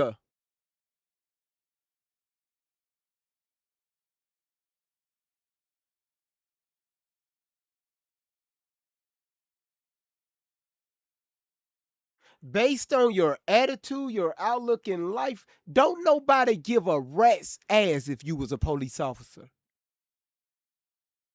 Who gives a fuck? I can't speak for everybody, but I'm speaking for me. Don't nobody give a fuck. Why the fuck is your black ass still using Officer Tatum? That's a disgrace to the Nevada Police Department, to the Arizona Police Department, wherever the fuck you worked. You need to take that shit off your damn name and get something original. You're not an officer anymore. Big wide nose ass, big nostril and could smell every damn thing. So on and so forth. You can ask anybody ever worked with me. I was a very good police officer.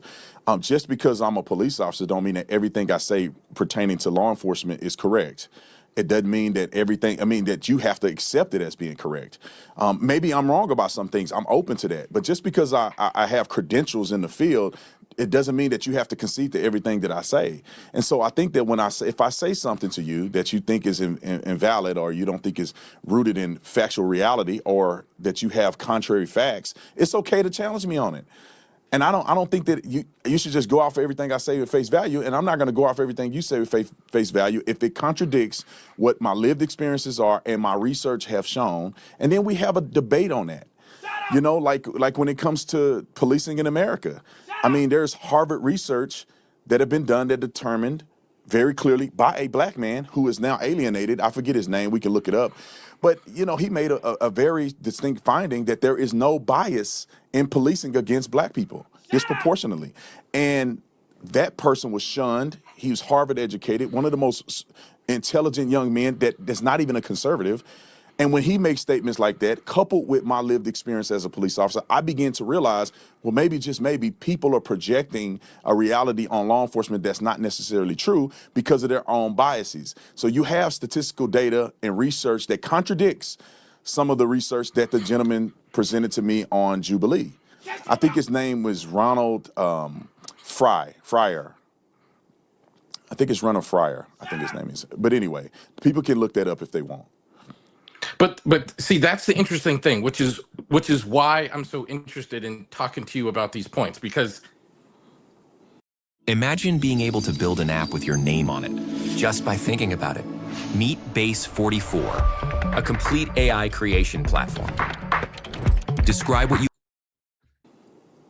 when you say those kinds of things, like there's a Harvard researcher that says X, Y, or Z. I'm going to be very honest with you. I did a year, because you're familiar with this area. I did a year working with and training and riding out with the Arlington Police Department as a clinician, teaching them how to talk to, you're probably familiar with the Victims Assistance Unit. So teaching them how to talk to victims of violence crime. I did all of those experiences. I'm very aware with certain research, and I'm very aware with police biases. If I present information to you, there's something about you that holds on to your already held idea. Not really. I mean, let's do it. We'll do a point now. I mean, what did you observe when you were on the ride along? Did you observe racial biases?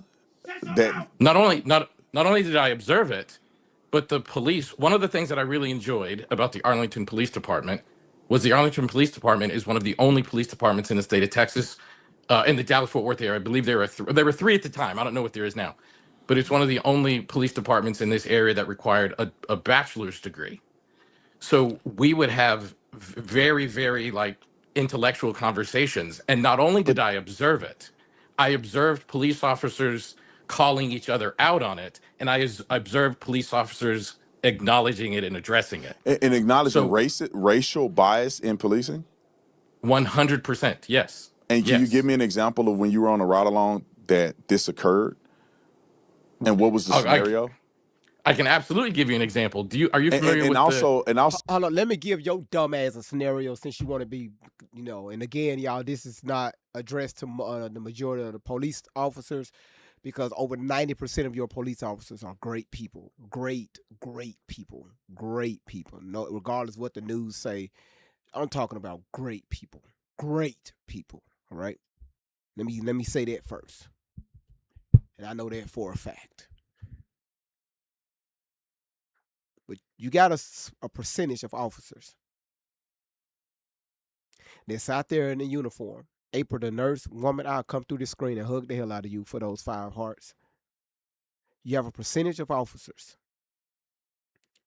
that when they get that badge, when they get that pew-pew, they feel superior to the ones around them. I'm trying to be very careful on what I say.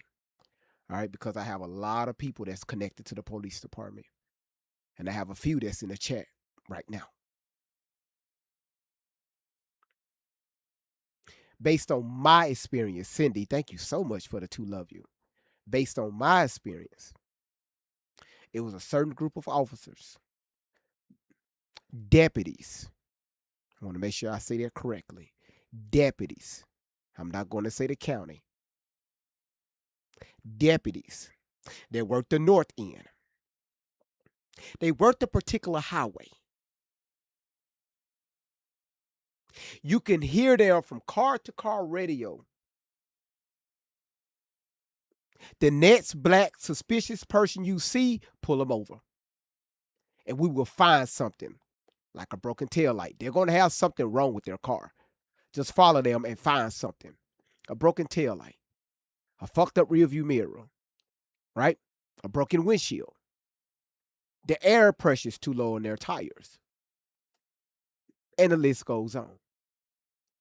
No, Terry v. Ohio don't have nothing to do with that.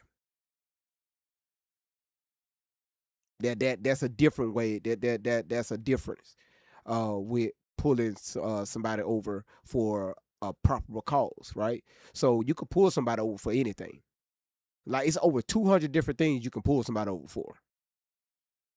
It's a lot, right? To make contact, and this is what they call using plain view. So when the officer come up, he's already looking inside your car. Plain view, you can do that.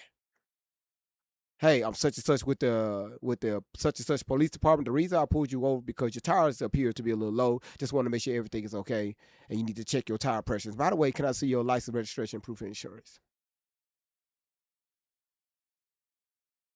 That right there don't have nothing to do with Terry via Ohio. Mm-mm. That Terry has to do with frisking, right? Frisking a person.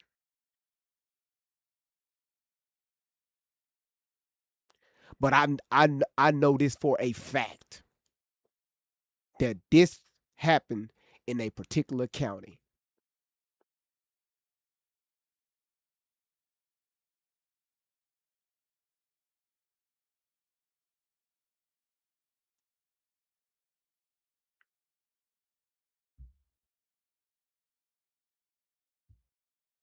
So Tatum, shut your ass up. Shut your ass up. Rebecca, thank you for the heart me winner. God damn it. Thank you for the hand hearts. Indigo, is that a pillow fight? My goodness, do y'all see this?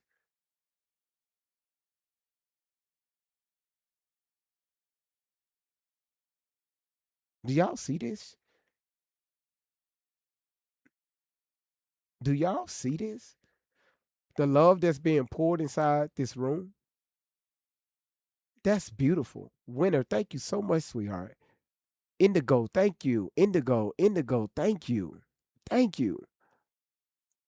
Indigo and Winter, they going. She said, "Hey, they going head up. They go. It's a damn. It's a damn gift battle." Thank you, Kayla. I will, Laura. I will. Trust me. I got you. You know I will. Brooke, thank you for the heart balloons. Indigo, thank you for the outer. Look, just like my baby picture. So, Tatum, hey, brother, shut your ass up. You don't know everything. You got people out here with way more experience than you. So shut the fuck up. Indigo, thank you for the paper crane. So I would love for you to do this, and we can do it offline. If you can give me the police officer that you rode along with, because I would love to communicate with that person.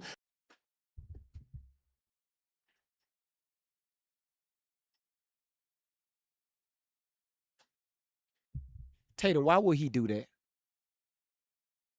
You think that man is going to do some shit like that?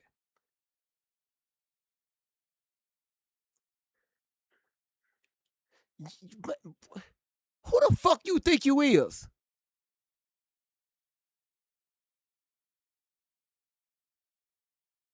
Oh, you know what? Um, y'all, even though it looks like that I'm upset and all this stuff, I'm not. I'm not. Trust me. This man right here, he's a whole different. He's a different breed. Indigo, thank you for the hand hearts. He's a different breed, y'all. He's different. He just he's riding on his this high horse. He's riding on somebody's coattail. I'm telling you, it's not going to last long. You just keep on riding. Keep on. Keep on. Because I have never had a conversation with a cop that have made mention of some of that he witnessed. Have you spoke to over 300,000 some police officers here in the United States of America, you big dummy? When to keep your neck out of people's business.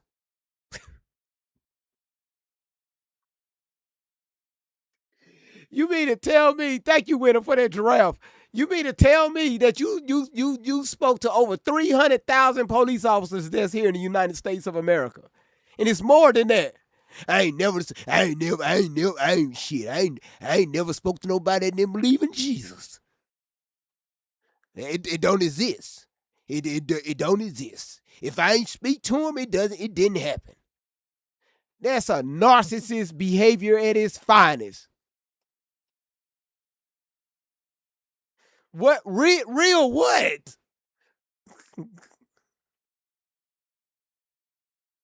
Or was it involved in racial bias on the police department while having a ride along? But go ahead. No. Okay, before I do that, I want to say clinically, you're doing the thing that we would judge clinically that I'm talking about right now. Thank you. This thing that we're talking about, this night. Hold on, I'm gonna present it to me. I'm not saying that you're wrong. No, I got you. I'm gonna explain exactly what I mean in a minute. That's why. Oh, Tatum, you cutting him off. Tatum, did you cut Nancy off? Tatum, did you cut Nancy off?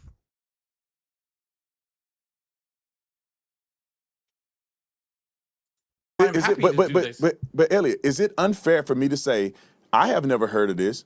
Can you please give me the example that you presented? I never said you were wrong. I just said I wanted to hear the example. I'm going to explain the concept, and then I'm going to 100% respond to your question. Okay. Because the concept, right? This idea that we're talking about here, this like reality thing, this naive reality, it's usually held by people that are in authoritarian positions, that their identity is attached to their position, and they're getting social rewards for holding that position. When that happens, hold on, I'm going to make this point, and then we're going to respond to you. When that happens, your brain, not you, Brandon, but like the human brain, experiences a threat. They experience like the conflict to my previously held idea, not as a new idea. They experience that new idea as an existential threat. Because if I accept that thing to be true, then a lot of my other arguments fall apart. But Elliot, can I interject? I think you're alluding that this is me. I don't have an attachment. I'm not a police officer anymore. No, I'm an you're not. entrepreneur. So You I are don't have an absolutely an attachment. If a cop is wrong, they wrong. It doesn't hurt me if a cop is wrong and go to jail for racial biases. Me and you can go to the police department together and let's fight against racist cops doing things they ain't supposed to do. I'm with you on that, brother. We can do it together. So I would gladly march into any police department you wanted to and hold them accountable. I'm not saying this cop that you had the experience with needs to be held accountable. I'm going to get to that in a second. But what you're not doing, which in my opinion clinically fits with this idea of naive reality, is you are saying things like, I've been a cop for 6 years, or however many years you said, I've been a cop for several years, whatever it was. I have never seen or heard about racial bias showing up in policing when there is a significant documented what you're history saying, of this. I'm telling you what my experience is, and you said you have an example of this. I just want you to present the example to me. I'm not saying that it don't exist. I told you what my experiences are, and you have an experience different than mine, and I'm asking you to present the experience to me so I can learn. So I'm going to present the experience, and then I want to see what happens to your ability to digest this reality. Okay. Are you familiar? So I remember one of the officers' name, actually, even though this was like 20, this was the very beginning of my career.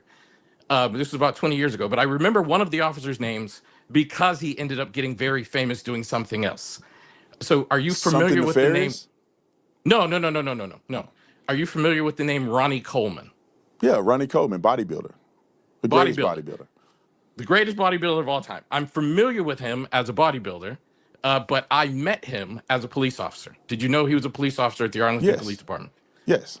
I was doing a ride along with a veteran police officer, And we had to go. So my job was to go with the police on scene when there was a violent potential crime, which is a violent crime scene anywhere. And most people don't know this, so I'll go ahead and say this. About 90 to 95% of police calls are domestic violence. So it was just constant violent domestic violence. This one particular call was somebody took their life.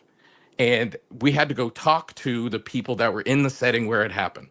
I was with a veteran police officer, white guy, when we went out and did it.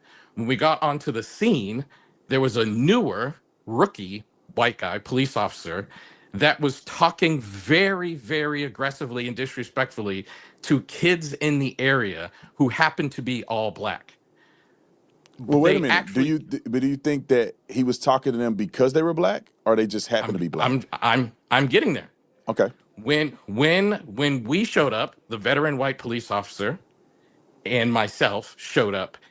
He reprimanded this officer and talked to him about, you were only talking to those kids in that way due to your own biases. And they had a lengthy conversation about it. The very next day, when they had the roll call at the police department, they involved Ronnie Coleman. Those of you who might be listening who don't know Ronnie Coleman is black.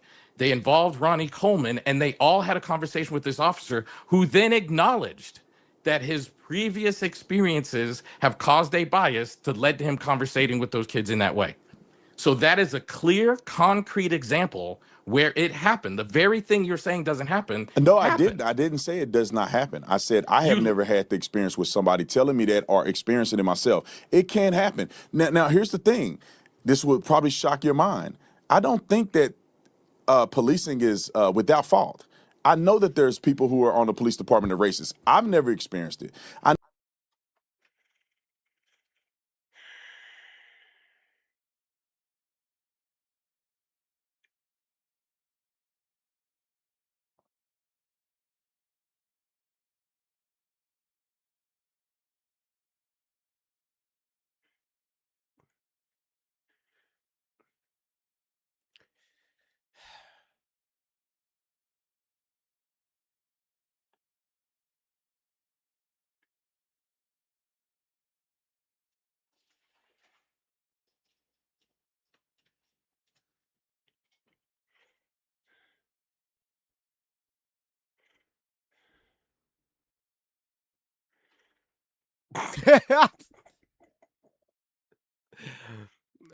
just.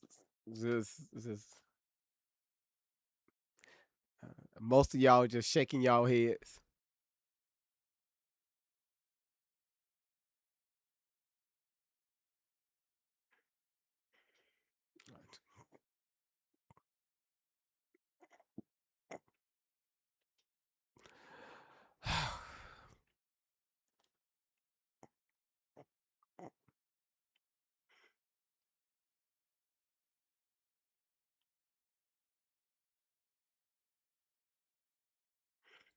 I know there's people who are insensitive to race. I know that there's people who are dirtbags.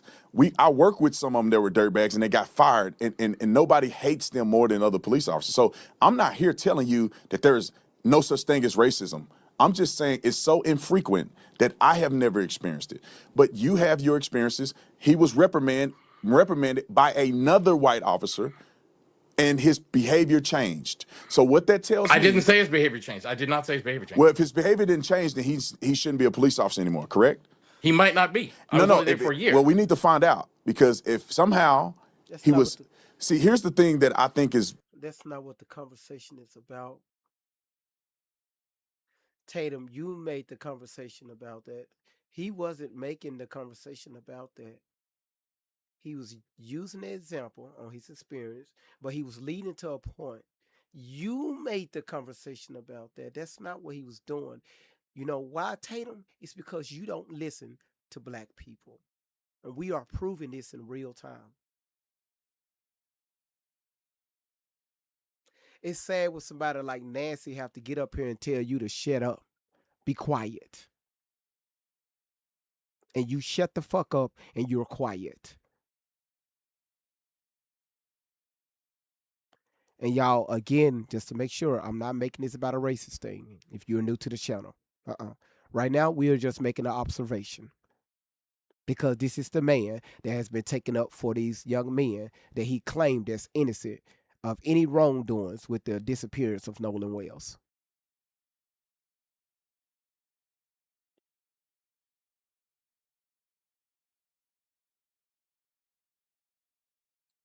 Is pertinent to digest as well is a person can have an opinion about the way you treat another person and project that it's race related and when it's not. He said that he felt his previous behaviors were wrong in the way he treated the young people, correct? When Ronnie Coleman showed up to the meeting. So that means that he acknowledged he was wrong. The other officer called him out when he saw it happen. That means that if his behavior continues that way, he should not be a police officer anymore. I agree with you. What I'm saying is that you're showing me and you explain to me a check and balance that happened in real time, meaning that unchecked behavior is not something that's prevalent. If most officers do not partake in racial biases towards people, it makes officers sick to their stomach and they hate it with a passion. So therefore, when you see an officer see another officer do something incorrect to people in the community, they will get on there fast. And it happens. What I'm telling you is that you can say that there's things that occur. I agree with you. But that you just showed me an example of how most officers are unaccepting to stuff like that. Racial bias in policing is unacceptable to most officers. Okay. I want to be very, very clear about this point. After I presented you a concrete example, you softened your position, which is fine. I didn't soften my position. I never had a position that somehow you literally were wrong. said, okay, fine. Okay. We can go back and watch the replay. But my follow-up question to this is, I am one person with my own subjective experience. You asked me to give you a concrete example. I gave you one. You have your own subjective experience where you're saying, I was a police officer for this amount of time. I never saw it. And then you're making a very bold claim saying, I think most officers are disgusted by this and most officers are good officers. What would someone have to present to you to say, wow, racial bias in policing is actually a bigger issue than I previously thought? Because there is data to that end. I'm telling you, I'm not saying that racial bias is not in policing. We've already established I said a major problem. When you say major, to me, that means that a person that have served in the police department, you've done a few ride-alongs, I've done thousands because I was a cop in the car. I dealt with people on a daily basis. I'm talking about hundreds of arrests, thousands of traffic stops, and you name it. I've had so much experience, and I know a lot of officers. And I'm telling you that with my experience personally, plus officers that I've talked to, it does not appear that racial bias is prevalent. You, as a clinician, just gave an example, and the example you chose was that you encountered a rookie officer who doesn't have a lot of experience getting chastised by another officer who were both white because he was inappropriate in the way he treated young black men or young black kids on a call. So I'm telling you my experience, and even in your experience, it validates what I'm saying. It's so not prevalent that you can't even witness it happen without somebody checking them over it. And therefore— That's not what I said. You asked me for one example. I gave you an example. But the example you gave me, to me, I'm assuming that you would give me a pretty prominent, egregious example. But even an example that you gave me, you're alluding to the fact that he was chastised by another senior officer who was white, not a black man. He was called out, for sure. He was called out by a white man. And that's why I'm saying most cops are not in the business of being racist. And when we see our officers doing things they shouldn't do, majority of the cops will call people out on this. It's not acceptable in policing for you to be racist towards people. It's not acceptable. Now, there are people that do it, but that's not acceptable. It's not like your chief is going to watch you do something racist and go, yeah, that's totally fine. No, the community is not accepting it. Other black officers won't accept it, and good white officers will not accept it in policing. So it's rare. But here's my statement. It's according to data, according to research, it's not rare. I can give you research that I just explained to you from Fryer, from Harvard, a Harvard professor who did a research document and posted that his findings, and they didn't even want him to present his findings, and they hated him over it, that his findings were that there is no biases when you Okay, look at the numbers against blacks in policing. I'm going to post, when we post this video, I'm going to post more research. And my question to you is, will you observe and attend to research that is not a part of your or my subjective experience? 100%. I wrote a book on this stuff. Let me give you a couple examples. Do you think that No. Derek Wait. Chauvin? Okay. I want to hear your example. I mean, I want to hear your response clearly. Will you accept data that is beyond just subjective experience and is developed by people that research this? I just told you that the Harvard professor had his data. I accept all data. Okay, but I'm articulating to you that there's counter data to saying that there's implicit bias in policing, to a large degree, racism against blacks. I just showed you there's counter data. I accept everybody's data. But why are you giving more weight? Why are you giving this? This speaks to the very bias I'm talking about. You're giving more weight to this study versus the contrarian ideas. No. There's a study, right, that I observed. There's two studies. There's the pro and against. And then I have to go off my own experience. So based on that's not how learning happens. No. If you got a study, right, you have a study, just give both of them credit to say they both are correct subjectively. They both have a subjective perspective here. Both of them are correct. Now, I can't, how am I going to choose who's right and who's wrong in this? It has to go down to what are my experiences, and does my experiences as a law enforcement officer and all of the officers that I know match one of these experiences? That's not accurate. Not unless you're saying one is right and one is wrong. That is not accurate. Are you saying that the Harvard study is wrong? That is not what I'm saying. Okay, then we're assuming, I'm conceding that both of them are subjectively correct. And whatever research you got to let me explain how research is consumed. Research is absolutely not one is right and one is wrong. That's not how research is consumed. Exactly. YouTube, y'all good. Cause look like y'all going off over there. YouTube, y'all straight. I'm trying to let it play through. Rumble, y'all okay over there?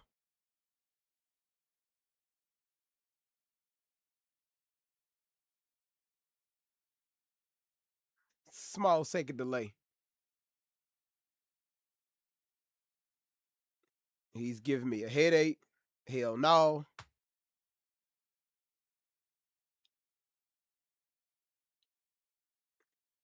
I'm pissed.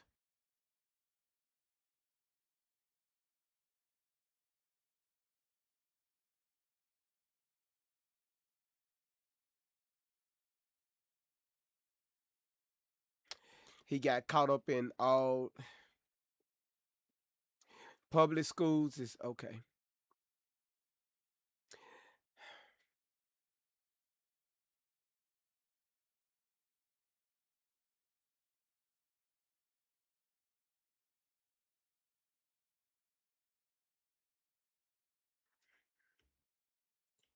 Because they have subjective truths. No, let me explain, because I'm trying to explain to you how research is consumed, because it's not a matter of one research study being right and one research study being wrong.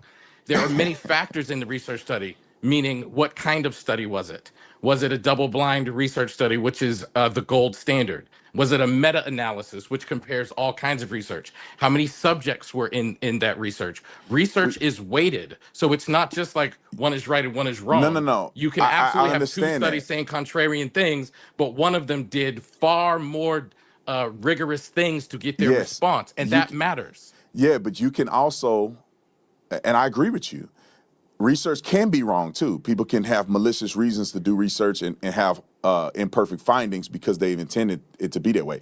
I'm conceding to the fact that both of these research data points are objectively in good faith presented to the public. What I'm telling you is that you ask me, why do I lean more towards one than the other? I'm conceding that they both are fair, but then I have to go off of my lived experience. Let me give you an example. If you've been a clinician doing your job for 20 plus years, you have a study that says that black people are not treated poorly whatsoever in your field, and you have one that says black people are treated imperfectly all the time, more consistently. You give them both fair weight as if these are good faith attempts to present information.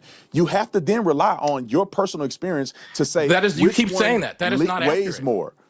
I That is mean, not I think accurate. that's the way people. You can't, like, Well, for I'm going to instance. tell you. I'm going to tell you. For I'm going to instance, tell I you. have never experienced racial encounters on the police department ever by any of the officers. Most of the officers that I know that work in primarily black neighborhoods on the Georgia police officers. I mean, I actually mentored one of them. They are saying the same thing, that nah, dude, majority of our encounters are not racist encounters. My white colleagues are not racist against black people. It's a rare thing to happen. So all of the people I know, all of the experience I have, when I look at the two data. Show ass up.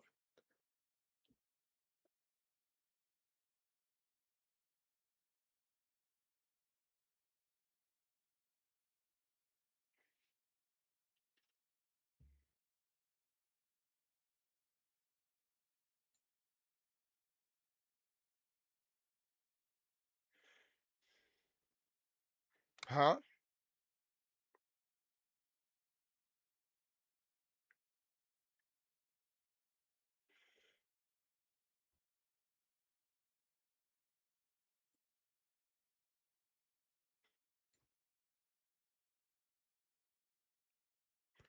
If it ever load in.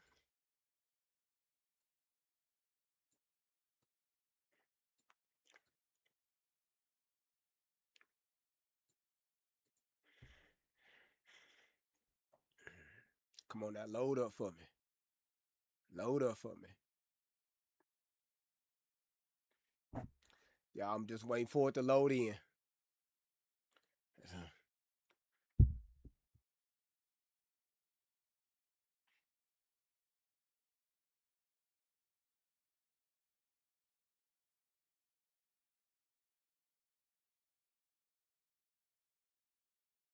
The hell is going on?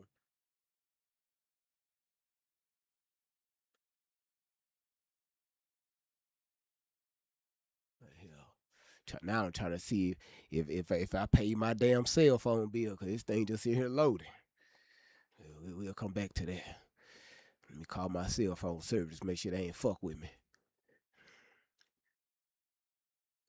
Data points, objectively, I'm saying that I believe in the Harvard study, a professor who did an incredible study, who balanced and weighed all of the data.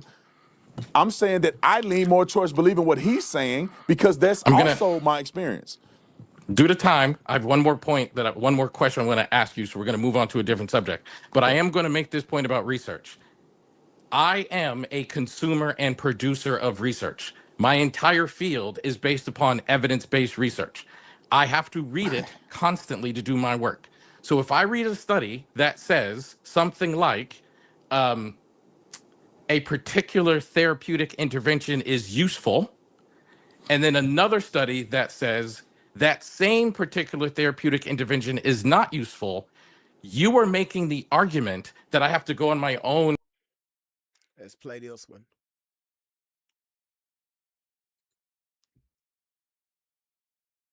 Brandon Tatum, are you a medical examiner? No, I'm not. Okay, because what I have been told, and correct me if I'm wrong, don't smile at me. It's not working.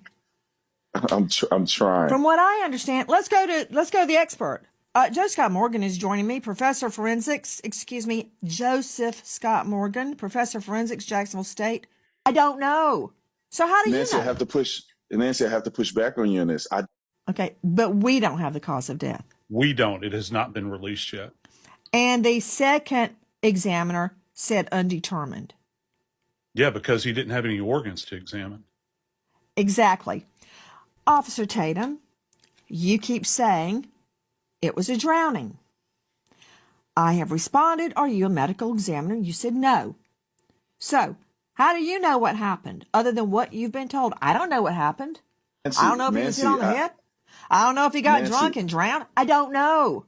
So how do Nancy, you know? I have to push Nancy, I have to push back on you on this. I did not say it was a drowning. I gave you two options. I said the police could be investigating a crime, and if they're investigating a crime and they have suspects and they need evidence, they will extract the phone with a search warrant against the family's will. If they do not believe that they're investigating a crime that's been committed and it is a drowning, according to them, they may not need the phone, so they're not gonna do a warrant to extract the phone against the family's will. So that's all I'm saying, Nancy. I did not say I know for a fact whichever way it went. I really don't know, and nobody You keep knows saying except it's for a the people that are drowning. investigating. I heard you. No, I just made mention that they may be investigating it as a drowning. The initial findings, or at least the Are you initial going to make report that came mommy out. do a playback? Am I going to have to do a playback? Nancy, I did not say that it was a drowning. Brandon Tatum, are you a medical examiner? No, I'm not. Y'all see how his energy is completely different with Nancy.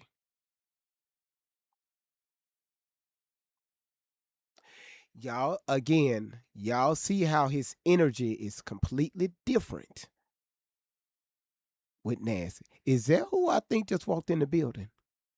Is that Diana? Is that Diana?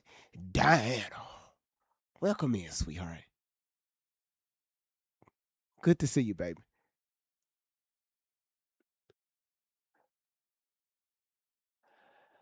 Isaiah said, shut your black ass up. I would like to talk to you. I would like to, I got a few crash outs in me. Isaiah, request to come up here. I got a few. Yeah, I got, you know, you know. Isaiah, request to come up here. Come up here and talk to me. Let's have a conversation. Let's talk like men. Let's talk like men. I can't request you because you look like your page on private. So can you request to come get out the chat? Just request to come up here. You know.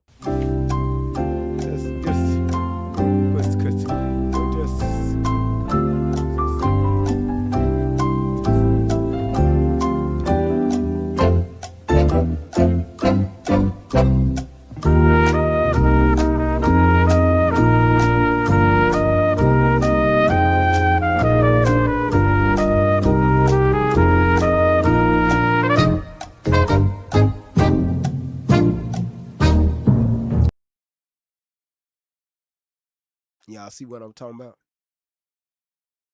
Y'all remember what I said in my monologue? People hide behind these cell phones and shit. Be say whatever they want. Hey Aspira, how you doing? Say whatever they want. Be whoever they want to be.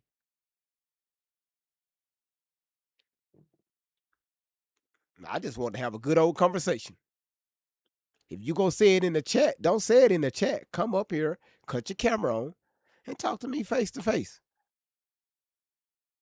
I'm not hiding behind no keyboard. None of that. I'm here. Diana, thank you for the love you. Love you back. Every time I go live, my camera is on.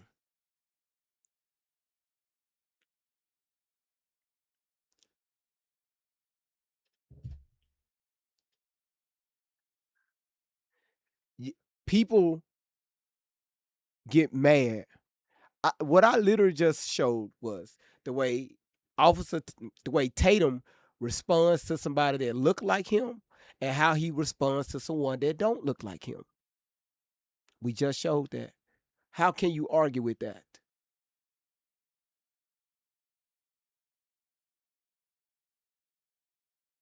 So the first thing people do is character assassination and reputation destruction, right? They get in their feelings and get mad.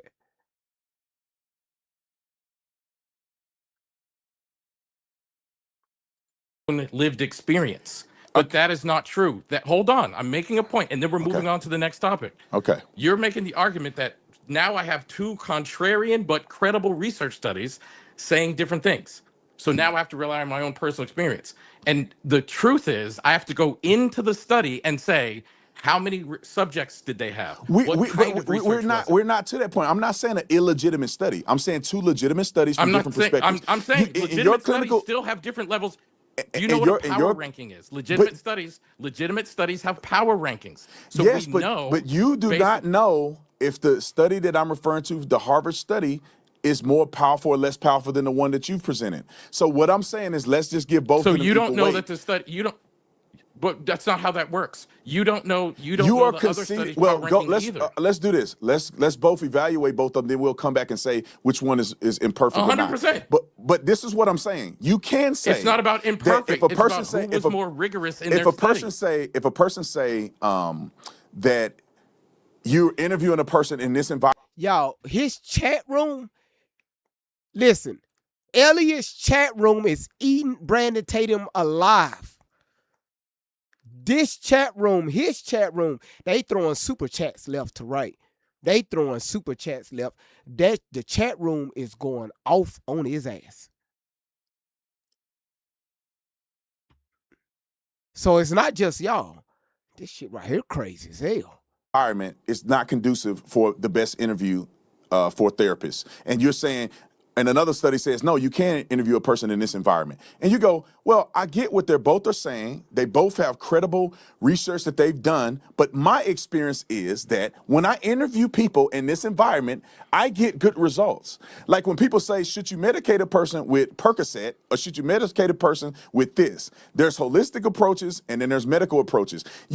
At some point you have to say, based on my information that I have derived from doing this for 20 years, this works, although this study is claiming that it does not work. That's a fair assessment. That is not a fair assessment. You are using the word objective, but then you have demonstrating people bias. that say you have people that say that if you a person can do a research on this. You can have a person that says you handcuff this way, which is the most appropriate way to handcuff without violence. You have another person that say, no, that's not the way that you handcuff. You can handcuff this other way. You can be subjective in the way you think handcuffing should be done in order to be the most efficient and proficient in what you do. Both could be accurate, but other people can prefer to do a certain act because they've done it for 20 years and it works. So I'm gonna I want to move on to the next topic due to time, but I do not believe. Y'all see that?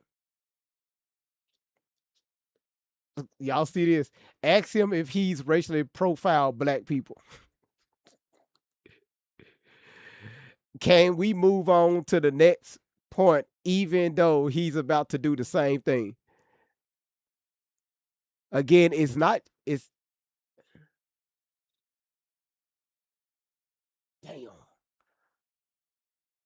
Damn.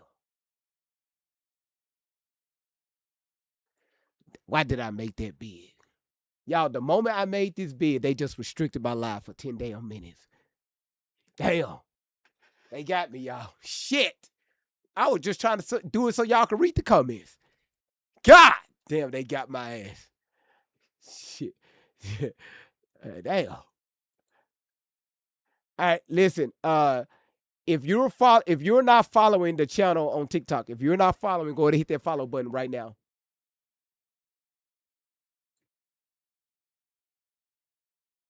Hurry up. Hurry up, y'all. Hurry up. Follow. Have you ever swallowed? Have you ever been swallowed? Now y'all see why I make the stuff small, the videos small. Everything's so small. So we don't get got. All right, y'all follow? Have you ever been swallowed? Listen. It's going to hold on, Lord. I'm just finna restart it because the next violation I'm gonna get is going to take away everything that y'all threw. All right. So what we're gonna do, we're just gonna restart it. It's gonna take a few seconds to do it. So listen, y'all. Give me about 10 to 15 seconds. Let me just restart the platform. That's it. Just come right back. Have you ever been swallowed?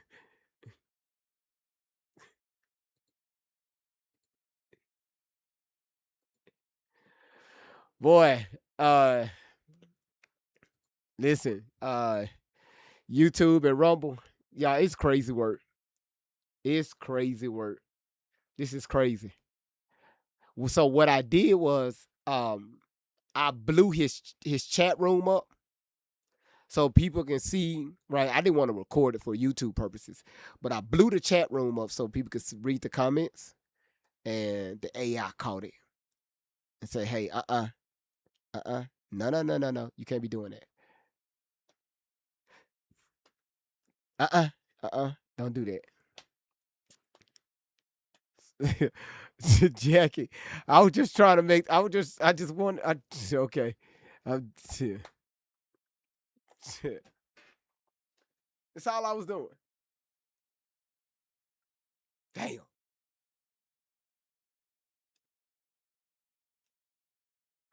Okay. Let's go back in. That shit, that didn't even sound right. Let me go back in.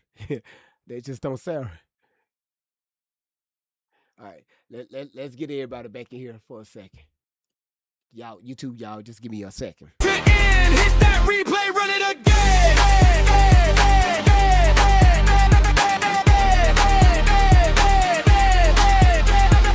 Always got questions, always digging deep, looking for answers that others might keep. Not just the headlines, not just the noise, searching for facts with a curious voice. Kicking the dots, putting pieces in place, taking the time to examine the case. Facts on the table, questions in sight, searching for truth from morning to night. Got great researchers helping along the way, bringing information into the light every day. Doing the work, taking the time, looking for answers and following the signs. And everybody knows when that moment arrives, the room gets quiet, everybody revives. You hear that voice, you know what's coming through, the phrase that nobody else can do. I know you fucking lie. Stretched out with style, the way he says it makes everybody smile. Can't copy the sound, can't copy the tone. That's a signature, that's all his own.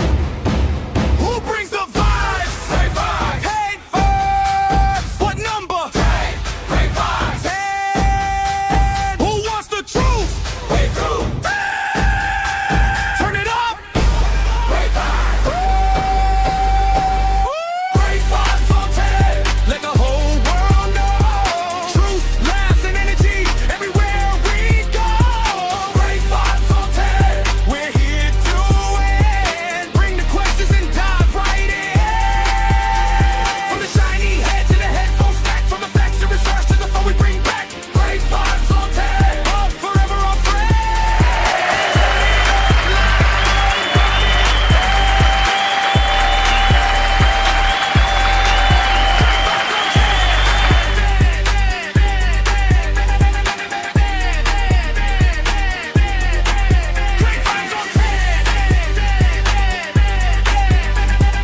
Truth never quits, and neither do we. Y'all, good thing, yeah. Y'all asked what happened. Oh shit. I had to restart the platform. I had to end it and restart it because we got to. They restricted the live because I blew the when I blew the comments up so y'all can see the comments because they were going so fast. The AI from TikTok picked it up and said, "Hey, that's not our. Hey, what are you doing? That's not our. That's not your original content." So they restricted the live. Again, that's why I make the videos very small. So it'd be hard for the AI to pick up on it.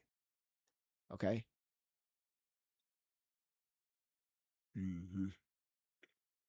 Mm-hmm. Mm-hmm. But we almost done, y'all. We almost done. I just wanted to show y'all. Well, thank you, Diana. Thank you. Thank you, Diana. Thank you. Yeah, winner, I'm just saying. Uh yeah, yeah. I known better. I shouldn't have made that big. I shouldn't have did that. Lynn B, thank you for your love you. Cause it make I don't know.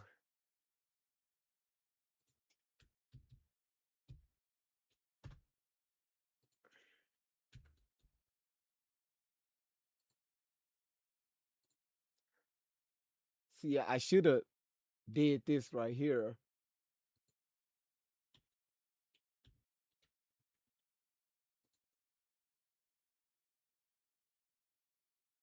Been swallowed up. Have you ever been swallowed up? Have you gone through a time of swallowing where everything was overwhelmed? Been swallowed up. Have you ever been swallowed up? Have you gone through a time of swallowing where everything was overwhelmed? Been Y'all just keep sharing the live stream out. Thank y'all so much for being here. I really appreciate y'all for doing, for sharing it out and for being active in the chat. Thank y'all for doing what y'all. Thank y'all so much for everything, the stuff that y'all are doing. Thank y'all. You see, hey, Kay. Kay said, "What the hell I walk into?" I had to restart the live stream. Uh-huh.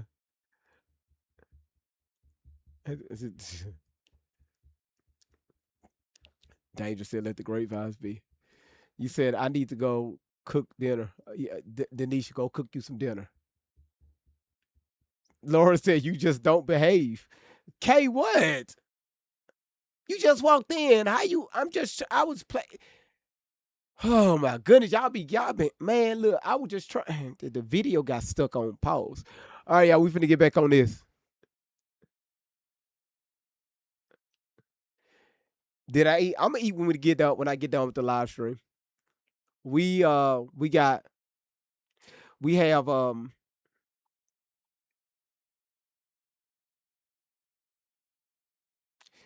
15 more minutes left on this. I'm gonna try to let it go through. All right. So y'all, let's go. Believe you are an accurate consumer of research, given the way you are describing I research. disagree with am you, happy. and I don't believe that Fair, you're accurate. Fair. That's Okay. fine. That is totally fine.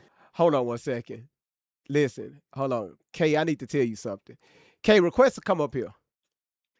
Get your ass up here.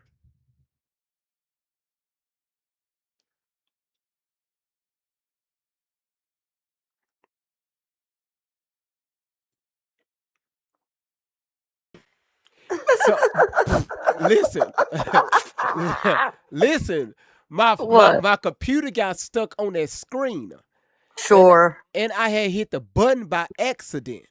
If So anyone believes him in the chat, put a 1. I hit the button. See, y'all be trying to take me for a joke. The button was button. It was done. Sorry. Look, there's no 1s in the chat. Nobody believes you. Oh, okay, we got 1. Maybe. You should believe me. Okay. I believe you. I came in at the wrong time. No, you just came in the middle of a commercial. It was a commercial. Was it? Huh? What kind of commercial was that? Yeah, it was just, I don't know. It's just I was just letting you know. Are you warming up for Sunday's church tomorrow or Yes, what? yes. So I was just so this is what I was doing because people are going swallowed up. Have you ever been swallowed up? Have you gone through a time of swallowing where everything was overwhelmed? So again, that's people going to church tomorrow, so I just want to make sure I get there and prep for the sermon on tomorrow. Lord. Mm-hmm. Carry on. I just want you to know that I couldn't type that in the chat. Mm-hmm. You believe me now? Maybe. No, you don't. Good to see you, Kay. It's been a while. Good to see you, baby. Yeah, you too. I pop in every now and then. I see you. All right, sweetheart. Thank you for coming up. Bye. Bye. See, there go Winner again, putting her head in people's business. Sticking your neck up in public. Winner, thank you so much for the giraffe. Said she threw down there 30 giraffes in the last 24 hours. Just always putting her head in. There she go. There it is. There it is, y'all. There it is. I told y'all. There it is. There go Winner go. There she go, y'all. The dots, putting pieces in place, taking the time to examine it. case. Back on the table, questions in sight. Searching for truth from morning to night. Got big researchers helping along the way. Bringing information into the light every day. Doing the work, taking the time. Looking for answers and following the signs. And everybody knows when that moment arrives. The room gets quiet, everybody. Shout outs to Winner. Thank you so much for those 10. I think it was 10 of them. 10 hand hearts. Kayla said, yeah, seasonal. Yeah, thank you so much, Winner. Thank you. Oh, shit, T Black. Oh, my goodness. Why you put that in the chat?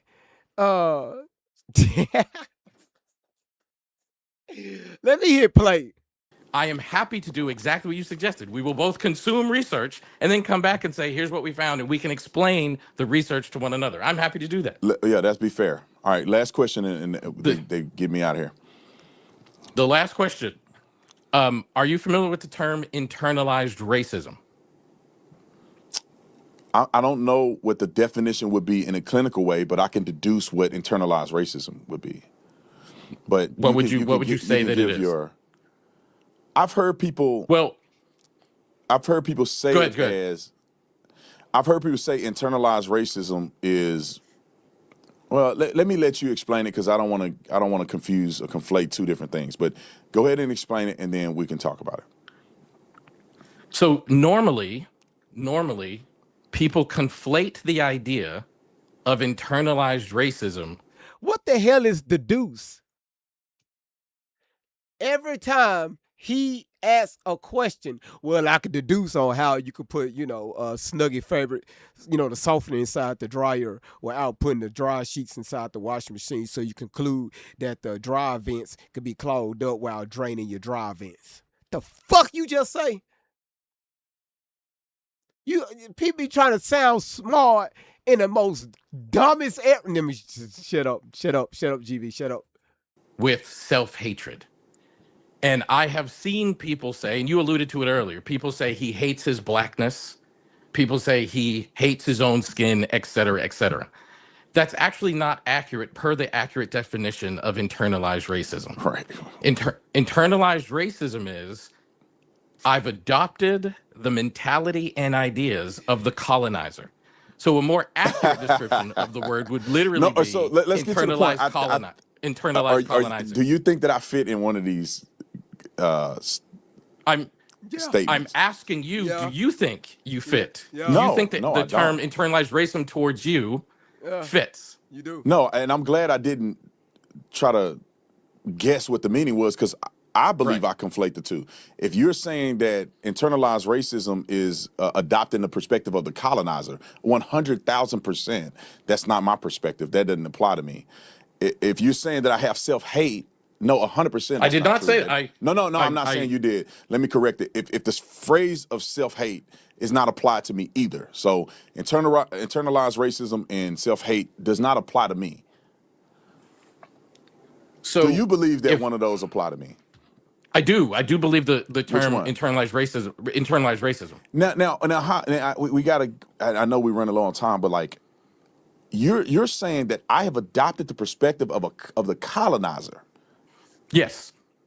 Give me an example. It got to be quick because I know we run a long time. Where would you derive that I've adopted the perspective of the colonizer? And can you? First of all, I think a million people can tell you, even white folks. Even white folks. Yeah, even white people. Even white folks called your ass out. They not even claiming. You want to be white so bad, even white folks say, we don't want to have nothing to do with him. We don't claim him. Winner, thank you so much for the giraffe. Thank you. Now, even though he's married to a white woman, it doesn't matter. This motherfucker wasn't even invited to Charlie Kirk's funeral.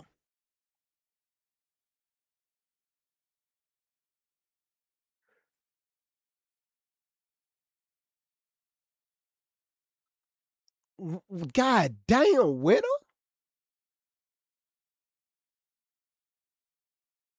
Damn. God damn. Man, shout outs to Winner. Thank you.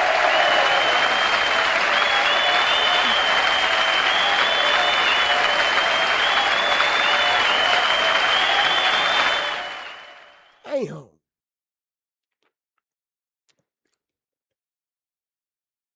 Y'all say he ain't invited to the cookout either? Yeah. Yeah. He'll bring y'all some raw chicken.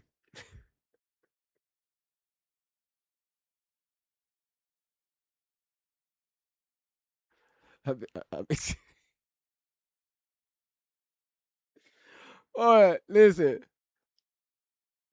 You said we're going to get GB to Mississippi. Man, I'm telling y'all get me out there to Mississippi and get me out there on that damn boat. By the time I look up, GB, you going to Horn Island? Yeah. 3 days later, I'm still on the boat, thinking I'm heading to Horn Island. Them motherfuckers put me on course back to Africa.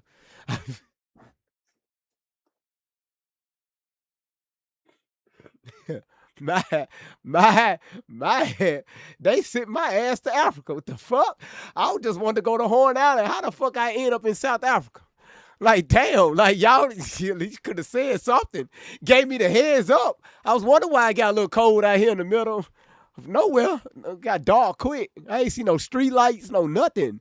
No satellite. I ain't see shit. Explain real quickly. I was wondering why I was trying to Uber some food and it said no nearby cars. It's like, damn, I'm in the middle of the fucking ocean. Who that person is or who that group of people are in America today. I'll give you a very specific example. You said that you don't believe slavery stole money from the black community. I did. That's not what I said. I said you cannot evaluate if slavery stole money. No, because if racism stole money, because money wasn't even on the table. No, he just said he'll play the motherfucking clip, and you said no. No, Tatum. No, see that's brother. He said I'll play the clip. You said no. No, don't play the. It was a one-armed man.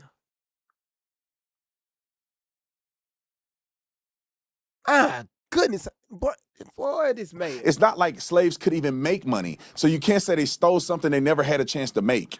That's what I was referring to. It's not like black people had money and then it was stolen from them when they were introduced into slavery and then it could potentially have been given back to them. They never had the earning potential as being slaves. So nothing was stolen from them. Now, opportunities were not provided for them after slavery in an adequate way, but you can't say something was stolen that was never available to them.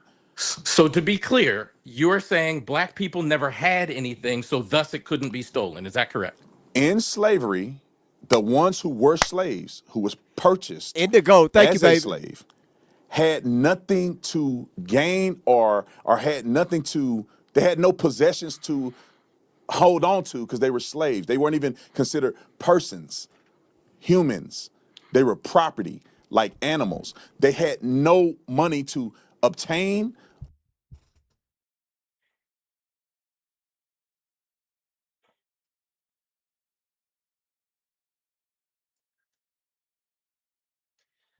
Y'all, I had supposed to be done with this live stream at 4:30. I had it scheduled for 12 o'clock p.m. to 4:30. But the only reason why I went over the time because this motherfucker, I got to keep pausing. This motherfucker don't even know his own. He don't know his own damn history.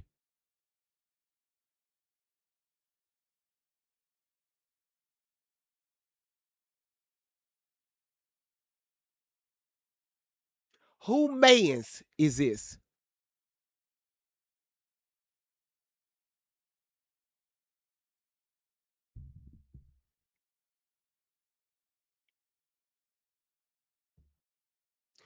Hey, Winter, come get your baby daddy. You said you got time today, so we locked in. I see y'all, Michelle, y'all been locked in. The hell? Yeah, y'all been crashing out for the past 5 fucking hours. With me. Or to give up or to relinquish. They had no choice in it. So that you can't compare that. Thank you, So again, I just want to be very clear on what I'm hearing.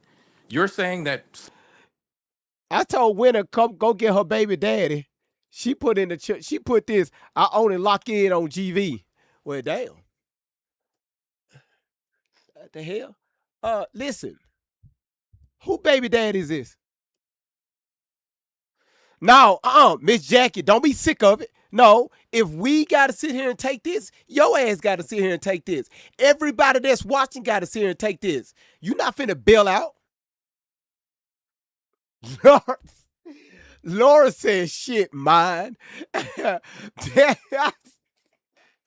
I thought y'all said this is a family. If we're going to have conversations together, we got to sit down and eat together, right? That's what we doing, right? We sitting down and we breaking partial bread, right? This dude is fucked up all the way. This is the same guy that's covering the Nolan Wells case.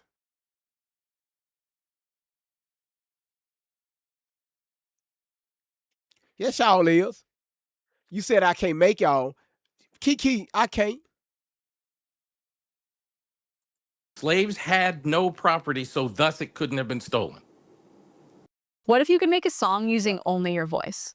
Let's start with the drums. I'm gonna hit drums and click cover. Yes.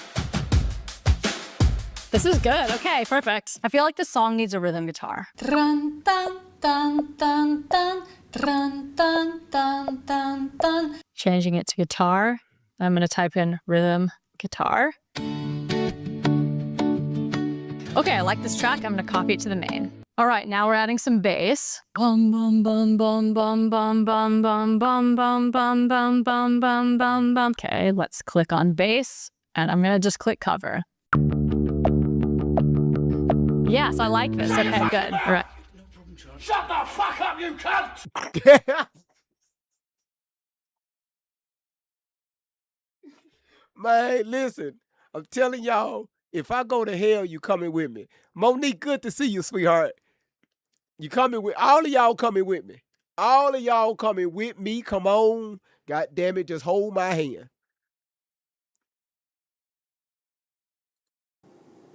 Yes. Okay, that is factually inaccurate. We know that from slave documents that they did have money. They were allowed at times to earn money, and they did have possessions. Winner, I know you will.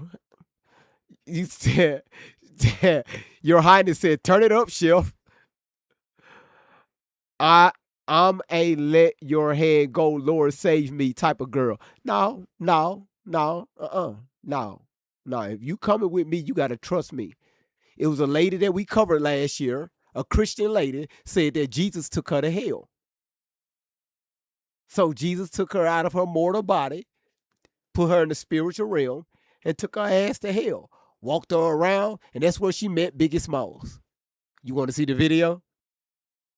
She said Biggie Smalls was locked up in jail in hell. You want to see the video? Miss Todd, thank you so much for the money gun. You said don't repeat it. She said it. Who remember when I did that did that live stream last year? Who remember that? It was back in September, sometime last year. Who remember that? Who remember when I played that video with that lady saying, that light-skinned lady, y'all remember where she said, hold on, don't be telling me to play the damn video. People think I'm lying. Laura, I need some help. They going off on me. Laura, please help me out. They think I'm lying. They think, can you please just help me out with this? They think I'm lying. No, who is that lady? What's her name? Somebody look it up, please. It's on my YouTube channel. Hold on. That people think I'm lying. GV, you better not say that again. Tell her light-skinned ass don't say that shit again.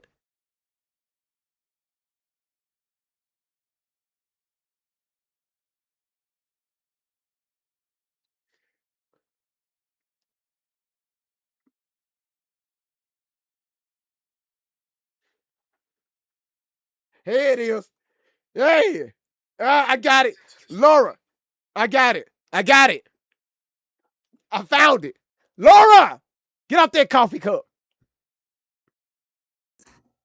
Okay. I found it. All right. Yes, it was true. I found it right here. Here we go. So think I be lying this shit. Is it something? Is something going on with my Wi-Fi?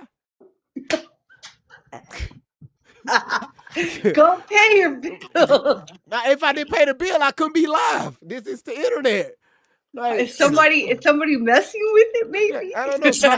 My Wi-Fi is really at the ignorant. I don't know what's going on with it. Oh, shit. Somebody might be out there messing with the lights again. Been swallowed up. Have you So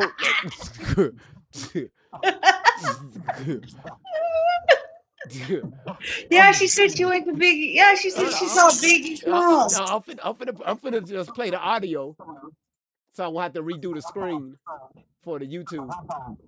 Here it is, right here. Did you call Comcast? Here it is, right here. Listen to this chilling testimony about hell. I saw Biggie in hell.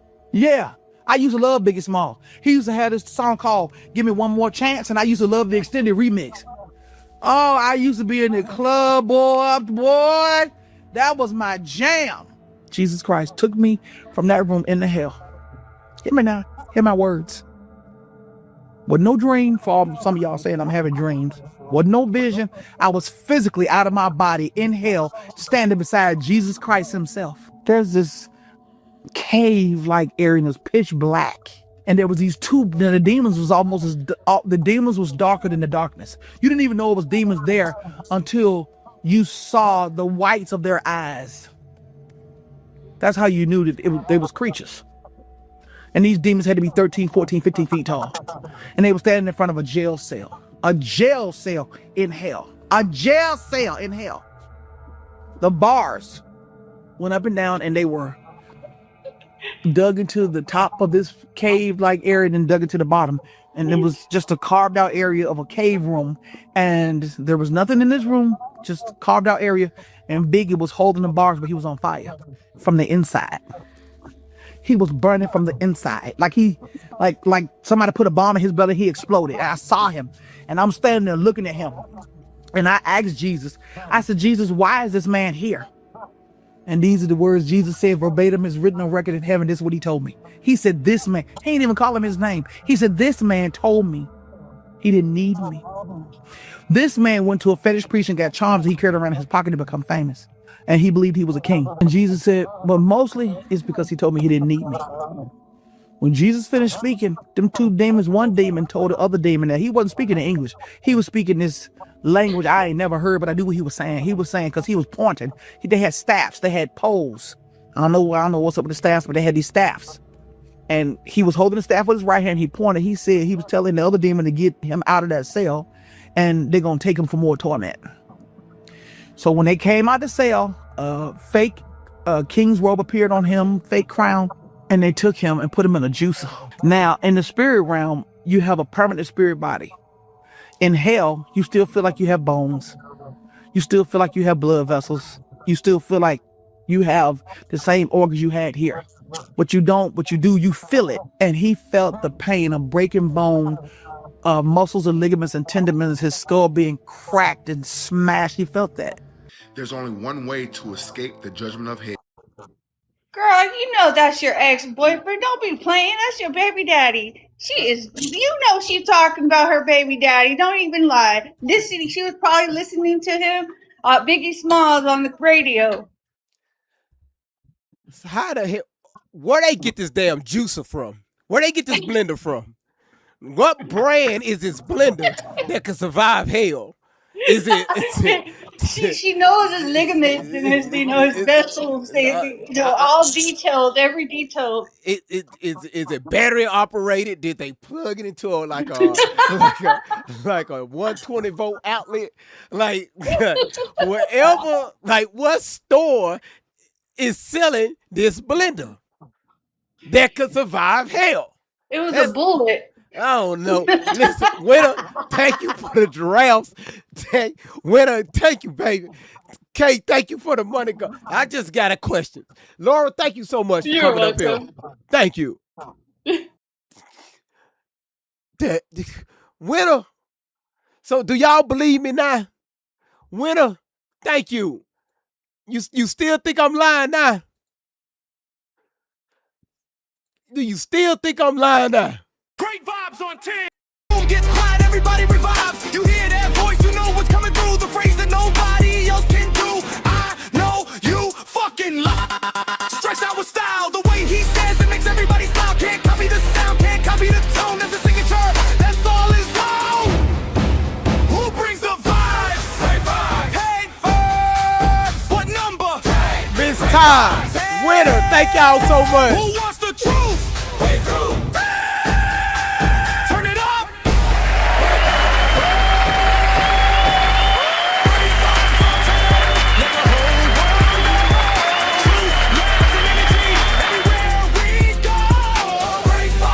Man, thank y'all so much for supporting the platform. Thank y'all again for being here. I hope that y'all are enjoying the show. Okay, I know it's hot outside for a lot of you all.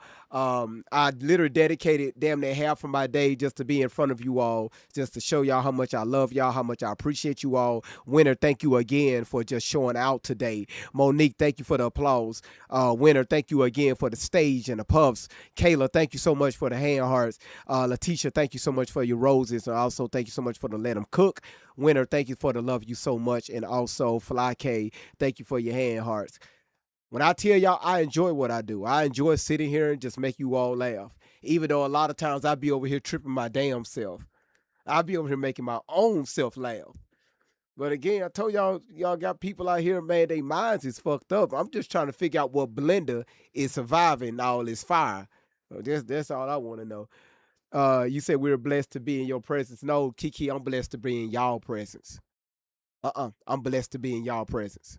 It's the other way around. I'm blessed to be with y'all. Hold on. And those things were taken. Let's talk about it because I want to be very clear about this. I studied this in college. Now you're talking about. I'm perceiving the slaves that are on the plantation that were not able to work. They not like Harriet Tubman, who was married and she worked and she was married and her husband was a free black man. I'm not talking about Harriet Tubman. I'm talking about other slaves who were in slavery who had no possession.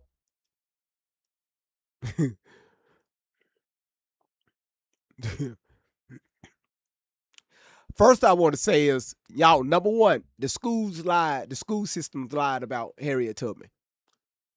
That's one. The schools taught you all that Harriet Tubman was trying to go back and help free slaves.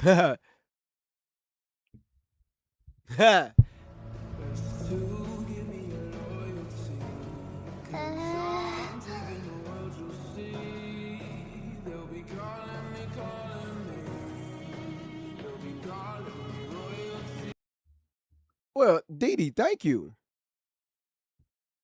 Thank you. What? Becky Lee said, who paying you? Diddy. When he get out of jail, he's gonna he owe me some money. Well, thank you, Becky, for putting that question. You just reminded me. Diddy. Anything else you want to know, Becky? Becky couldn't do no but laugh. Boy, she couldn't do no but laugh on that one. She said, you know what? He a fool. He a damn fool.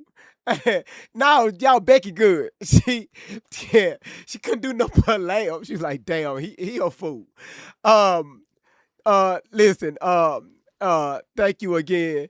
Thank you again. Thank you again. Thank y'all again. Thank y'all for being here. Okay, let's get back to the video. Thank you, Dee Dee. Thank you so much. Octavia, thank you so much for the level up sparkles. Oh, well, yes. The school system lied to y'all about Harriet Tubman. She wasn't what the schools taught us that she was. So don't believe that lie. Please don't believe that lie. She was connected to somebody that was connected with an organization. Let me be quiet. Winner, thank you again for the giraffe. Thank you again for the giraffe, for the 50th giraffe. Y'all, we have to be careful what we say here on social media. Okay, we got to be careful what we say. All right? Remember, y'all, just remember this right here. If they push a narrative, build museums and stuff like that, they need to correct. If they can't get you here, they're going to create a visual. half of the shit that they told y'all about slavery and all that stuff, half of that shit is a lie. The people that y'all listen, y'all get, man, my goodness. I have to do a live stream. You know what? February, I'm gonna bring y'all some information. But it's not gonna be on TikTok. It's not gonna be, we're gonna be on YouTube and Rumble. We're not gonna be on TikTok. But that way I can flow and show y'all the information, okay? I can show y'all.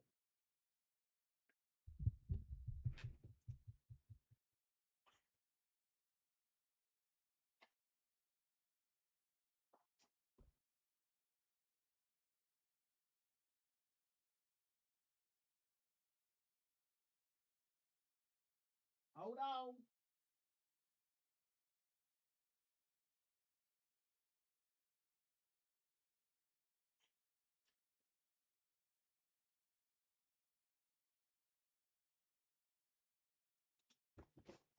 It's somewhere around here.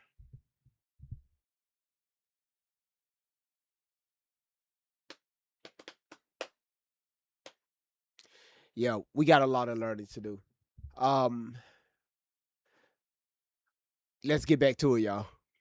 Property, they were not allowed to work. They didn't work in the house. They weren't able to purchase their freedom. None of that. I'm talking about those people. I'm not talking about people who were house slaves, people who were servants in slavery, people like Harriet Tubman towards the end of her life, where she actually lived with her husband, who was a free black man and able to work. Some of her family members were free. And so I'm not talking about those particular slaves. So when you look at those particular slaves, some of which who were blacks who owned slaves, like I'm not considering those people. I knew I was going to find it. I put this together myself 14 years ago. See this right here? The true story of the white nation, settlers, the mythology of the. Well, you got to be careful what you say here on TikTok. Put this together, and what I'm going to do, this right, all this information that I put together, y'all, you're not going to find this in your bookstores. You're not going to find this nowhere but the GV library, okay? Everything, and this why I say, y'all, they lie to us. All this stuff I printed out, that's why it's in black and white, okay? That's why it's in black and white. All this stuff, they lied to us in the schools. They lied. I don't care if your ass white, black, I don't care about your background. They lied to your ass too. That's why people can't come up here and just tell me any old thing. That's why I'm listening to Tatum. Like, bro, what's the fuck your ass talking about?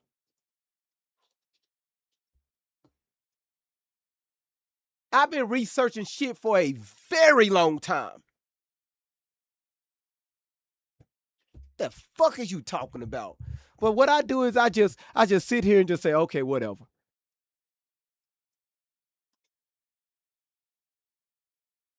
I told me and Laura was talking the other day, and we was talking about ye who controls the writings controls the age of the thinking.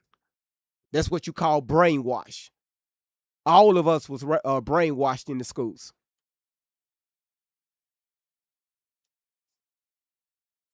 Considering the people who had no opportunity to work, therefore they had nothing to build or take away from. So that I can be abundantly clear, I believe you're just demonstrating internalized racism, because when I said I'm going to tell you, I asked you twice, can you be very clear? Are you saying this? And twice you said yes. And then when I gave you contrary information, you widened it. I'm not considering those kinds of I slaves. widened it because I believe that the conversation needs to be deeper than the surface level. Did they gain money or not? Because there's different there's different phases, there's different people that were in different phases of slavery. Slavery was not all one thing. There were people who were slaves who worked. There were people who were slaves who were given the opportunity to purchase their freedom. There were people who were black who were once slaves who then were free and then owned slaves. We can have a broader discussion about slavery. I'm saying the ones who did not have an opportunity whatsoever that didn't even have a chance at having any possessions could not have possessions taken away from them. If you want to go through black people in general, we have to then talk about black people who own slaves. We have to then talk about the first legal slave owner in American history, which was Anthony Johnson. We have to talk about all the black people who purchased their freedom and who also purchased other people's freedom in slavery. Those who never was a slave in the field. Those who always, you know, in slavery had a different perception or a different position in slavery. So it's a dynamic discussion. Our premise was people who had absolutely no opportunity whatsoever should not be evaluated as the same as those who had an opportunity. So the conversation was post-slavery. Focusing on after slavery was abolished, where do we go from here? Respectfully, I don't see a point in talking about the details because you keep moving it instead of. I'm not moving it. You want to broaden up the conversation. You asked me a very basic perspective. Clearly, what did you say? You said yes twice, and then I said, "But what about this?" And then you moved it. And then I realized you want to broaden the conversation. Okay. So I broadened the conversation.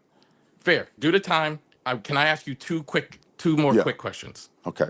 One of them: are you familiar with the phrase moral disengagement? Moral disengagement, no. So would you acknowledge, regardless of whatever opinions you hold, you're allowed to hold whatever opinions you want, would you acknowledge that some of the messages that you present cause harm to people?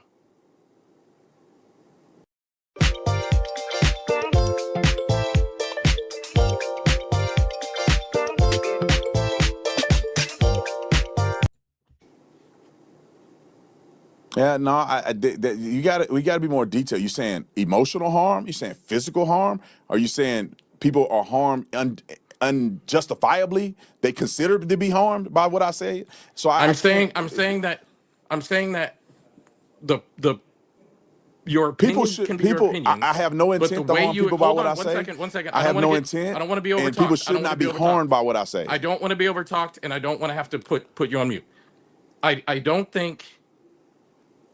think some of the stuff you communicate on the platforms you do causes harm to people. In what way? Emotional harm causes them trauma and stress to hear your message. Okay, that's a personal thing. That has nothing to do with what I'm presenting in my the way I intend to deliver it. It's not my fault that somebody's receiving personal harm in their own perspective because they don't like me saying that a black person was wrong. They feel harmed because I interview somebody. That's not legitimate. It. No. I'm saying these are the complaints that I'm hearing. Let me ask you a more specific question. If I presented you with evidence of a human being whose life has been harmed by the messages that you've put out, would you change or would you do anything different on how you're putting messages out? Well, it depends because there's no intent for me to harm anybody. You give me a specific example, meaning that if somebody legitimately came to me and said, hey, man, when you said this, it really hurt me and it was materialized, I may consider, depending on what I said, I can't not tell the truth because it hurts you.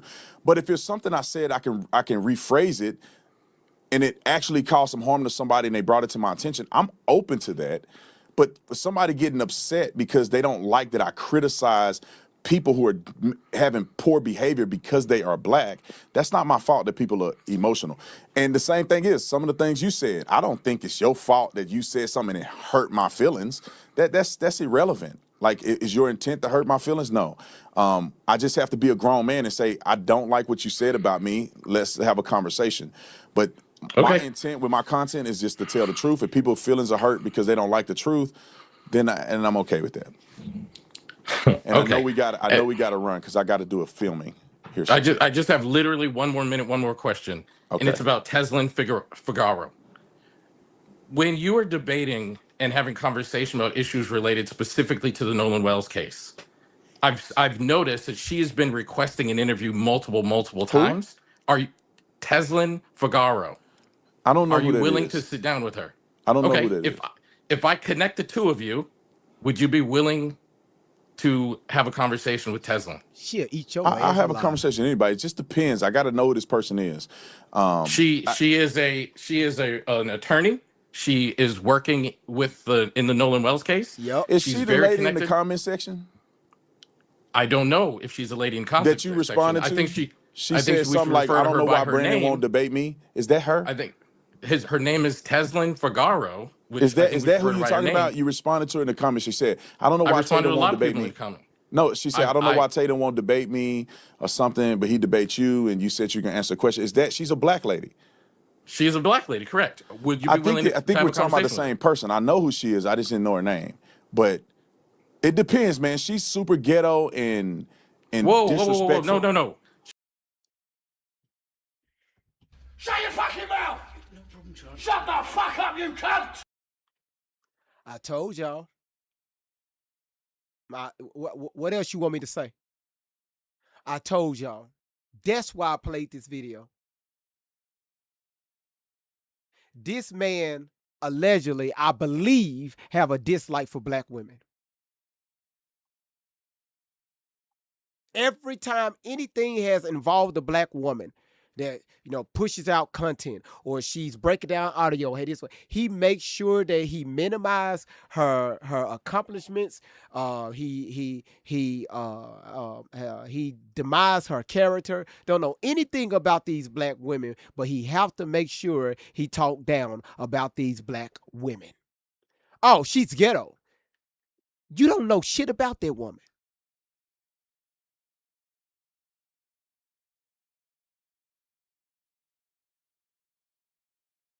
The first thing popped out of you talking about an attorney.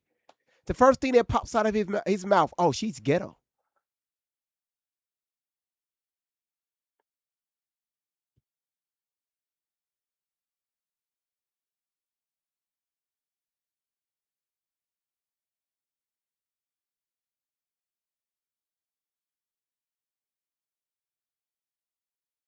I really want to know what happened between him and his mother. I really want to know what happened between him and his mother. Because that's deep. That's deep. That's deep.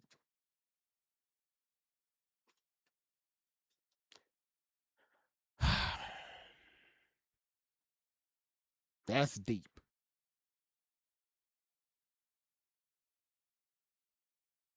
God damn. She's not super ghetto nor disrespectful. She's I've been super on an interview with educated. her. I understand that. She's She super talks educated. she's not very respectful. She talks crazy. I may still consider talking to her, but I just want to put it out there. And you know what, y'all? Some of y'all are right. It might not have been his mother. Something happened in his life at an early age, got him viewing certain women in a different light. Like for real. A lot of times when people go through things in their life later on, how they view people, how they see people, how they go on with their relationships, how they perceived it, a lot of times it comes from your upbringing. How you was raised, what you experienced, what you see your parents, what you see your mama go through, what you see your daddy go through. You carry the good thing out, or you carry the things that hurted you. You hold something happened in his past.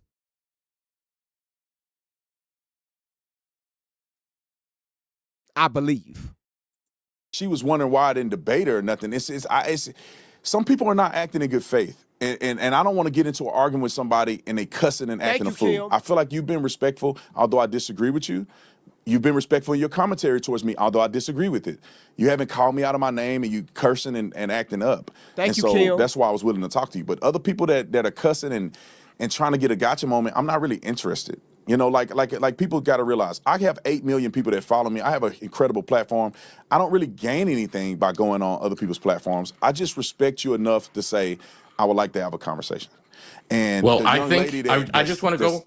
that talk crazy about me every day, I don't know. I got to consider if I would talk to her because I don't know if it would be productive. Okay, I gotta let you go, but I will gonna go on the record and say I think you should sit down and have a conversation with Teslin because she is just as informed and connected to this case and has interviewed just as many people as you have, and I think that's an important thing. So, Mr. Tatum, thank you so much for your time. Thanks for having me. Appreciate it. I hope y'all learned a lot about this young man. Poker, thank you so much for the money gun. Thank you. Throwing it like crazy. I really appreciate that. I really hope that y'all learn some stuff from this young man. His character, how he view life, how he view himself, how he um conduct interviews.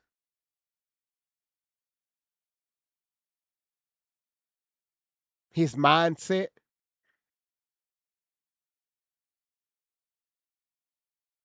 Kiki, Kiki said that was fucking miserable.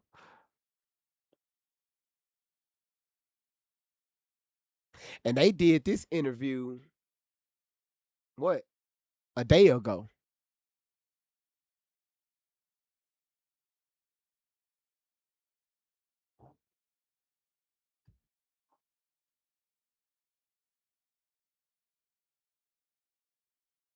It's sad, man. Oh, Miss Ty, I already checked it out. I already checked it out.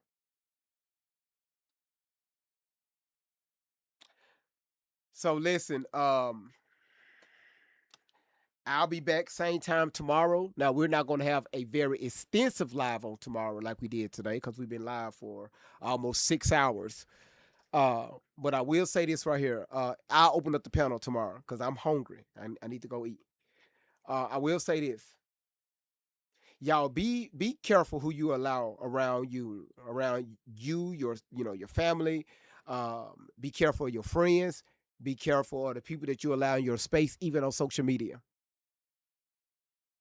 I know we've been dealing with this Nolan Wells case, and it's taking us up, down, left, right, circle, backwards. But don't let this case consume you. Please don't.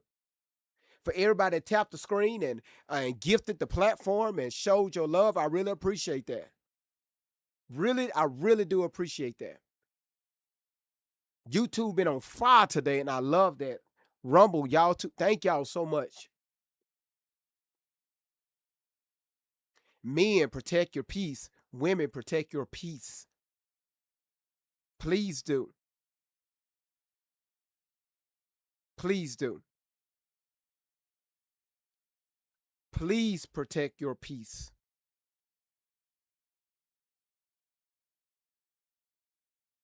Protect your peace.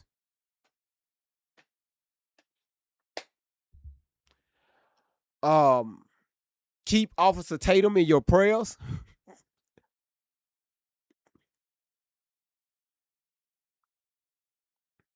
Mm-hmm.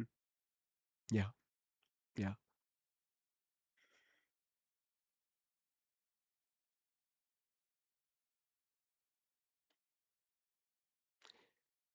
Miss M, how is everything going with you?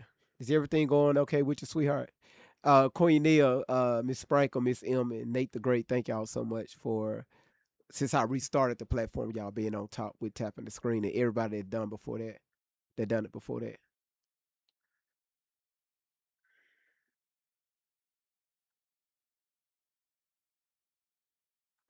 Miss Michelle, you said, where are you going? Why not coming back? You had time today. Michelle, I've been live for 6 hours.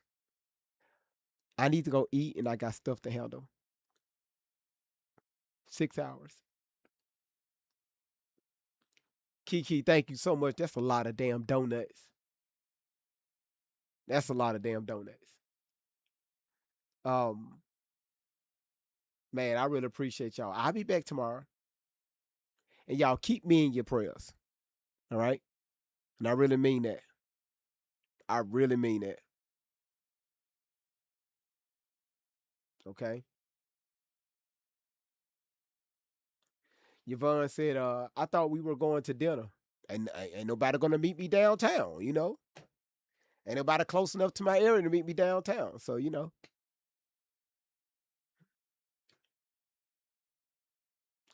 thank you, Delicious. Oh, I'm not coming back tonight. You said what? You asked what area? I'm in the Memphis area.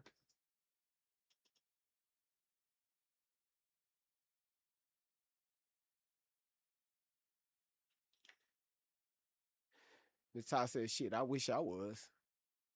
She said, we catching the bus. Hold on, GV.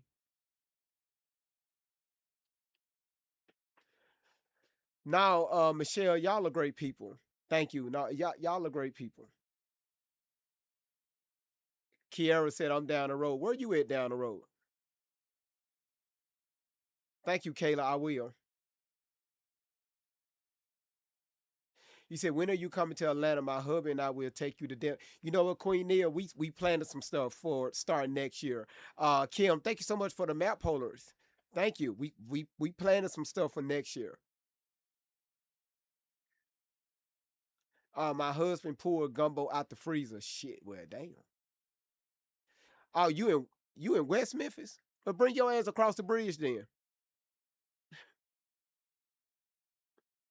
That was pretty. That was pretty. That was beautiful.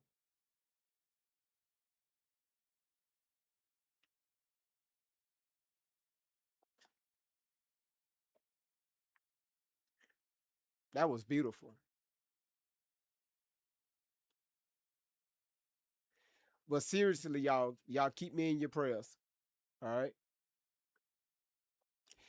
It's going to be same time tomorrow. Today we start at 12. We're going to start at 12 again tomorrow. But it won't be as long. If it go as long, that's fine. But we'll see.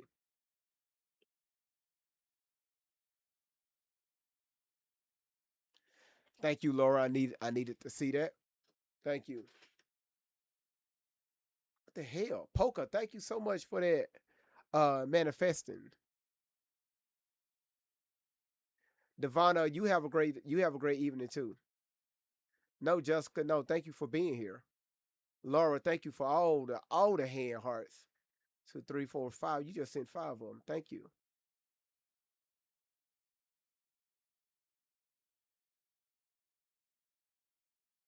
All right, y'all. I'm finna get out of here. Big Cox, Big Six. Thank you for the rose. Crystal, thank you for the team cheers. Chris, thank you for the heartbeat. And again, thank you for the popular vote. So I'm finna get out of here, y'all. Y'all have a great evening. Y'all take care of yourself. And again, thank y'all for gracing me with y'all presence. Thank y'all for allowing me to be in y'all presence. Al, thank you so much for the money gun. Man, y'all are freaking amazing. But I'll be back tomorrow. And we're going to have a great time tomorrow, all right? So y'all take care. Y'all be good. And thank y'all for the love, man. Thank y'all so much for the love. Y'all told y'all this is the best platform on this side of the Mississippi. And again, if you want to catch the replay, y'all, go over there. Go over there, catch the replay, all right? And y'all take care and y'all enjoy the rest of y'all day. I love y'all. Y'all be safe, all right? It's your boy Great Vibes on 10 for the win. Bring that energy everywhere we'll go. Great vibes on 10. Turn it up again. That's the kind of vibe you can't pretend. Great vibes on 10. Say it loud, say it proud. Bring it to and bring the crowd. From beginning to end, hit that replay, run it again.